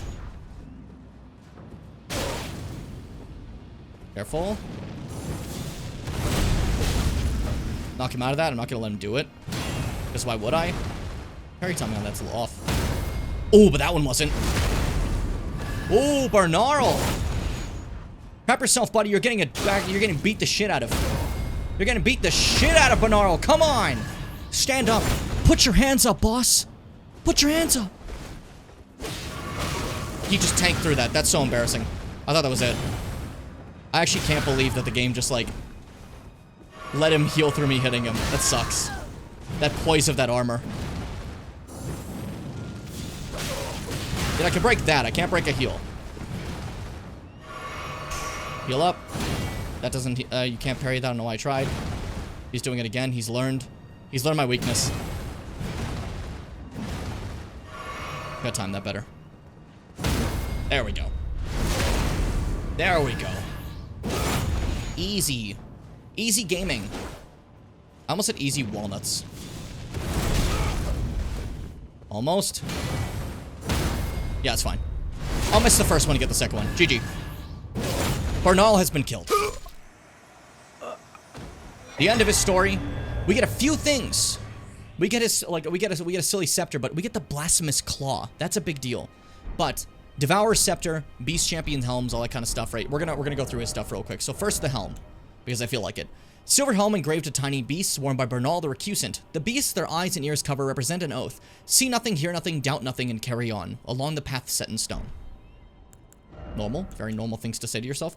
Where is the... There it is. Devour Scepter. Scepter in the shape of a serpent devouring the world. This weapon will one day become the very symbol of the Lord of Blasphemy, one of the legendary armaments. A vision of the future briefly seen by Rykard in his final moments before being devoured by the Great Serpent. Devourer of Worlds, charge the scepter with magic and strike it against the ground to steal the HP of all nearby enemies. Pretty good. Pretty solid. But he gave me something special. Something magical, dare I say. Something absolutely magical. He gave me a special tool. This is called the Blasphemous Claw. A slab of rock engraved with traces of the Rune of Death can deflect the power of the Black Blade. On the night of the dire plot, Ronnie rewarded Praetor Rykard with these traces. Should the coming trespass one day transpire, they would serve as the last resort foil, allowing Rykard to challenge Malekith the Black Blade, the Black Beast of Destined Death. So, she believed that Rykard had a chance, you know, of actually doing what he needs to do. And if he needed to challenge Malekith, he would need that. I have this now. Well, I'm going to have it in a second once I put it. This is a very specific tool that only works on Malekith. It's a parry. It allows you to parry his attacks. Which, as you saw, pretty helpful to have that. Won't do shit against his Beast Clergyman form. It's simply just for when he's in the Black Blade form properly. But considering this has been a very parry-focused playthrough, I figured not a bad thing to grab right now, you know? Not a bad thing to take care of while I can. Dare I say. Dare I err. Shut up. Also, I think in terms of questline, we just have Gold Mask left and we're done. Pretty good. Good work, everyone. We're on a roll. Basically, everyone else is finished up. Everyone else is all accounted for. I'm proud of us. I'm proud of us. Alright, buddy. I got you. Don't mind me. Checking my hair. You know, it actually would be really helpful to have, Freddy here, but I totally forgot to ever think of summoning him. Okay? I'm actually gonna try that. Fuck off. Eat pee. In hell. He's gonna lunge it at me? No, we're fine. Okay. I'm safe. Can I get this hair on my face now? Really? Now the fans betrayed me. There's one strand of hair that, like, wants to be in my face so bad. Storm him! Fan heel turn real, honestly.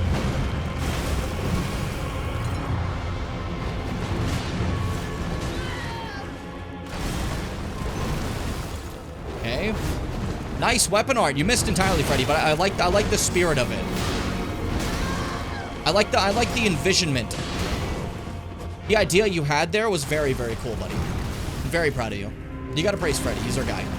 He's our fucking dude. You gotta praise him. If you don't praise him, what are we fucking doing here, you know? There we go. Second phase. Now, I might not need the Black Blade, but I just want to try it, you know? No, not that attack. Oops. I got him. He nearly killed me, but I did parry him. And see, it makes him just wail around throwing his blade as it hurts him. Oops. It's whenever you see, like, golden sparkles in his weapon. Those specific attacks are parryable. Like that. Okay. That right there would be. But he's going for Freddy, not me. Jim. We're okay?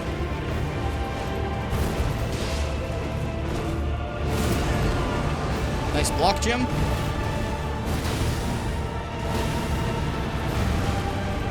That's okay, Freddy, keep him busy. Just dodge that. Oh, yikes. Scary moments for me. Scary stories to tell in the dark. What am I doing? Be normal.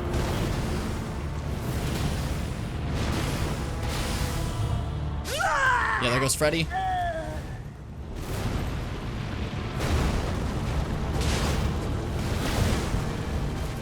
Woo!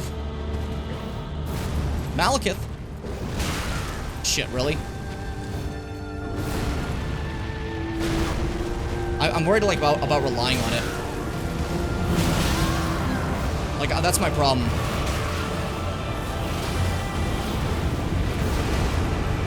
Like, I'm a little scared. Like, I want to use it, but I'm like, what if I just rely only on it? And then fuck myself over. Okay, that didn't work on that one. Fuck. Marika's Black Blade. You saw it works, though. I wanted to at least showcase it. And you saw that it hits him, and he goes like, ah, dang, and he starts like wailing his thing. It gives you a lot of free shots if you get that moment. That being said, though, it's not how I'm used to fighting him, so if you don't mind, I'm gonna stop using that for a second and move this fucking hair on my face. For a brief bit, this strand goes by in the ear. I'm sorry. It's not behaving. But you guys understand, right? You're not gonna be like, oh, Jim, you've ruined the playthrough here. Dang, you ruined everything. If you do say that, I'll blend you into like sardines. And then eat. Probably not a very normal thing to say to people, but, you know, hey. Behave, or else I'll destroy you. Don't summon Freddy on this first bridge, by the way. Garank a lot of times will actually just, like, throw you off. Like, throw Freddy off and just kill him immediately. And you don't want that, because that's fucking pointless. There we go. And good to go. Let's do this. 1, 2. Shield that. Oh, shield makes a lot of this stuff a lot nicer. You can't block everything, but like, it definitely helps. Compared to just walking into him sometimes, you know?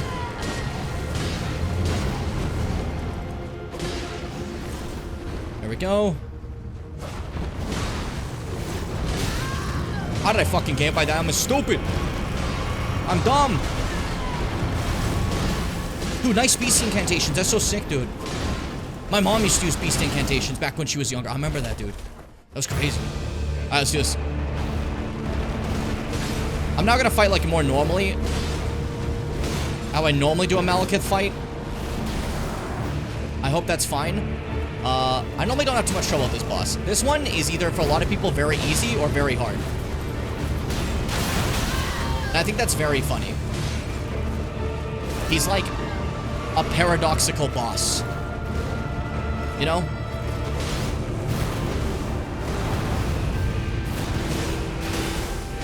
Yeah, that's fine. Yeah, Fitz hates fighting Malekith.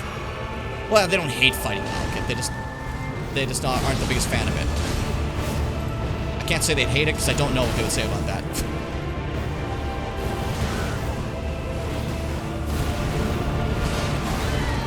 Yeah, go for Freddy. Distracted fool.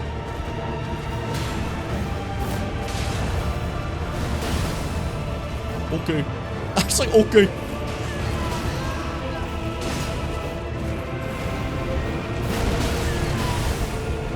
I'm in a bad spot.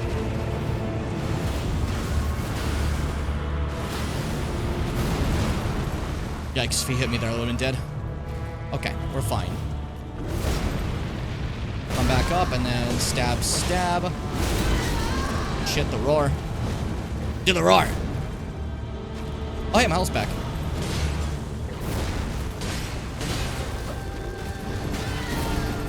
Double dodge.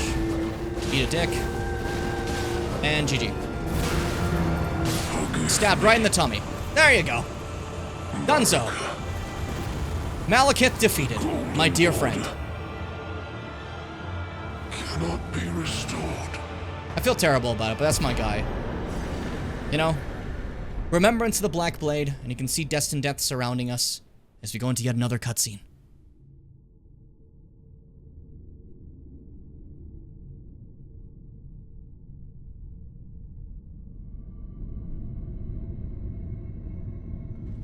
There's the Rune of Death, plucked away from the Elden Ring to stop the order of having death. Like, death was removed from this world, as you saw. People don't technically die, but this changes it.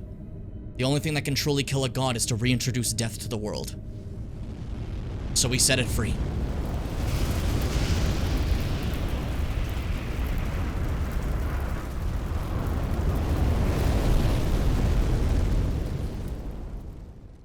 That looked so fucking cool.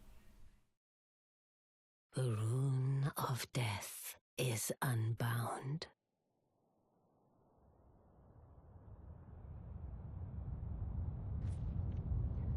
And the lands between are shrouded by death's dark fate. But the flames will also burn the impenetrable thorns. Oh, that shot, dude. Yeah, the tree's been burning for a bit now. Farewell, it is then. There are two changes to the world. The first burning of the tree, Elden Lord yet. and releasing the Rune of Death, causing it to truly burn, which transports us back to Leyndell. As you remember, the capital next to the tree. So this lets us get nice and close to the tree, but it's all different now.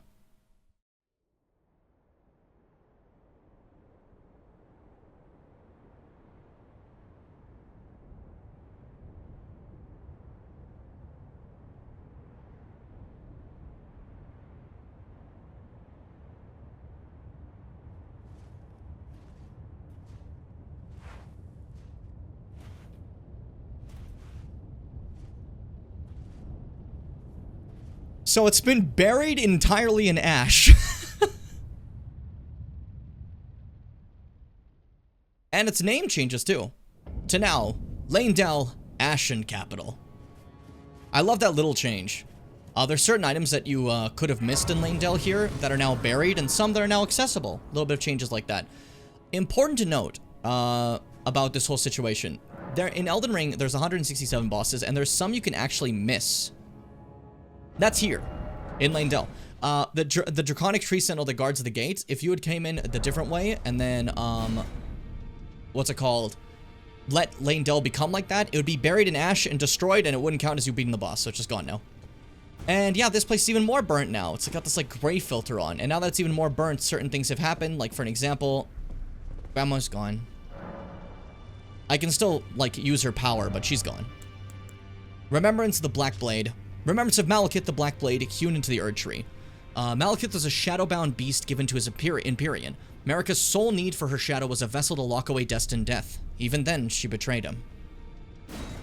Malekith's Black Blade. Malekith's Black Blade, which once harbored the power of the Rune of Death, a sad shadow of its former glory. After a fragment of death was stolen on that fateful night, Malekith bound the blade within his own flesh, such that none might ever rob death again. Unique skill Destined Death, set free the remnants of Destined Death, plunging the greatsword into the ground to summon a myriad of blades. In addition to dealing immediate damage, this attack reduces the enemy's maximum HP and continues to wear down HP for a short time. And it's also a incantation of it, Black Blade. Power gleaned from the remembrance of Malekith, caster creates an illusory Black Blade and leaps forward to deliver spinning slashes that emit waves of light. This can be followed up with one additional attack. This blade was once imbued with Destined Death. In addition to dealing damage, it reduces foes' maximum HP and continues to sap their current HP for a very short time. Yippee! I missed the bolt at Grand CX when I first did this, and it's one of the legendary armaments you need 100% this game. I had everything else in the game. It sucks, doesn't it? Yeah. Very awful. Ow. It's just unfortunate. Equipment of Champions, you can also get Malekith's fucking sick outfit. Beast helm made from black iron and decorated with gold, worn by Malekith the Black Blade. Malekith, Queen Marika's loyal half-brother, bore a blade imbued with Destined Death, and there was not one demigod who did not fear him. Champions knew what was at stake. Indeed, that's what made them champions. Like, it's like fucking Ganondorf outfit. Look at that. Oh, it's so cool. But that's the end of Malekith. The world is now officially in its final state, and we're just about done. I see. Spirit tuning, that's it. I just want to see if you guys had anything else you want to talk to me about while I'm here, because you're basically the last people left in the Round Table Hold. If you had left anyone inside the Round Table Hold and not done their quest line, you're thinking, oh, you know, I could have avoided their sadness, right? If you'd left them in here, by this point, the fire would have engulfed them and killed them. Almost everyone dies from it. Aw. Oh. I must be a blacksmith. Now, let's get smithing. He doesn't remember. He's lost. Could you tell me what happened? Why is the Round Table burning? In ruins. Why does that girl weep for me? Oh. Have I forgotten something of dire importance? That's just heartbreaking, man. Hugh's story is just tragic, I feel. Smithing all the way to the end. Hey, Roderica. I see. What happened to Hugh? Oh, so it wasn't just me this happened to. To think he'd forget who you were as well. I knew he'd burn himself out. Old Hugh. I think we could talk him into leaving the Round Table Hold now. But maybe it's better that we don't. It's only proper that we respect his choice to stay. I love that she doesn't rob him of that agency. She's like, no, he wanted to stay, so he'll stay, you know? I'll remain with Hugh. He made me who I am today. I'd like to return the kindness in whatever small way I can. Please, become Elden Lord. Hugh was always saying that you were a lord to him. So slay her with the weapons he smithed. Slay the god Marika, who cursed us all. What a tragic end. But at the end, they decide to stay together and give everything to you, their lord, who they want to finish everything up properly. And I think it's rather beautiful and so sad. Like, it's so sad, isn't it? This is just like a sad end. But yeah, if we'd not done the quest lines of like Nephili, of what's it called, Enya, of Corrin, of Dialos, all those guys, Fia, they would all just be gone. Their sets would be left behind as they burn in this state of the Round Table Hold. Rather tragic for sure, to say the least. I had a Jar Baron. Yeah, it's just Goldmask and Brother Corrin now. That's all I have left. Shit. And I can do that right now. I just have to, hold up. Yeah, I gotta go talk to him. And then Goldmask is gonna be by the Colosseum. Okay. And then we can wrap things up, and those are the final NPC quest lines, and then we move on to what's gonna be the final fights of this stream before all that's left is the DLC. Because I'm not gonna finish the base game today, I said before. The idea was to do the base game at like get it to where the final fight would be, stop, then do the DLC. That was our idea. I didn't mean to come back here, but yeah, this is where like the fucking you no longer can fight the what's his face, you know? Draconic Tree Sentinel, thank you. There's two fights you can skip, Draconic Tree Sentinel and Patches. But Patches, if you do the questline properly, you can get him back. Otherwise, like every other fight you can kind of go back to for the most part. At least they won't be a big problem. But we're here. We did it. Yippee. Behold, the Erd Tree yet stands, tall and unwavering, mindless of the scorch of the flame of ruin. Then we are yet golden ones. Well, how about you chill for a second, dude? It's not that big of a deal that the Erd Tree's still standing and you're still golden. Whatever, who cares? It's not important. Fitz, tell him. That specific person that we don't know, that have decided that you hate now. Yeah? Thank you, Fitz. I like when you do what I do. Well, you accept what I say and you just go for it. Hey, buddy, how are you? Oh, it's you. I finally come to understand. The Master was nothing more than a madman, enchanted by a vain and ruinous delusion. He rejected the perfection of the Golden Order, seeking to supplant our glorious faith with his own. Could there be a more pitiable comedy? Look at it. The culmination of perfection, burning before our very eyes. So, he completely doubts Goldmask now and said that he was just a madman. Goldmask was that he completely understood the Golden Order. For an example, like he understood what was going on. He realized the whole Radigan America thing, and he's like, oh yeah, okay. You know, he pieced it all together. Corrin here, he's a little gone. Oh. I finally come. The Master was nothing more than a madman. He was indeed wrong. Corrin's now just gonna sit here, chuckling, right? And if I reload the area, we get his stuff.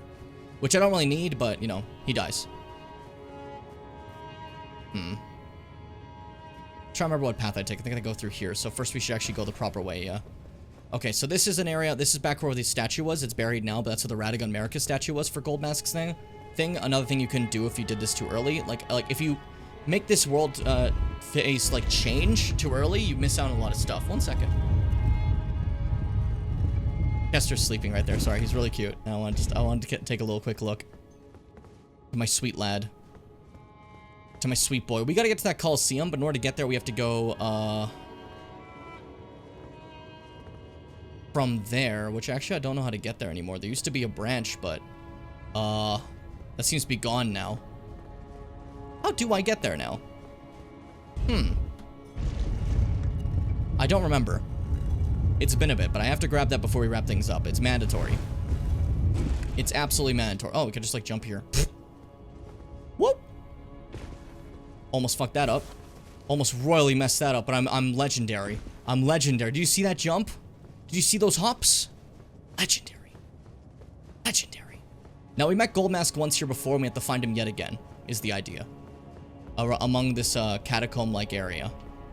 But I don't remember what the exact spot where Goldmask is, to be honest. So I'm just looking around. We're going to take a peeky. And even a wiki, dare I say. I don't want to get you too excited, but there might be a wiki too. Sorry for the cough you might have just heard. Let's see. Goldmask, Goldmask. It's in one of these cliff-like areas, but I'm trying to remember where exactly Goldmask is. Up there? I think Goldmask's up there. Maybe I'm wrong. Or is it someone else? Well, these are just some dudes. Just sitting.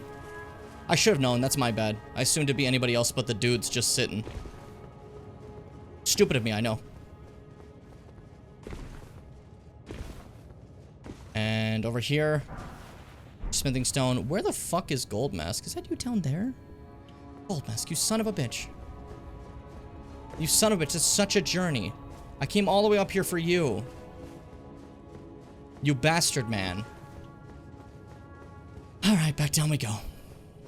I made mistakes. Listen, he fell, be nice. Listen. He could have fallen in a nicer way. He could have fallen in a way that was more easy for me to find. Which is more important than his health. Everyone knows that. It's all about my convenience. It's my villain dialogue.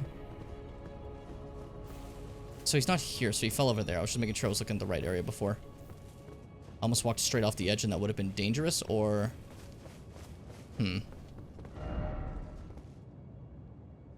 There, down there. Okay, I gotta find my way down. What's the fastest way down there that won't regard in me dying? There's gotta be able to hop down without me having to go all the way over there. That's a journey. And that would mean I went the wrong way, and I don't like going the wrong way. That feels embarrassing. So I had a feeling I had to go this way from when I was talking to Brother Corin, but it seems I was correct. That's just... Now I just feel stupid.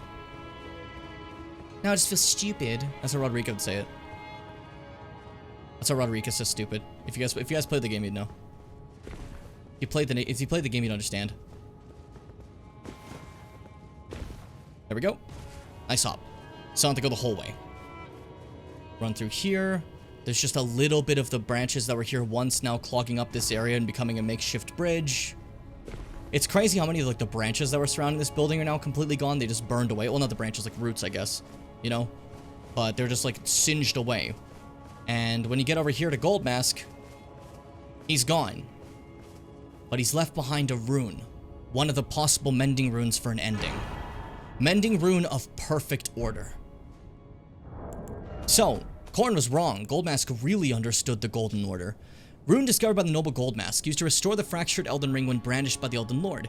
A rune of transcendental ideology which will attempt to perfect the Golden Order. The current imperfection of the Golden Order, instability of ideology, can be blamed upon the fickleness of gods no better than men. That is the fly in the ointment. So Goldmask, realizing that the gods aren't above men, you know, has crafted a perfect Golden Order. So if you want to keep the system how it is, but better, Goldmask's method. If you want to tear the system down, Ronnie's method. Those are kind of like the best endings, I'd say, realistically. Alternatively, there's also taking the system as it is and adding a place of lack of persecution for destined death. That's Fia's ending. Those are like the three good ones. There is a, we have Plague ending with the Dung Eater as well. And then there's the Frenzy Flame ending, which is just downright bad. And then there's a default ending if you didn't get any mending runes and you just put the Elden Ring back together again, where it's like, hey, you did it, but this is doomed to fail again. You know what I mean? It's taking emotion humanity out of the gods, which I do not think will be helpful for anyone. No, it won't be helpful, but it will be the Golden Order at its perfected form, which is order. You know? And that alone, when you think about it, it's not the greatest ideology. In my eyes, any Golden Order ending is kind of not great. It's doomed to still fail, even with different added things like Fia's having the, oh, no persecution of the those who live in death. It's still flawed, because it's still the Golden Order. The only true good ending, I'd say, is Ronnie's. which we're working towards right now. And then inside here, a special guest. Ah, I knew you'd come to stand before the Elden Ring, to become Elden Lord. Hey, buddy. What a sad state of affairs. I commend your spirit, but alas, none shall take the throne. Queen Marika has high hopes for us, that we continue to struggle. Unto eternity. He put his arms down. I had to attack him. So, Sir Gideon Ofnir, the all-knowing, one of the other famous Tarnished in that intro. One of the ones still alive, if you notice. Goldmask is dead. Fia's dead. Fucking Dung Eater might as well be dead. I would have killed him anyways. But Gideon was still alive. And now we finally get to fight him. There's still another famous Tarnished we haven't seen. And I'll explain the lore importance of that soon. Because if you remember Horlu, Chieftain of the Badlands, we haven't seen that. We don't know what that's about. At some point we'll understand. But because of the tales I told Gideon, his spells changed to reflect the bosses that I fought. Rykard, Melania, stuff like that, you know. It's very interesting. Like, look, there's the Scarlet Ionia. He's using spells that he's learned from our stuff. If I never showed him those, he wouldn't have done that. Honest to God. He would have gone on to, what's it called? Shit, fuck. Stop casting him, I'm so scared. He's the ultimate, like, wizard. Jesus Christ. He would have had different abilities. Like, he would have had, like, rings of light and stuff, you know? Very different what he's currently using. You know? Oh, nice job, Jim. Rod yourself. Let's chill. Sir Gideon Ofnir. The all-knowing.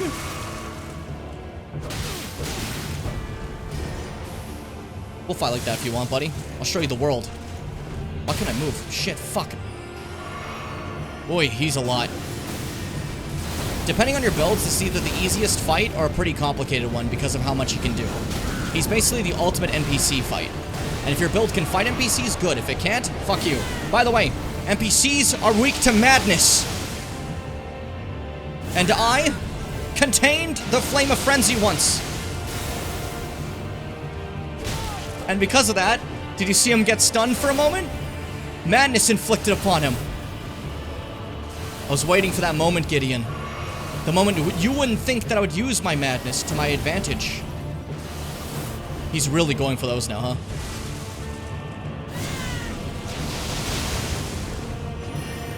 Oh yeah, you know what? The madness is actually like the best counter to him. Not when he's using his comet spam, like Dunkelman. Because comet's dangerous, you know? But if I just turned it directly to him. That felt sick.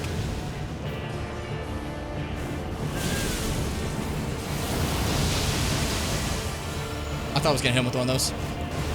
That's okay. He's basically sacrificed his victory. I know. There we go. In my bones. I won. A tarnished GG. Cannot become a lord. Not even you. A man cannot kill a god. Now, I understand him thinking that. That makes complete sense, right? You also get his whole all-knowing armor. Fuck that guy. We know the lore of him. It doesn't really matter. I don't need to check, like, oh, you know, did you know Gideon was smart and he had ears on his armor? That was crazy. But, what's it called? When it comes to Gideon, he says a man can't kill a god, and I don't, like, I understand why he would say that. There's no precedent for that. We've killed a lot of demigods, but we've not killed a god. To kill something like Marika is an insurmountable task when you think about it. You know what I mean? That is, like, so far beyond anything we've ever done. So it feels, like, impossible. It feels like something that couldn't be done at all. So it's beyond understandable that he's like, no, you know, that's not gonna happen. That's not the point of this. She just wanted us to suffer forever, you know? But he's not the last person on the way of our Elden Throne.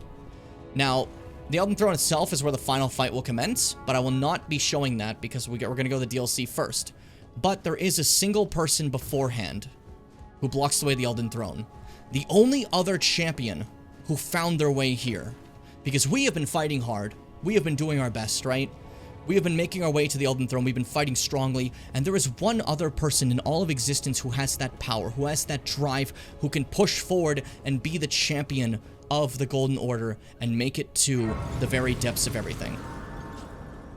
And that one other person, we're gonna meet for one final fight for this stream. And for this fight, you'll understand the importance soon, but I will be summoning someone. Someone who has a great deal of importance here that I've helped a lot to get this summon sign. Nephililu, Warrior. That makes me happy, sorry. I just like having her here. If you didn't do the questline, she wouldn't have showed up, you know? But it's all about doing this questline. She's way stronger than when you fought with Godric, so like, don't worry about that level of Nephili fighting. And then, let's go to where we killed Morgoth.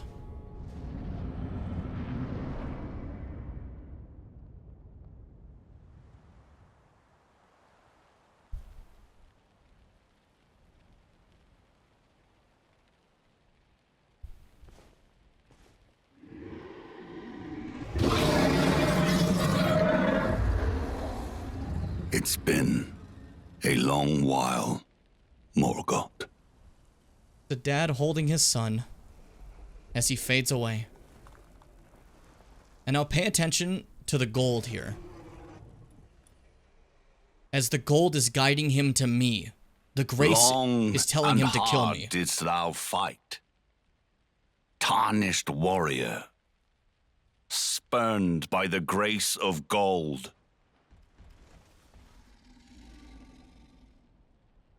Be assured, the Elden Ring resteth close at hand.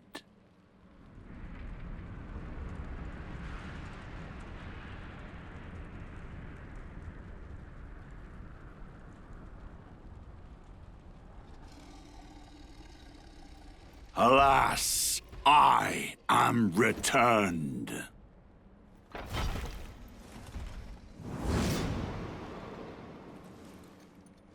To be granted audience once more. Oh, so ripped. Oh, it's so cool.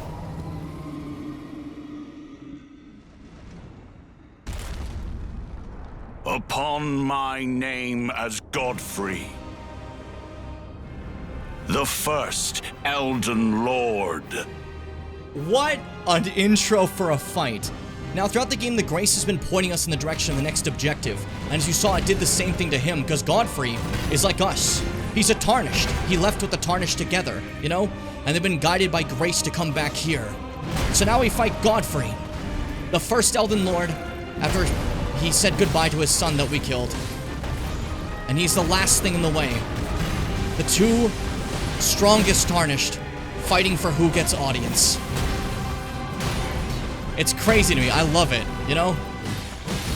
And you may notice, he's fighting whipping this axe around. And you might also notice another thing about it. It's pure strength. He's not using Golden Order or anything like, how Morgoth fights. He's not doing Grafton like Godric. There's no powers. Godfrey is just strength personified. Ridiculous to me. And then Big Stomp coming. He loves stomps. Just kick his ass. Don't let him stomp anymore. Oh, good shit, Nephili. Wrap him up. Bada boom, phase 2.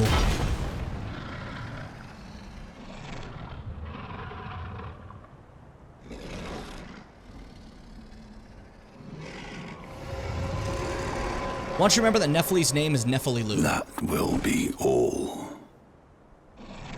Thou didst me good service, Siraj.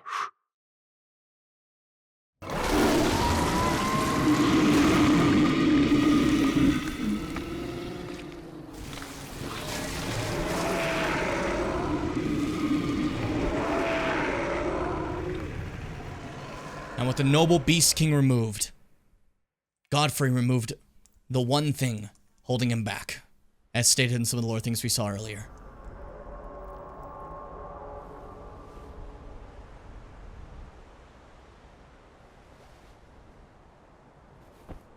I've given thee courtesy enough.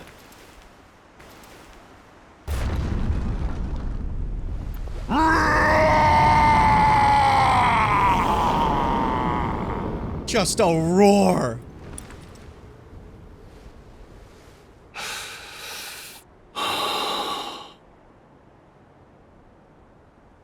Now I fight as Horalu. Warrior! The Tarnished mentioned in the intro, the one we haven't seen. Horalu, chieftain of the... Whoa! Of the Badlands. Just a dude fighting with his bare hands. Godfrey's like... true self, basically. As Godfrey is like... supposed to hold back who he is when he is the Elden Lord. But this is who he really is. Horalu. The Tarnished fighter. Nephili Lu. Being one of the Tarnished that I'm assumingly was from his like fucking shit. His crew, you know? She can also be summoned for this fight, and she's getting fucking powerbombed! God, this is so sick. I like how this music has changed from like a noble fight to like a panic, like a bear's mauling you, you know? Which I mean, like, come on. Ow. Nephili, you want to get his attention for a second? He kind of kicked my ass. He is very Oscar's Wrath, you're right. Oh, watch out, he's gonna stop again. Those go across the entire arena because they hate me. Oof. Gotta watch out for the stomps. It's a danger of, Horalu. Godfrey too, but I feel like Godfrey, has a bit more of a dance to him. And like I said, dances are great to follow in these games. I know what someone who's dancing will do to me. But when someone's a bear, who's just mauling me, I have no idea what they're gonna do.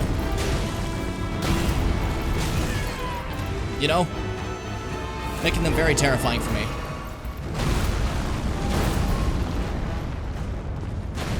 Okay. And I can't parry this, you know? The weakness of parrying has always been bare hands. What do you do against bare hands? Parry? You can't do shit.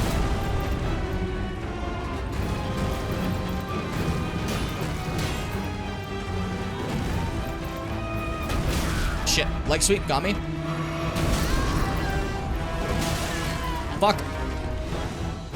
God damn it. Why did I fucking read Fitz's message? Is warranted with strength. Why did I read your message? I was sitting there like, oh, I should look at what they said right now. In the middle of a fucking fight. Pay attention. Lock in. I'm sitting there like, oh, Fitz saying, hope it's something important. Fucking, I have thought about him. I'll tell you after stream, boss. Don't talk about after stream. That's like the one rule I have for you. You're getting all the viewers excited, thinking like, oh, what's that? And they don't get to see anything. Why'd you do that to them? That was so cruel. That was so evil. I'm joking. Hold up. Nephili, let's do it again, because I feel like it's nice to have Nephili for this. And then I forgot that I have a buddy, too. You know? I totally forgot that I also have a friend. I keep forgetting about Freddy. I keep doing this game without Freddy. I like having Freddy. Why do I keep forgetting about him? Freddy rules. Freddy's sick. Alright, Freddy. Let's get him. First, we gotta beat up Godfrey. And then we gotta beat up Horalu. Easy as that. So yeah, Horalu, Serosh is basically there to, like, hold back his warrior intent, you know? To be a bit more regal as the Lord, because Horalu's not fit to be a leader. He's a fighter. He's a chieftain of the Badlands, you know? He's a warrior. Or Godfrey is basically like the ideal Lord for a lot of people. You know, as stated before, Radon thought he was so cool. And regal. But it is funny that he has this big ass axe of the golden lineage that everyone knows. I'm blending him. I'm blending him. He just stopped fighting. He has this big ass axe that everyone knows. But his true way of fighting is just slapping people and throwing them. You know? And I think that's really funny. Yeah, get him, lads! They both jumped for it. That was so funny. Not this time, motherfucker. Get him! Fuck him up! We saw your moves. We know what you can do. So now you're getting jumped by my team. So you thought power is alone, a warrior? My power comes from the entire group of people I've made as friends throughout this journey. My Gungis are my power. I thought I was dead for sure there. Hey guys, cover me. He's so scary.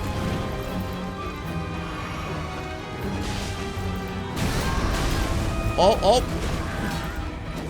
Oh, oh, he's doing a slam, that's why.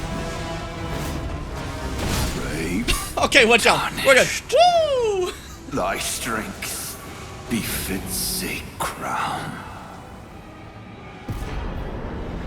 Remembrance of Horaloo. Stream a little longer than I wanted to. It's almost 5 hours. But we did it, gamers. We have done all the base game stuff, aside from the DLC and the proper end that's up there. I fucking did it. I said I would. I said I could. Next is the DLC. Are you excited? Are you ready? I'm pumped. Let's get some Horaloo Godfrey lore really quick before we move on, if that's cool with all of you. So, Remembrance of Godfrey, of Horaloo, sorry. Remembrance of the warrior Horaloo, hewn into the Erd Tree. When Godfrey, first Elden Lord, was robbed of his grace, becoming tarnished, he took with him his kinfolk and left the lands between. After the Lord, a long march of the Tarnished came to an end, Godfrey divested himself of kingship, becoming a simple warrior once more. Showing that he was Horaloo, then became Godfrey, and then went back to being Horaloo. And as you saw, he died as Horaloo in the beginning, like all Tarnished, before he was given grace to come back.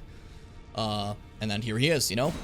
Axe of Godfrey. Unlike the Lord's Apparition one we fought, where it has like the two sides, this one's broken now after all the fighting over the years. Weapon of Godfrey, Elden Lord. It was broken in a battle fought as leader of the Tarnished during the Long March. This weapon is symbolic of Godfrey's vow to conduct himself as a lord, later becoming an emblem of the Golden Lineage. In the days of the past, a crown was worn to his strength. Regal Roar. Let loose a mighty warrior cry, raising attack power, while sending out a shockwave that cannot be guarded against by stomping the ground. While active, a strong attack becomes a lunging slash. And then, Ash of War, Horaloo's Earthshaker. This Ash of War grants the armament the heavy affinity and the falling skill. Horaloo's Earthshaker, slam both hands to the ground to violently shake the earth and unleash a shockwave, follow up with an additional input to slam to the ground again, usable on all melee armaments. GG. Dunzo. And you can also get his like outfit, like Elden Lord crown.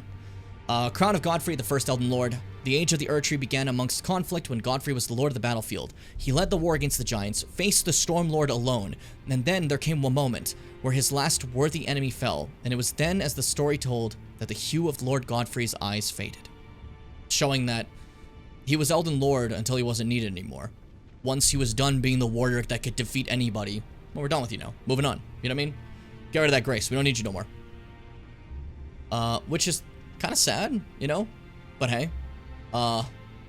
He was ultimately just a warrior living as a warrior. That was his kind of destiny. And then he came back, as you saw, trying to once again be Elden Lord if he could, answering the call. But we were the better Tarnished in the end. The first Elden Lord will not be the third. It won't go like that. There's gonna be a brand new third, and they're epic. And they're rad. Their name is Citron, okay? And they're epic and cool, and they're like kind of like a fruit, you know? And they did like a lot of cool stuff during the time when Godfrey was gone. He wasn't there. He didn't see it. He has no idea. He has no clue, dude. He wasn't there for it. He went to a different school. Nice sigh of relief. We did it. All those quest lines. All those quest lines done. I fucking did it. It was a long fight. I can't say it was exactly worth it. I don't know.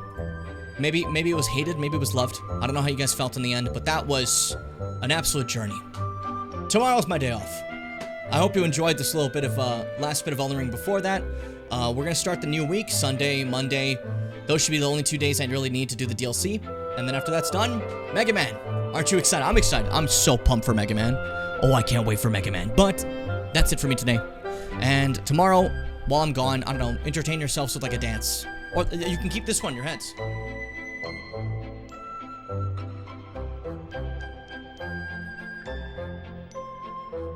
Just don't forget that one, okay? If you forget it, you're doomed. But yeah, that's it. Thank you guys so much. Thank you for joining. It has been an absolute treat. I'm gonna go because I kind of exhausted myself after that. It's like 5 hours. It's a long time. And yeah, thank you so much for joining. Take care. Be kind and be brave, my dear Bimmers. And remember, please, to take a chance and to sweet me, bimbos.